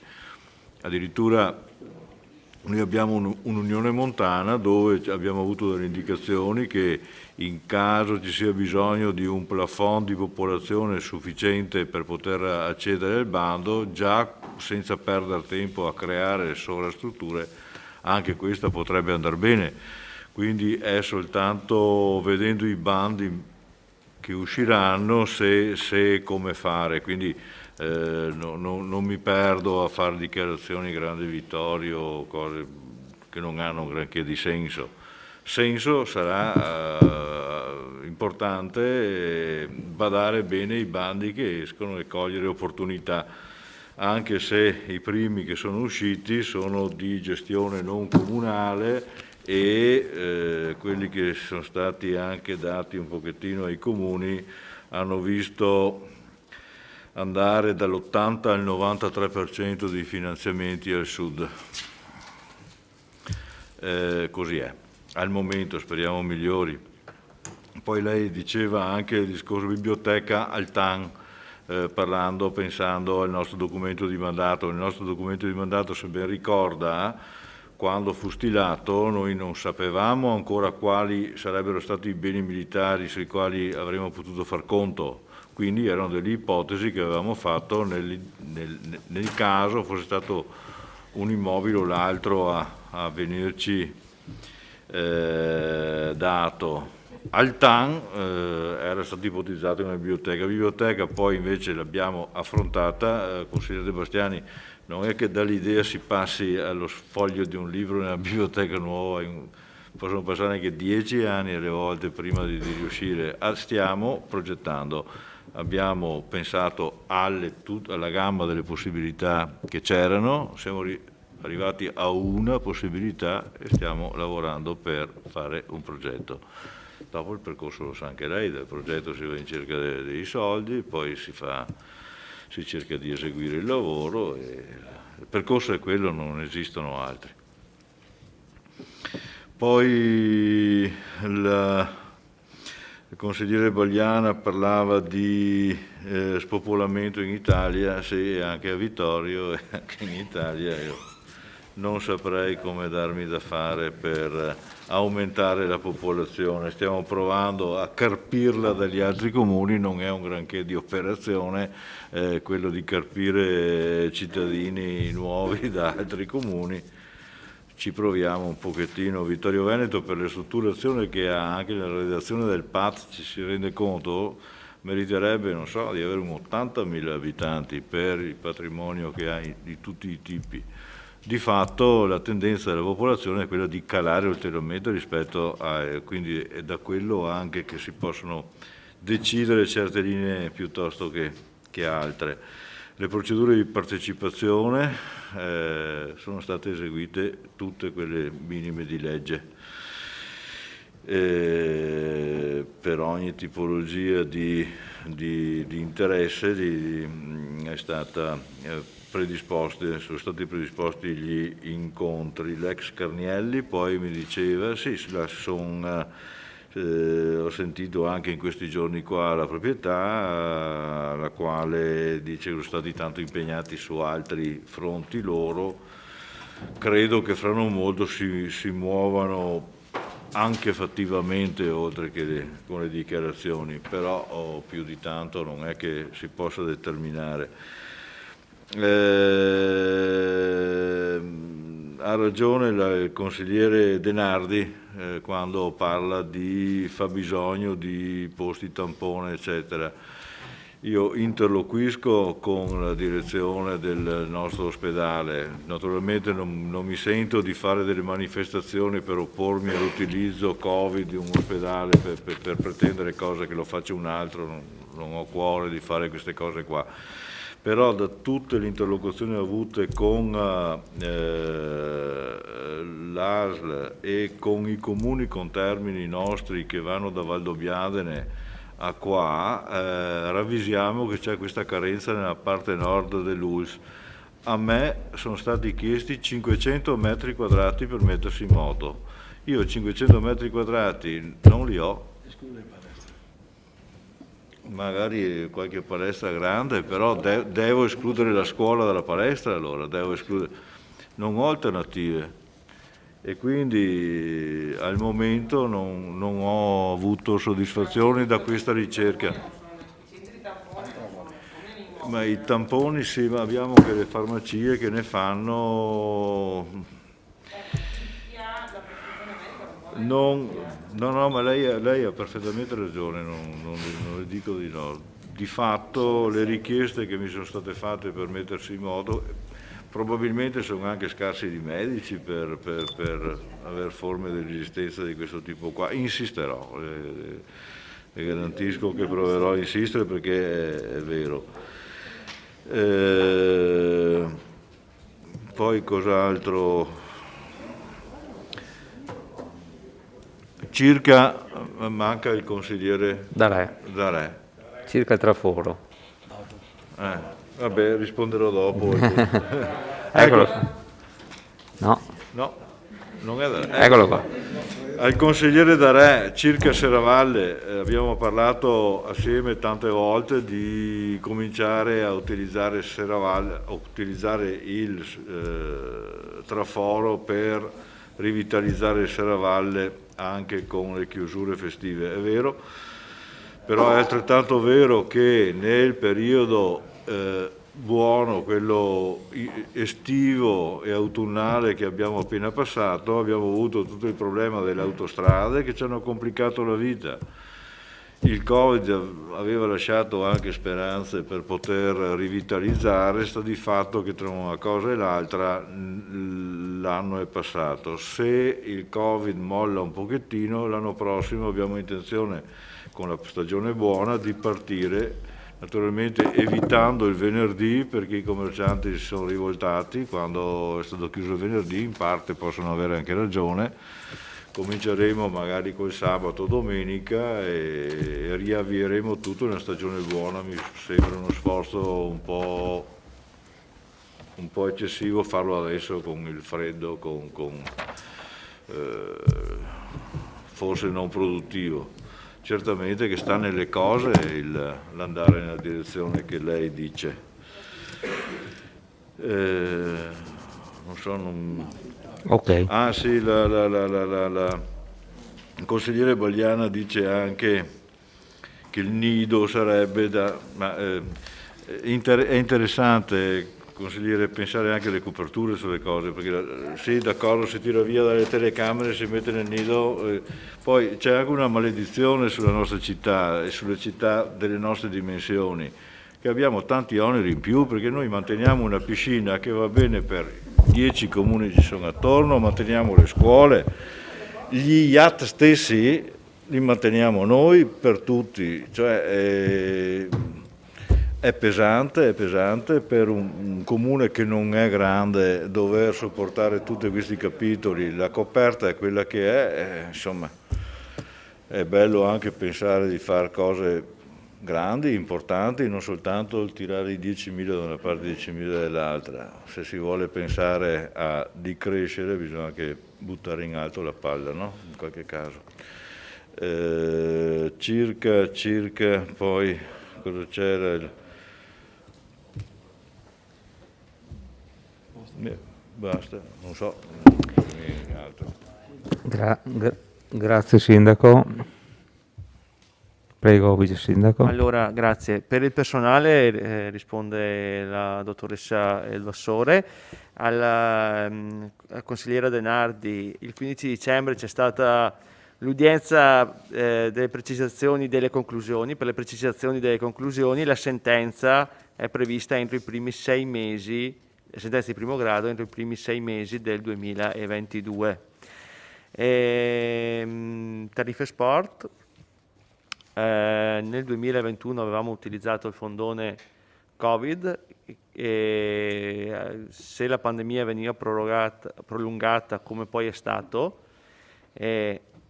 dopo l'uscita del bilancio pubblicato, perché l'hanno fatto, mi impegno in questo, se prolungano anche l'utilizzo del fondo, di quel che ci resta del fondo anche per i primi 3 mesi del 2022, sarà nostra premura discutere per prolungare col fondone Covid le tariffe, sì, ancora le tariffe, tornare alle tariffe del 2021. Faremo poi un ragionamento eventualmente comunque con i nostri fondi, visto questo si può fare. Nel 2021 non le so dire cosa è inciso perché molte volte le palestre erano vuote comunque perché non potevano essere utilizzate, quindi non lo so. Abbiamo cercato di semplificare le tariffe perché prima masse fai questo, c'è il 20%, cioè complicava la vita degli uffici e io sono per semplificare le cose, ma certamente ciò non toglie che un ragionamento lo possiamo fare. Lascio la parola alla dottoressa Elvassore.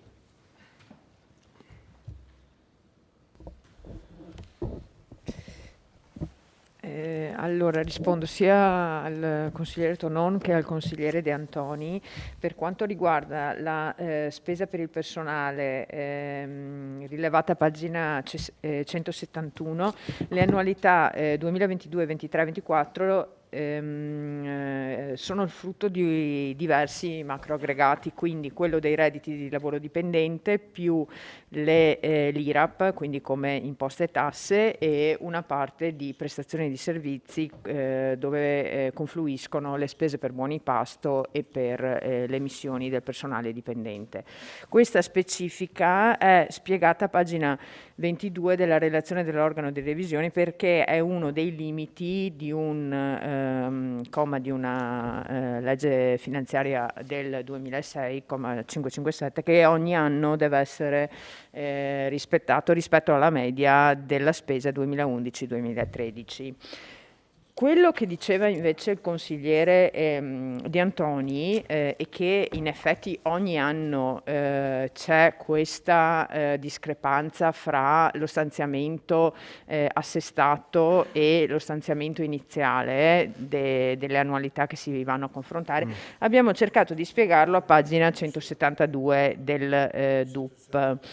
e abbiamo inserito la quota proprio del fondo pluriennale vincolato relativo il fondo della produttività dei dipendenti. E qui infatti, se lei vede, diciamo che la quota assestata dell'anno 21, vado a leggere quello che è scritto a pagina 172, comprende gli impegni reimputati pari a 423.900 euro e pertanto la spesa effettiva annua sarebbe di 5.559.000 circa. Questo proprio per effetto del fatto che in sede di previsione iniziale c'è lo stanziamento della parte di personale relativa agli stipendi. Poi c'è questa quota del fondo che viene caricata che è dell'anno prima, ma dovendo essere liquidata l'anno successivo a valere chiaramente per la produttività dell'anno precedente, viene caricata nel bilancio in sede di riaccertamento solitamente dei residui attraverso il fondo pluriennale vincolato. Questo fa sì che l'importo della spesa sembra più alto, in realtà è per effetto di questo fondo. Grazie dottoressa. C'è qualche prenotazione? Assessore Antiga, prego. Grazie Presidente. In ordine, se posso, il primo era il consigliere Dus che parlava dei servizi democratici e quel servizio poco attento che ci si trova salendo le scale di tali servizi. Ed è proprio per quel motivo che prima ho chiesto scusa, perché non c'è la possibilità di fare in maniera diversa, perché abbiamo un RSPP che giudica l'interno come un open space, quindi lui giudica quante persone ci possono stare all'interno. Abbiamo fatto anche delle valutazioni per poter mettere a 2 metri delle postazioni interne che diventavano 6, l'ha bocciato perché secondo lui tutte quelle persone all'interno di quell'immobile non ci possono stare e quindi necessariamente stanno fuori, anche se per la verità non è un bel vedere. Abbiamo cercato di risolvere il problema con delle prenotazioni, poi in ultimo abbiamo messo su anche il monitor per avere tutta la scaletta delle prenotazioni, però ci troviamo di fronte a 2 fenomeni sostanziali. Chi ha la prenotazione alle 10:10, alle 9:30 arriva. E non possiamo fare altro che dire, signori, cortesemente arrivate precisi, perché sarà preciso il vostro richiamo, ma sono cose inutili, perché vediamo che le persone arrivano là mezz'ora, addirittura c'era uno che ho l'appuntamento ed era quasi un'ora prima. Non possiamo fare altrimenti, non è che possiamo mandarli via. Stanno là, bivaccano nelle scale, vanno fuori, vanno dentro. Prima c'era il sole, quindi uscivano, passeggiavano e adesso non c'è più.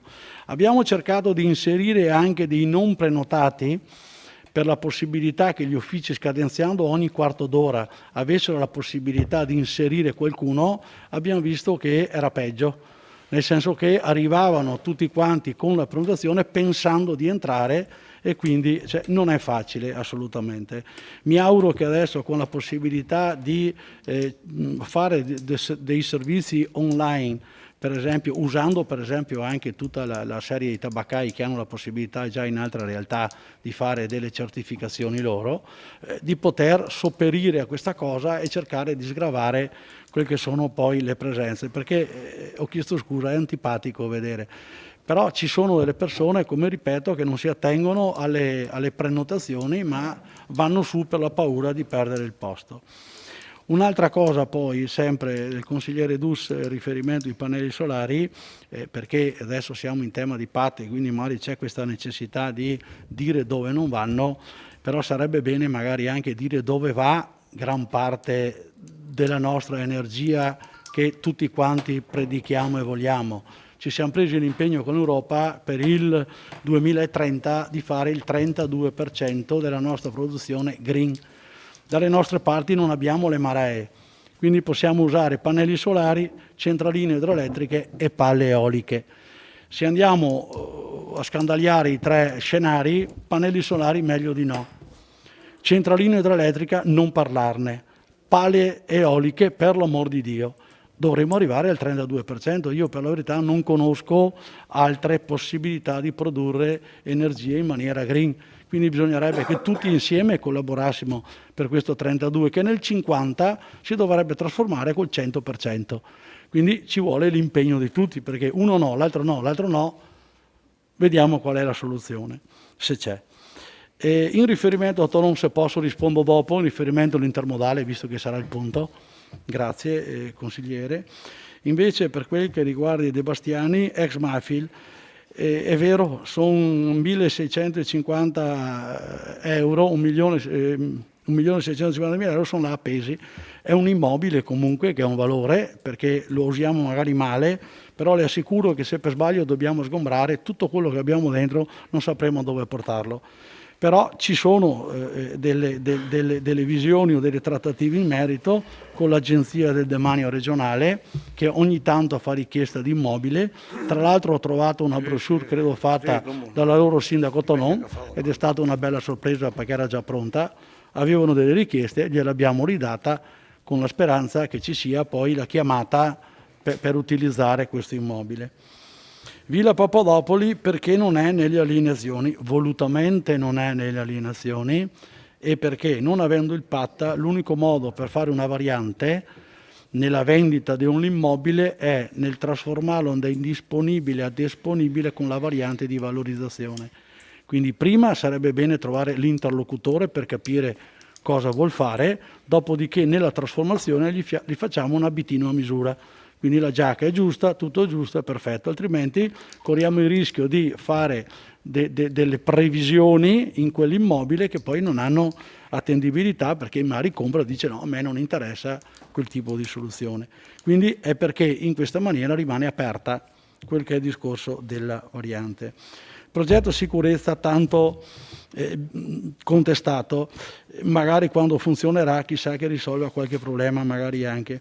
Solo una nota, e l'ho detto anche l'altra volta, i 400.000 euro che abbiamo inserito a capitolo sono 400.000 euro stimati su cifre commerciali. Ovviamente noi non possiamo dire, però ci attendiamo che questa cifra venga battuta non di poco in sede di gara.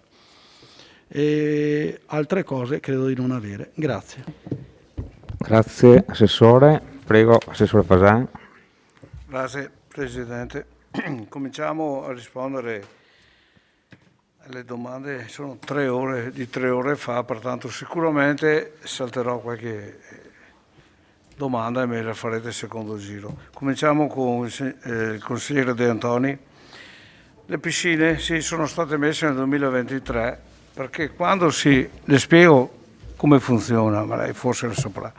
Quando si fa il piano triennale delle opere pubbliche, lo fanno gli uffici, poi si confrontano con l'ufficio economato, con quelli che fanno il bilancio.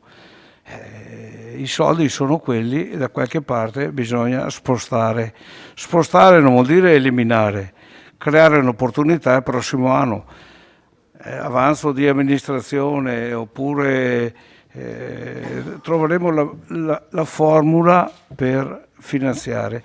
Io confido seriamente nel PNRR, perché le piscine sono a livello comprensoriale, la biblioteca è a livello comprensoriale, il campo di rugby è a livello comprensoriale e io cercherò di prendere il più possibile finanziamenti usando la comprensorialità dei progetti. È inutile che Vittorio Veneto faccia una piscina che adoperano tutti i comuni, da Conegliano fino anche da Belluno o Riono. Qualcuno si renderà conto che è un progetto a livello comprensoriale. Il PEBA, perché non abbiamo dato l'incarico al professionista che ha stilato bravamente il progetto? Perché il progetto complessivamente è di 700.000 euro. Noi ne abbiamo 200.000. Allora la strada più breve è di assegnare un progetto sotto i 150.000 e intanto faremo un po' di... sì, non abbiamo... È sempre la questione della coperta corta, no? Noi abbiamo 150.000 momento, adesso che spiego, poi Allora abbiamo deciso su 17 punti, parliamo di interventi sulle strade, faremo via da Serravalle, via Foro Boario, Piazza Fontana, via Paieta, via Carbonera, via Forlanini, via Virgilio, via Righieri. È già stato assegnato il progetto a un tecnico esterno e si farà un progetto sotto i 150.000, snellendo anche. Se poi arriveranno i soldi, nulla toglie che gli altri 500.000 euro chiameremo i vecchi progettisti, se ci sono i soldi. Se no io credo che questa strada... Come? Allora, noi per il PEP abbiamo 200.000 finanziati dalle farmacie.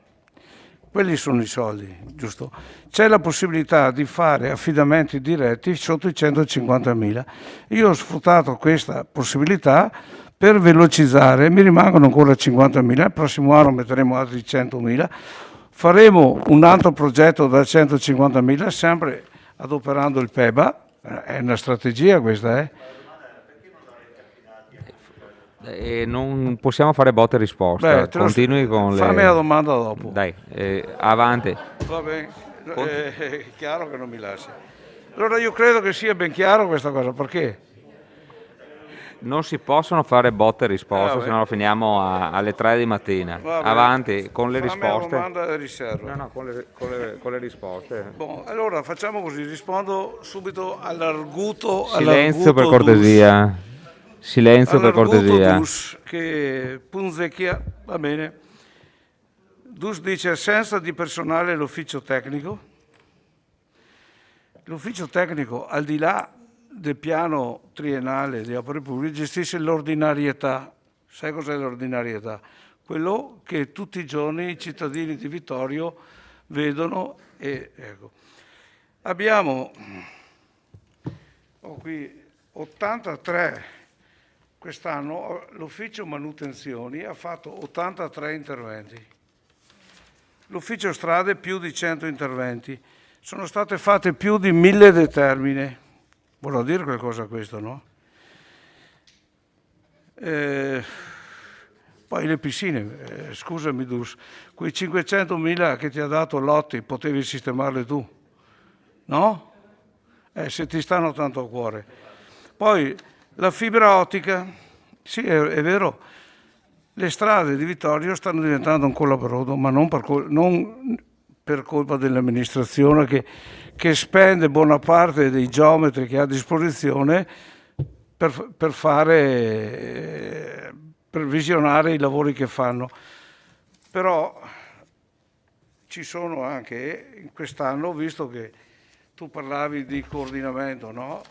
Abbiamo asfaltato via Dalmazia, via Forlanini dalla rotonda all'ospedale, via Erberta, via Matteotti dall'Emisfero alla Mafil, via Isonzo, via Montepiana, via Callarga, via al Ponte, parcheggio di Piazza Fiume, il piazzale davanti all'ortofrutta Zanchetta davanti al monastero, via dei Gannutti, via dei Pianet, via Caldi Romani, via Borgontiga, via Lungomeschio, via Pagliarini, via Demin, via Busate. E adesso abbiamo finanziati ancora via Casoni, via Sant'Andrea da Paravicini alla chiesa di Serravalle e via Ada. Non è male. Questo qui coordinandosi con Piave Servizi, Italgas e Telecom. Abbiamo la disgrazia e la fortuna parimenti di avere due ditte che si fanno la concorrenza sul territorio per portare la fibra, velocizzando al massimo per arrivare prima la fibra ottica, e noi costantemente siamo lì, ma cercheremo di sistemare anche questa cosa qui. Per il campo di rugby abbiamo delle idee, anche quello è un discorso comprensioriale. Bon. Poi la Bagliana, dunque la cava di Forcaglia. I 300, c'è 1.301.000 euro. I 300.000 euro li aveva ancora messi a bilancio l'amministrazione Tonon, che sono praticamente i lavori che dovrà fare il comune, captazione delle acque e portarle fino a Rio. Bon. Tutto il resto doveva farla la ditta CRP. È venuto a mancare il proprietario e gli eredi devono ancora decidere chi prende l'eredità, chi fa i lavori, però noi abbiamo costantemente la provincia che ci sollecita, abbiamo fatto varie deroghe e dovremo, siccome è il compito nostro sistemare, ecco. Allora abbiamo messo in bilancio 1.300.000 euro, 300.000 li abbiamo, 1 milione speriamo che ci arrivi da qualche parte e risolveremo questa... È una vera disgrazia per il comune perché tirare fuori 1 milione così... Grazie, Assessore. Ci ho dimenticato qualcosa? Fatemi una domanda. E non vedo prenotazioni.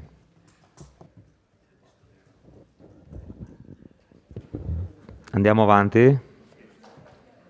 Mettiamo in votazione l'emendamento o avete altri interventi da fare?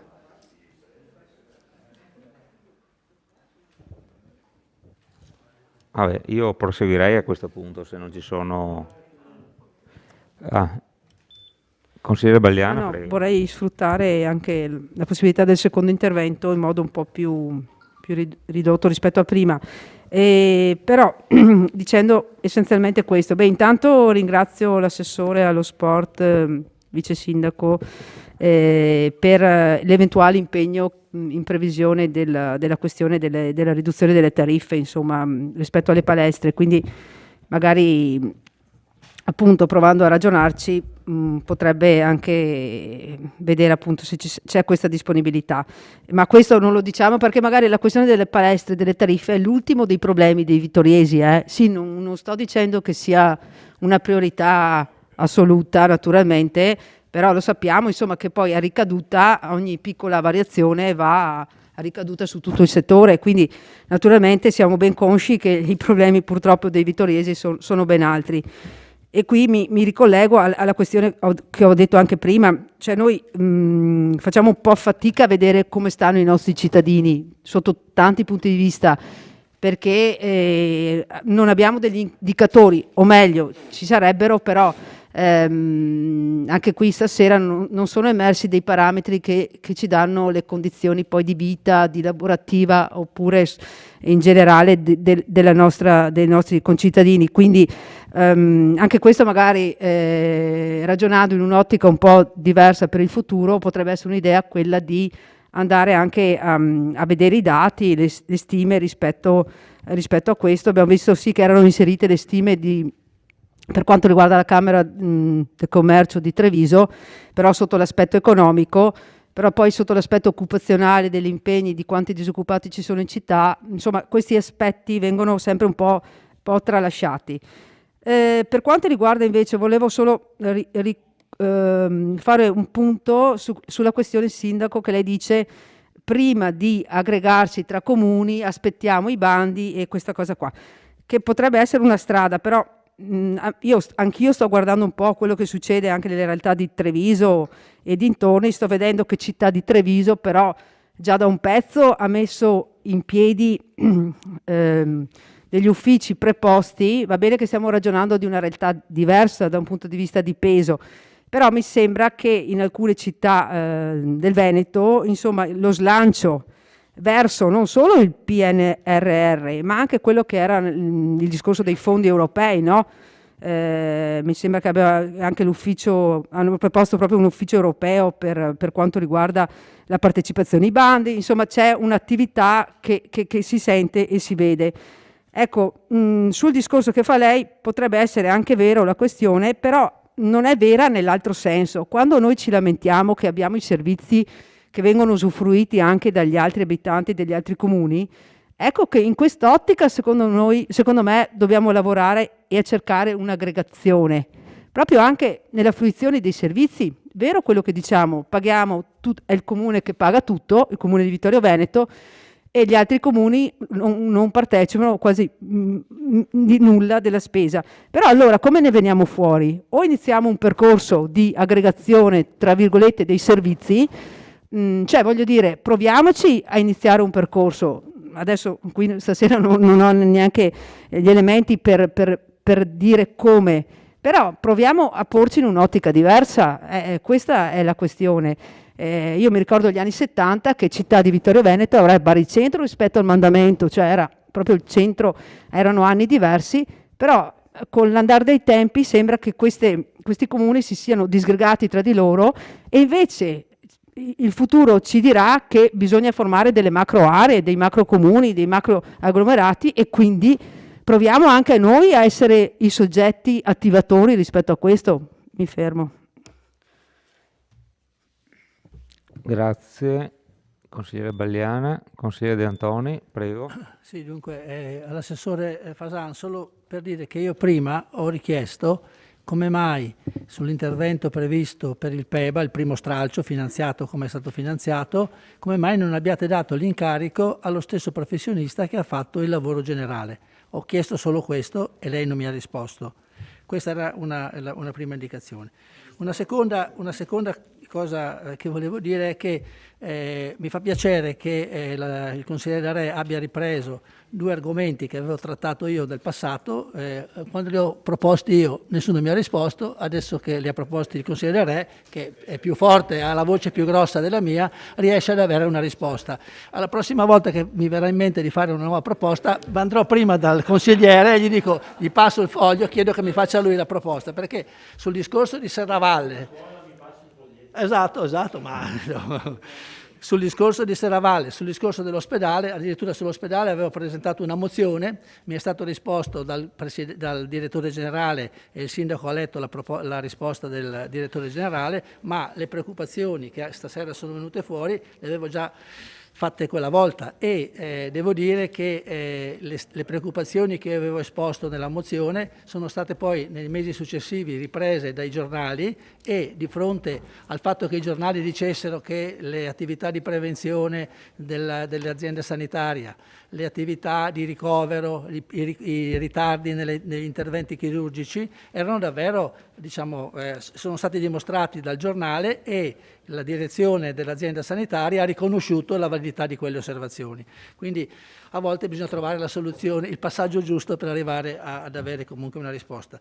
Chiedo al sindaco che oltre come ha detto, si interesserà per fare in modo che si tenga conto dei problemi della popolazione di Vittorio Veneto quando deve fare vaccinazioni o tamponi.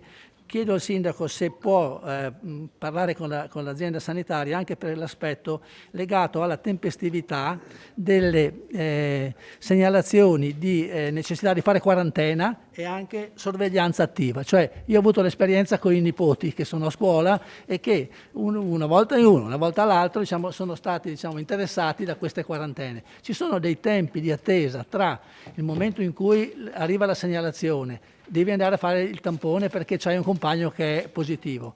Allora vai a fare il tampone, lo fai la prima volta, lo fai la seconda volta come ti hanno detto loro di fare. E poi passano 2 o 3 giorni prima che l'azienda sanitaria liberi il ragazzo, il bambino che prima è in quarantena, poi è in vigilanza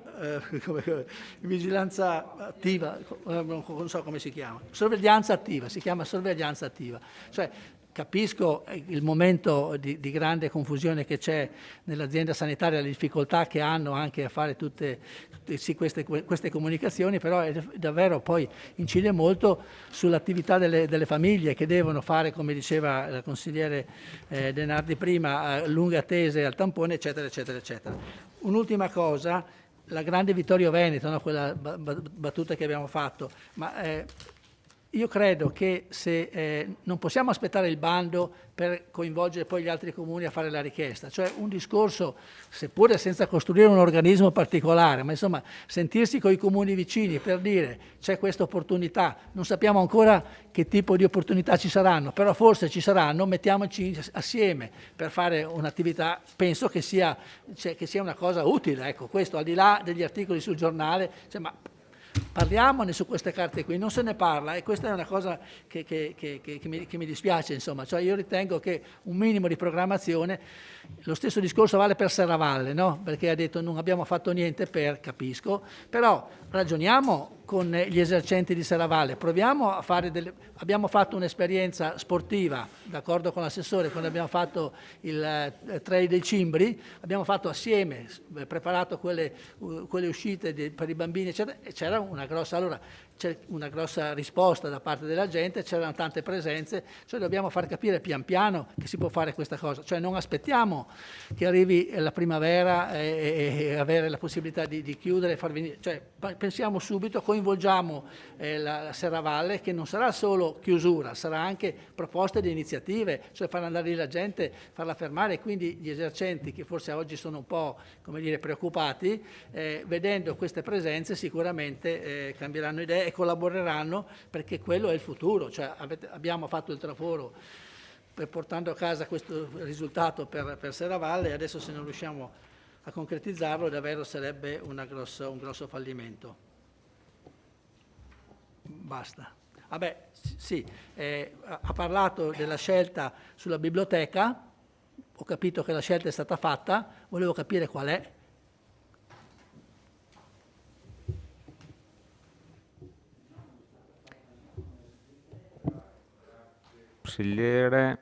Consigliere Dus. Assessore Fasan, lei ha fatto sicuramente alcune scelte, cioè prima le ha elencate, di asfaltare delle strade piuttosto di altre, no? Naturalmente queste scelte le ha potute compiere perché aveva del budget a disposizione, e per questo budget deve ringraziare i consiglieri di maggioranza, che non lei, che hanno votato la decisione, in questo caso dell'attuale assessore al bilancio, di aumentare l'IMU a tutti i cittadini di Vittorio Veneto, perché grazie al 1.800.000 euro che avete in più all'anno, soldi di tutti i cittadini, potete fare delle opere importanti come le asfaltature. Quindi si prenda i meriti, sì, ma gli dia anche alla maggioranza che insieme ad altri la sostiene. Dovrebbe riconoscere questa cosa qui. Invece, tra le cose che non ha elencato, perché non sono ancora state fatte, io ne elenco altre due oltre a quelle che avevo fatto prima. Una riguarda la rotonda, famosa uscita, chiamiamola traforo, così ci capiamo tutti, tra via del Carso e via Vittorio Emanuele. La rotonda dell'uscita del traforo, non quella al cimitero, ma dove attualmente c'è uno stop su cui si è discusso, deve farla l'ANAS. Io sono in contatto con l'ANAS, ho chiamato l'ANAS, ma la rotonda ancora non si vede, né lei né la sua progettazione. E poi ricordo questo annuncio che fece, sarà passato anche lì ormai un anno, restituiremo i soldi delle autostrade, del pedaggio dell'autostrada a causa della chiusura della strada Alemagna, se lo ricorda? Restituiremo i soldi, sto chiamando Roma, sto chiamando, in quel caso non mi ricordo chi, i soldi sono arrivati? No, no, perché lei è bravissimo nell'annunciare le cose che farà, però poi queste cose... Ma io la domanda la faccio ogni 4 mesi e la risposta è sempre la stessa. Sto facendo, sto chiamando. Allora, silenzio. Sì, a me piace perché la buttate sempre in cacciara, però alla fine i problemi rimangono. Cioè. Consigliere De Bastiani.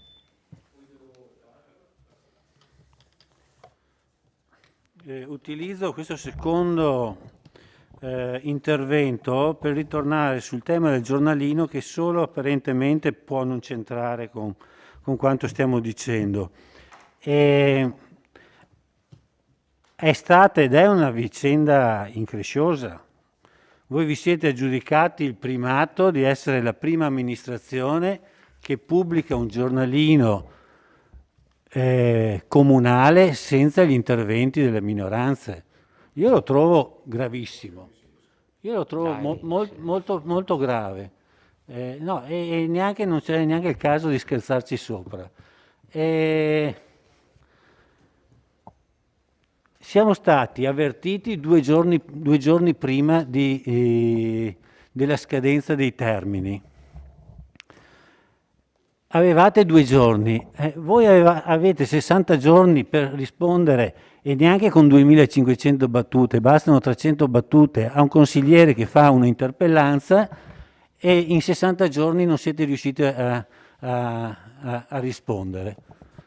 E pretendete che noi, no, in 24-48 ore facciamo un intervento di 2500 battute, che poi tra l'altro non è tanto il lavoro di fare un articoletto di quelle dimensioni, ma come tutti voi immagino, queste cose qua vanno condivise con il resto del gruppo, del partito, e non è che uno faccia di sua spontanea volontà senza pensarci sopra. E sì, senza condividerlo.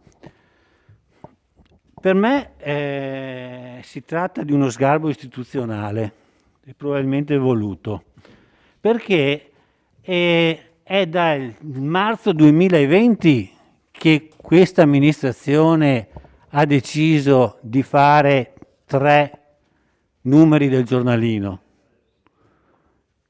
C'è la delibera della Giunta, quindi lo sapevate già 2 anni fa che bisognava farlo. Cioè che voi adesso vi siate presi all'ultimo minuto per fare, che poi tra l'altro non si capisce perché l'ultimo minuto, voglio dire, qual è la scadenza? Io capisco, c'è un bilancio, hai dei tempi e sei obbligato a presentarlo. Qua stiamo parlando di un giornalino, cioè, voglio dire, che esca una settimana prima o esca una settimana dopo o 3 giorni dopo, non mi sembra che caschi il mondo. È per questo che io penso che sia uno sgarbo istituzionale, perché bastava ben...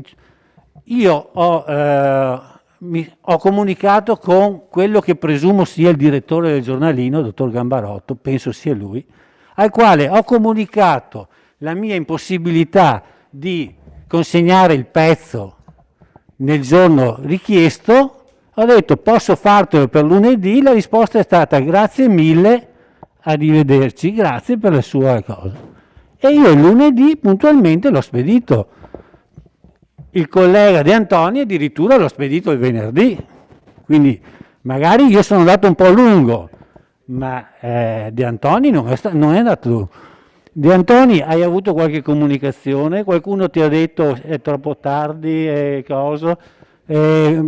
Io l'ho spedito e adesso, però non sono ancora sicuro perché non l'ho visto, non so se ci saremo o non ci saremo.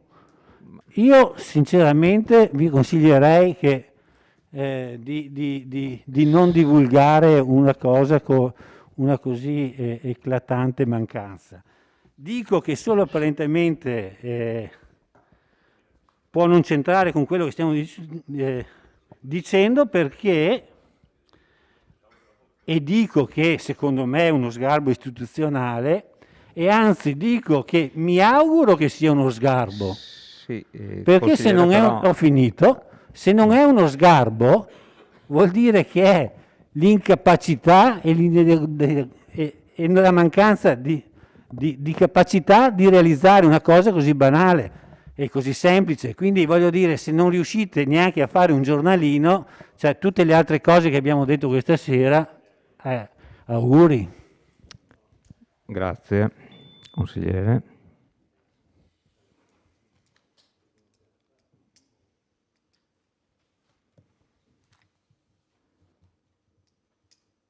Altri interventi?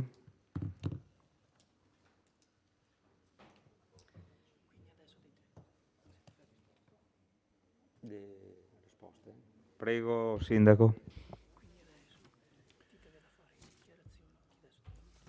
Allora,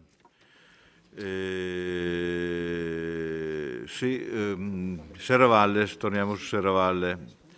Allora, probabilmente lei lo sa già che per qualunque soluzione o qualunque idea che abbiamo proposto siamo accorti che c'è sempre una quota parte che non è d'accordo. Addirittura c'è chi è completamente contrario a qualsiasi forma di regolamentazione tipo chiusura.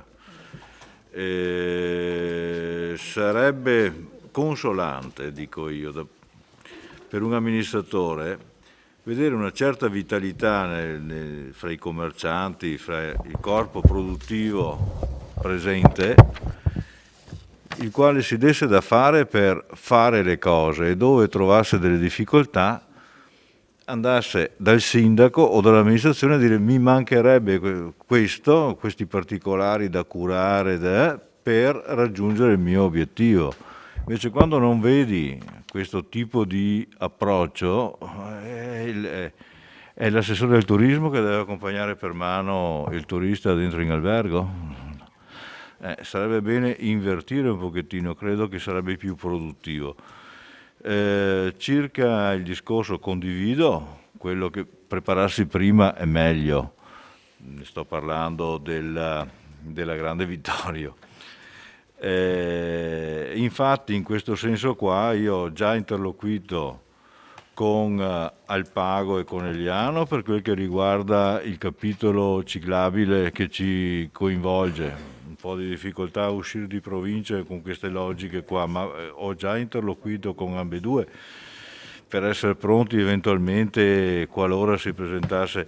Ho parlato con la Presidente della nostra Unione Montana che è qua, può chiederlo a lei, perché eventualmente per certe tipologie di intervento abbiamo un'uniformità di problematiche in tutta la pedemontana. Faccio un esempio, il primo che mi era passato per la mente, con cui ho parlato anche con altri sindaci. La zona della nostra core zone, chiamiamola pure confin, l'abbiamo passata palmo a palmo e abbiamo individuato 14 frane incipienti. Per cui ho pensato, perché non pensare a fare della prevenzione ambientale invece che intervenire sulle strade già franate? Magari con piccoli interventi si riesce a portare via l'acqua, si riesce a consolidare una possibile frana per molti anni prima che questa avvenga. E ne abbiamo individuati 14 e di queste 14 abbiamo individuato anche più o meno l'interventino da fare per metterli in sicurezza. Ecco che secondo me, parlando anche con colleghi di Valdobbiadene, che è anche lì abbastanza battuto come territorio da questo tipo di problemi, mettere assieme una serie di interventi preventivi potrebbe essere... Ma verrà fuori un progetto del genere? Se viene fuori, l'Unione Montana già c'è, con cui... Cioè non è che non abbiamo parlato dell'argomento, solo che mettere in piedi un qualcosa di apposito con tanto di nome senza vedere prepariamoci, ma la biblioteca abbiamo deciso di progettarla dov'è ampliandola a sufficienza, ma su quel sedime perché abbiamo avuto indicazioni anche di questo tipo qua e effettivamente quello è il posto della nostra biblioteca.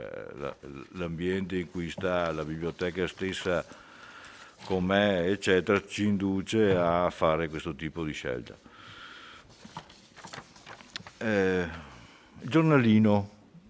Allora, non è che sia un giornalino che noi ci mettiamo a fare come amministrazione, quel giornale là è un giornale che in pratica ci viene offerto dalla ditta che lo produce, la quale ha le sue logiche e i suoi tempi, e ci è stato proposto di mettere dentro i nostri interventi in brevissimo tempo, tant'è che mi ero anche preoccupato del fatto che fosse garantito il posto per gli interventi dei gruppi consigliari e mi sono preso la responsabilità di dire mettete 4 pagine in più per essere garantiti che ci stessero.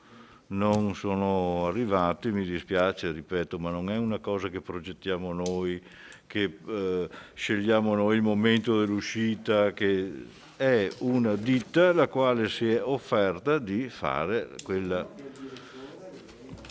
Com'è? Ecco, sì. Il giornale penso che sia, che l'abbiano prodotto venerdì scorso, che sia in uscita oggi, domani probabilmente. non fatto da noi, ma con le tempistiche alle quali abbiamo dovuto rispondere sì signor. E le stesse tempistiche che hanno avuto i gruppi di minoranza l'hanno avute anche i gruppi di maggioranza. Garantito. Grazie Sindaco.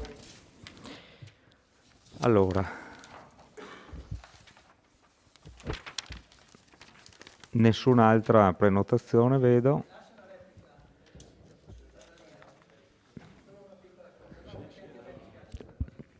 Posso solo dire. Velocissimo però. No, ecco, signor Sindaco, allora io ho ricevuto la lettera il martedì sera, no? Mercoledì ero via, giovedì mattina a chi telefono? Telefono a quello che ha firmato la lettera che è arrivata dal comune, e cioè il responsabile dell'ufficio, il dottor Gambarotto, ok.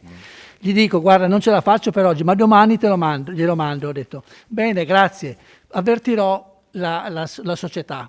Comunque mandalo direttamente agli indirizzi che sappiamo.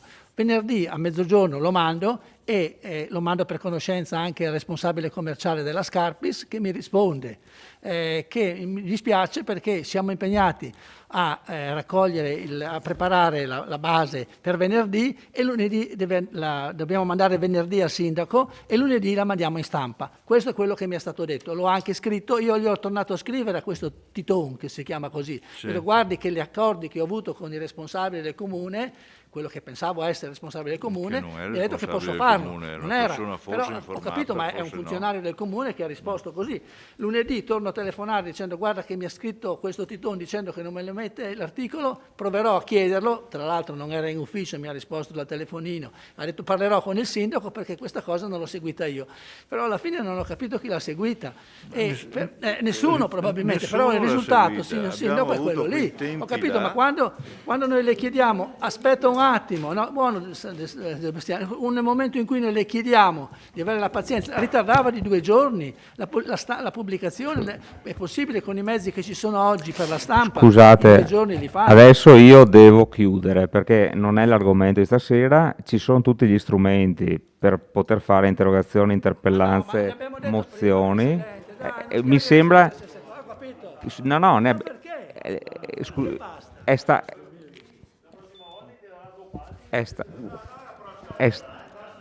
è stato detto, è stato discusso ampiamente stasera, le persone l'hanno capito, è stato risposto da parte dell'amministratore, dell'amministrazione, quindi mi pare che abbiamo trattato a sufficienza.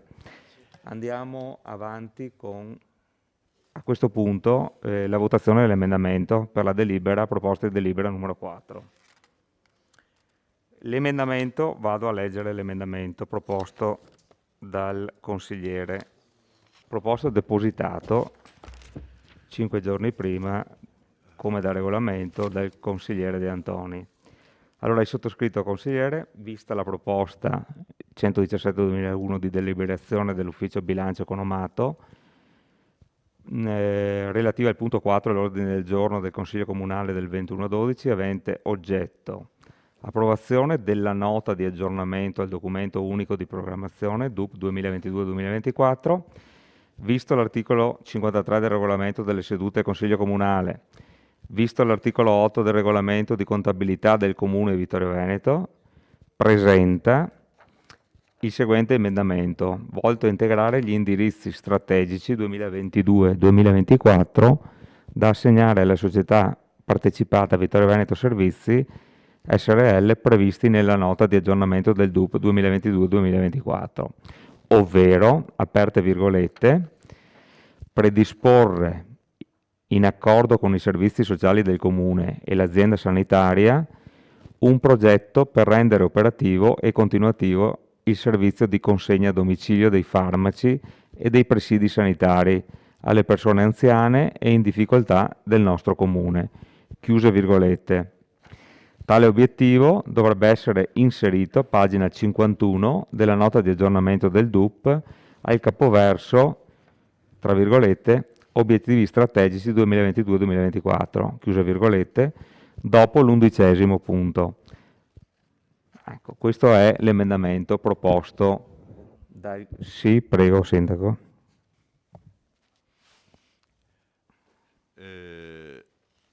emendamento santo, direi, sì, nel senso che è condivisibile, però vorrei capire una cosa, consigliere. Dal momento che mi risulta che la Vittorio Veneto Servizi già faccia questa opera di distribuzione su indicazione poi anche dei nostri servizi sociali che riferisce uno ha bisogno o non ha bisogno di questo servizio qua. Allora volevo chiederle, lei questo emendamento lo ha presentato per formalizzare e dare più forza a quello che c'è o per estenderlo anche alla consegna a chi non ha bisogno di... Cioè, volevo capire...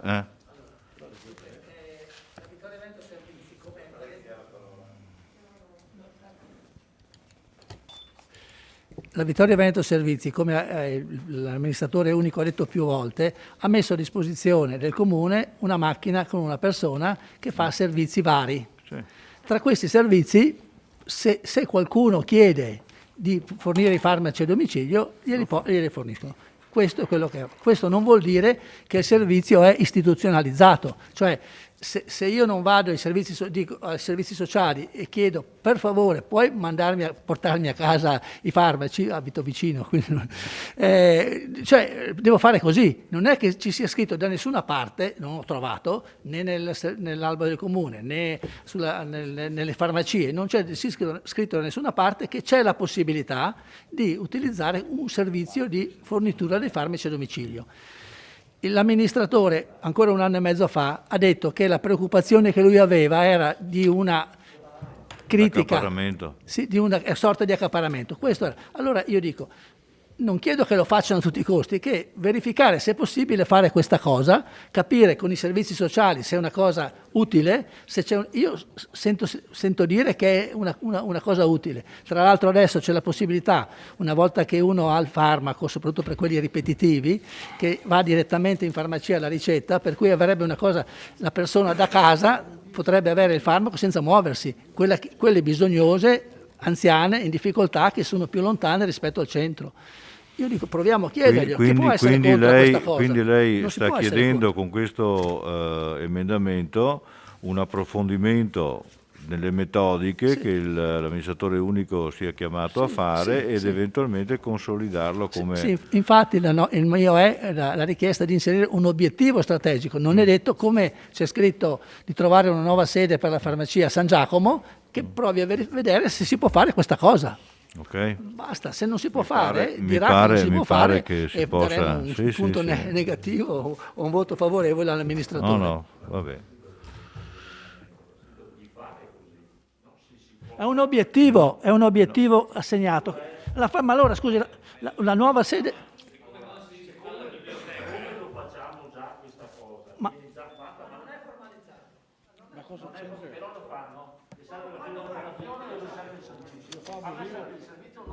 Consigliere Darè, microfono. Dopo lo votiamo, sta tranquillo, ma se lo facciamo già, votiamo un qualcosa che facciamo già, lo formalizziamo, va bene, te lo votiamo, non è un problema, perché lo facciamo già. Parole ogni tanto. Consigliere Darè, era aperto il microfono. Ecco, allora le voglio dire, siccome è un servizio che viene fatto già da prima, allora noi formalizziamo un qualcosa che facciamo già. È così o no? Beh, direi che allora le diciamo che noi lo votiamo, quella cosa che lei chiede è già attiva. Bene, allora passiamo in votazione dell'emendamento.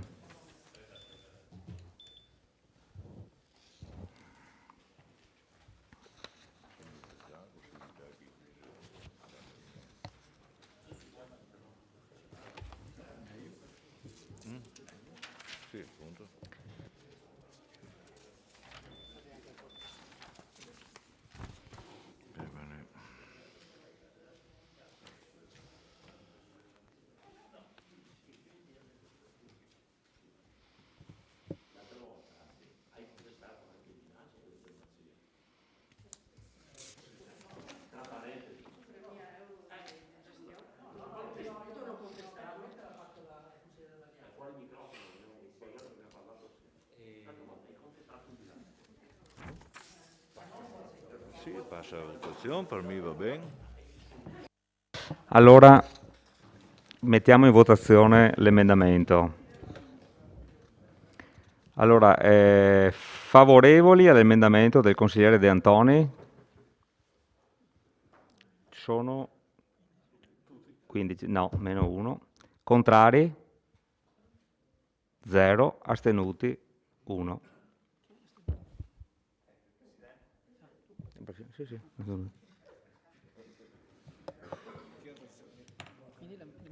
Allora, emendamento accolto. Ora passiamo a fare la dichiarazione sulla delibera. No, non sono inammissibili. Sì?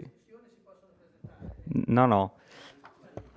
Allora, visto che l'ha presentato per iscritto, dovrebbe anche saperlo, ha citato l'articolo 53 del regolamento delle sedute del Consiglio Comunale, che punta all'articolo 8 del regolamento di contabilità del Comune, che articolo 8, comma 6. Allora, i consiglieri comunali hanno facoltà di presentare emendamenti allo schema di bilancio approvato dal DUP aggiornato. La presentazione degli emendamenti in forma scritta può avvenire fino alle 12 del quinto giorno precedente alla data fissata per l'approvazione del bilancio.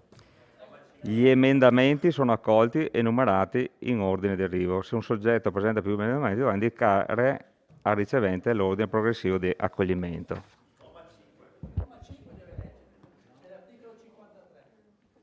Adesso chiediamo consulenza al segretario.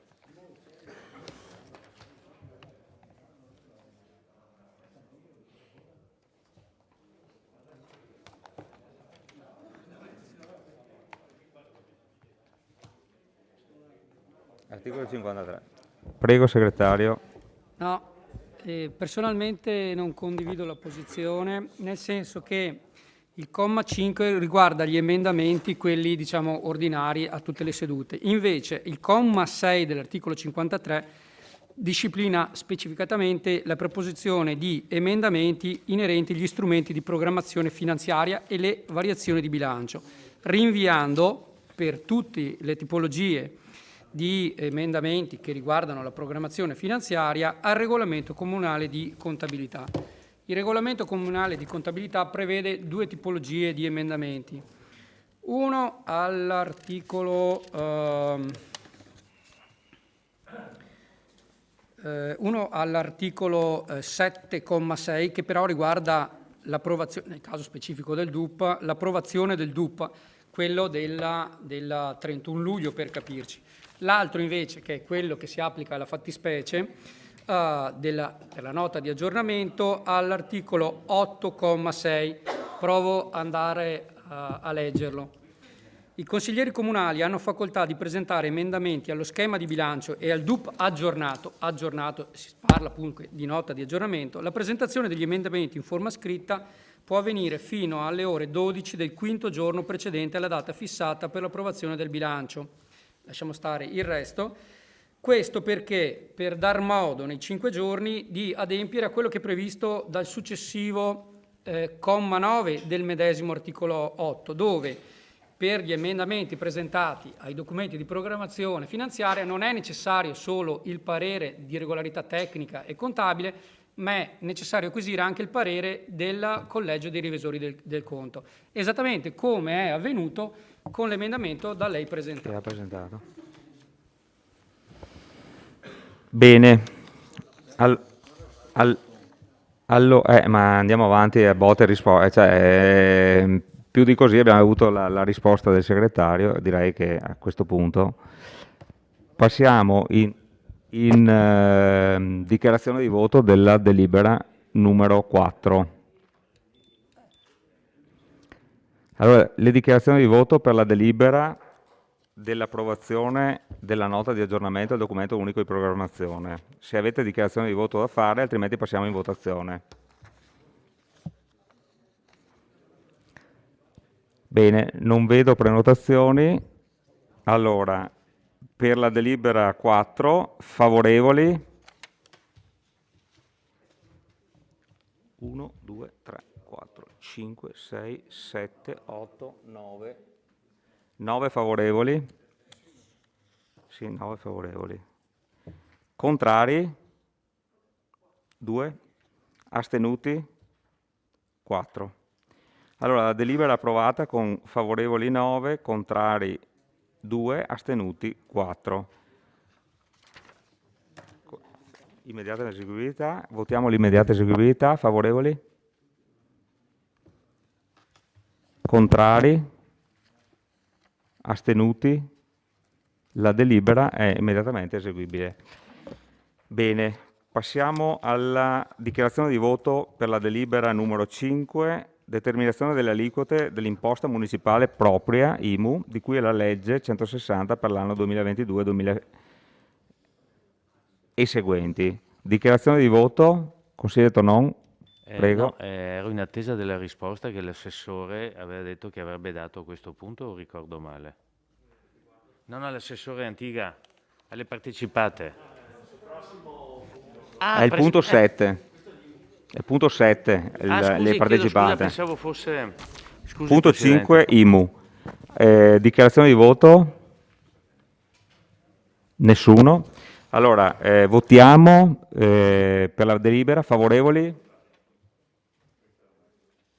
Sempre 9. Contrari? 6. Astenuti? 0. La delibera è approvata con favorevoli 9, contrari 6 e astenuti 0. Anche questa ha l'immediata eseguibilità. Favorevoli? Sempre 9. Contrari? Contrari? Sulla mano? 6. Astenuti 0. La delibera è immediatamente eseguibile. Passiamo ora alla numero 6, approvazione del bilancio di previsione 2022-2024 ed allegati. Dichiarazione di voto? Non ci sono dichiarazioni di voto. Passiamo alla votazione. Favorevoli? C'era una... Oh, scusa. Fermi tutti. Reset. Consigliere Rosset, dichiarazione di voto. Prego. Grazie Presidente, buonasera. Voglio unirmi a quanto detto dall'assessore al bilancio Posocco nel ringraziare i responsabili di vari uffici e tutti i dipendenti comunali che, nonostante l'aumento del carico legato alla pandemia, nonostante la carenza del personale e nonostante le difficoltà del lavoro svolto a distanza, hanno reso possibile appunto con il loro lavoro l'approvazione del bilancio entro i termini previsti dal Governo. Quindi il nostro voto è favorevole, sarà l'unico favorevole come dichiarazione. Grazie consigliere Rosset. Allora ripetiamo, per la delibera in oggetto favorevoli? 9 sempre. Contrari? 6. Astenuti? 0. La delibera è approvata con favorevoli 9, contrari 6, astenuti 0. Immediata eseguibilità, favorevoli? Sempre 9, contrari 6, astenuti 0. La delibera è immediatamente eseguibile. Ultimo punto all'ordine del giorno, relazione sull'attuale piano di razionalizzazione delle partecipate. Lascio la parola all'assessore Antiga. Prego. Grazie Presidente. La relazione sull'attualizzazione del piano di riorganizzazione quest'anno facciamo nota dei 3 punti critici del 2020 che potenzialmente erano riferiti a Viveracqua. Era stata rilevata una criticità che l'organismo era composto da 2 dipendenti a fronte di 3 amministratori e che nel triennio 2017-2019 non aveva eseguito fatturati superiori al €1.000.000. I riscontri effettuati, li avete in cartellina, ma se credete leggo, con nota numero 2 del 5/1/2021 sono state chieste notizie alla Piave Servizi in merito alla loro controllata Viveracqua SCARL Con nota protocollo 2367 del 26/1/2021 pervenuta al nostro protocollo 3053 del 26/2/2021, alla società ha fornito i seguenti chiarimenti. I lavoratori in forza sono 4, di cui 2 prestano la loro attività a distacco, mentre i consiglieri sono numero 3. Quanto al fatturato, la società risulta inutile in tutti gli esercizi ed il comma 5 bis dell'articolo 24 del TUSP prevede che alla fine del 31/12/2021 la disposizione di cui all'articolo 4 dei commi e del 5 relativi agli obblighi di dismissione e partecipazione non si applicano nel caso in cui le società partecipate abbiano prodotto un risultato medio inutile del triennio precedente alla considerazione. L'altra criticità era sulla mobilità di Marca SPA. Le criticità erano nella delibera di revisione ordinaria 55 del 31/12/2020 è stato disposto il mantenimento, ma è stata rilevata una perdita di 840.703 euro, determinata principalmente da dei fattori. I riscontri effettuati, come si può rilevare dal bilancio 2020, la perdita è stata immediatamente ripianata dalla società nell'anno 2020 e l'esercizio si è concluso con l'utile di 136.951. In riferimento invece all'ultima criticità, che era l'intermodale Vittoriese SRL, per fare il punto, come si parlava prima col consigliere Tonon, questa è una società che a mia memoria è partita nel 1994 e chi ha memoria magari più di me me lo confermi, e che è partita con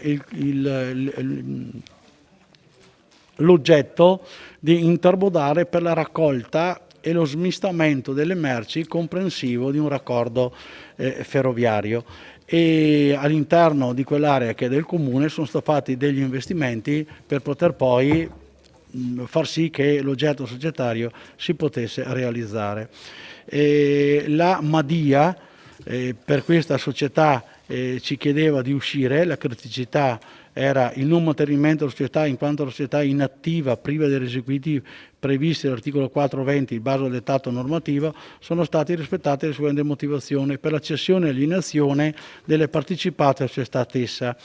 La partecipazione societaria non rientra in alcuna delle categorie di cui all'articolo 4, articolo 20,2 lettera A. Trattasi di società priva di dipendenti e con numero di amministratori superiore a quello di dipendenti, come dice l'articolo 20,2 lettera B. Trattasi di società di fatto di fatturato medio nel triennio precedente non è superiore al €1.000.000. Trattasi di società che presenta perdite in 4 dei 5 esercizi precedenti, come stabilito dall'articolo 4,2 lettera E. Nello stato di attuazione la società in buona sostanza è ferma e i requisiti di criticità ci sono tutti. A questo punto già nel 2018, se non ricordo male, è partita il primo tentativo di vendita. Il primo tentativo di vendita, se non ricordo male, si basava sul patrimonio netto, che in allora era di 284-232 euro, e faceva sì che la quota in vendita fosse 53.663. Negli altri due base d'asta si è mantenuto lo stesso criterio, poi è stato cambiato pensando che questo fosse oneroso, e oneroso lo era, e sono stati passati la valutazione in accordo anche col comune di Conegliano, che anche lui poi ha espedito le altre gare di vendita con il capitale sociale, e quindi si è ridotta la quota a 18.800.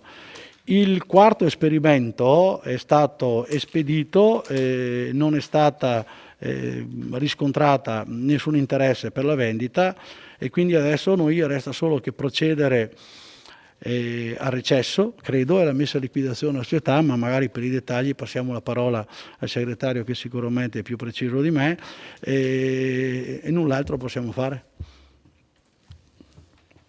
Se il segretario vuole... Grazie. Prego.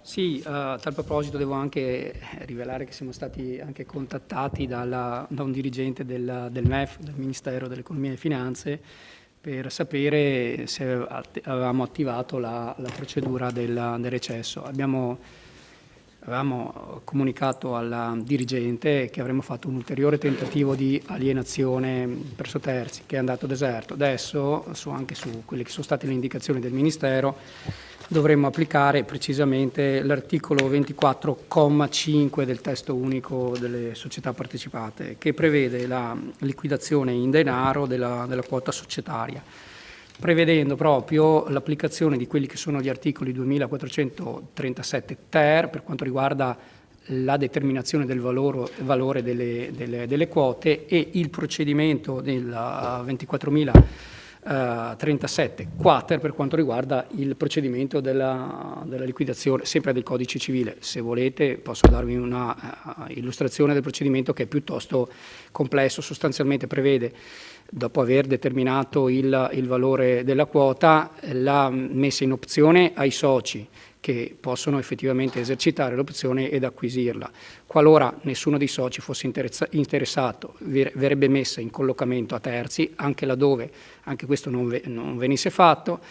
C'è la possibilità da parte della società di una riduzione del capitale sociale, oppure la liquidazione della società stessa. Quindi è un procedimento piuttosto complicato ed è disciplinato dal codice civile. Grazie segretario. Prego, consigliere Tonon. Scusi, se posso, giusto per capire, perché non conosco l'argomento. In sostanza, se esperiti i primi 3 passaggi, l'opzione ai soci, Faccio prima leggere l'articolo. No, per capire, alla fine in sostanza, se nessuno la vuole, diciamo anche i soci, chiamiamoli altri, sono costretti ad addivenire alla liquidazione della società, punto di domanda? Allora, prima, in mancato collocamento, le azioni vengono rimborsate tramite acquisto della società utilizzando le riserve disponibili. Laddove non avvenisse neanche questo, dice proprio, cita il comma 1, 2, 3, 4, 5, sesto comma dell'articolo 2437 quater, in assenza di utili o riserve disponibili deve essere convocata l'assemblea straordinaria per deliberare la riduzione del capitale sociale, ovvero lo scioglimento della società. E qua la vicenda si chiude. Ho capito, grazie. Apriamo la discussione, se volete fare degli interventi su questo tema. Allora, direi dichiarazione di voto. Votazione. Favorevoli? 13. Sì. Contrari? 0. Astenuti? 2. La delibera è approvata con favorevoli 13, contrari 0. Astenuti 2, immediata eseguibilità. Fermi tutti un attimo, non scappate subito. Favorevoli 13, immediata eseguibilità. Contrari 0, astenuti 2. Quindi la delibera è immediatamente eseguibile. Allora, un attimo, prima di andare via, mi sembra che il segretario volesse un attimo dire 2 parole di saluto. Di commiato, sì. E dopo... se volete possiamo trovarci un secondo a bere un bicchiere di vino per gli auguri di Natale. Prego, segretario. Allora, sarò iper breve perché la serata è andata piuttosto per lunga. Niente, come sapete già ho fatto una scelta che è dovuta più a motivi logistici, per la vicinanza effettivamente del nuovo incarico presso casa. Volevo ringraziare tutti, devo dire la verità, non conoscevo Vittorio Veneto bene, ne ho apprezzato l'enorme anche valenza culturale e sociale. Ho avuto modo di conoscere una struttura veramente composta da persone estremamente competenti e professionali. Per me è stato un onore servire in questo comune. Devo anche dire una cosa, adesso questa potrebbe passare per piaggeria, ma assicuro che non lo è, l'ho detto più volte. Ringrazio questo consesso e questa assemblea per la vitalità notevole che non ho riscontrato in altri enti. Questo è stato un motivo per me di crescita ed è stato veramente, devo dire, sia per la parte della maggioranza o per la minoranza, ciascuno per il proprio ruolo.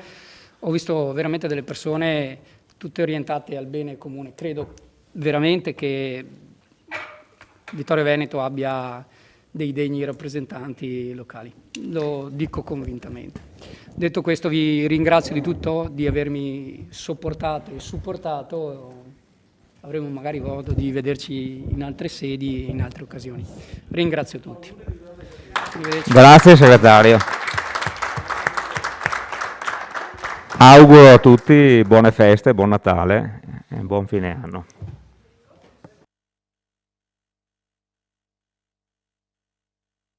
Anche una fetta di panettone hanno messo in palio.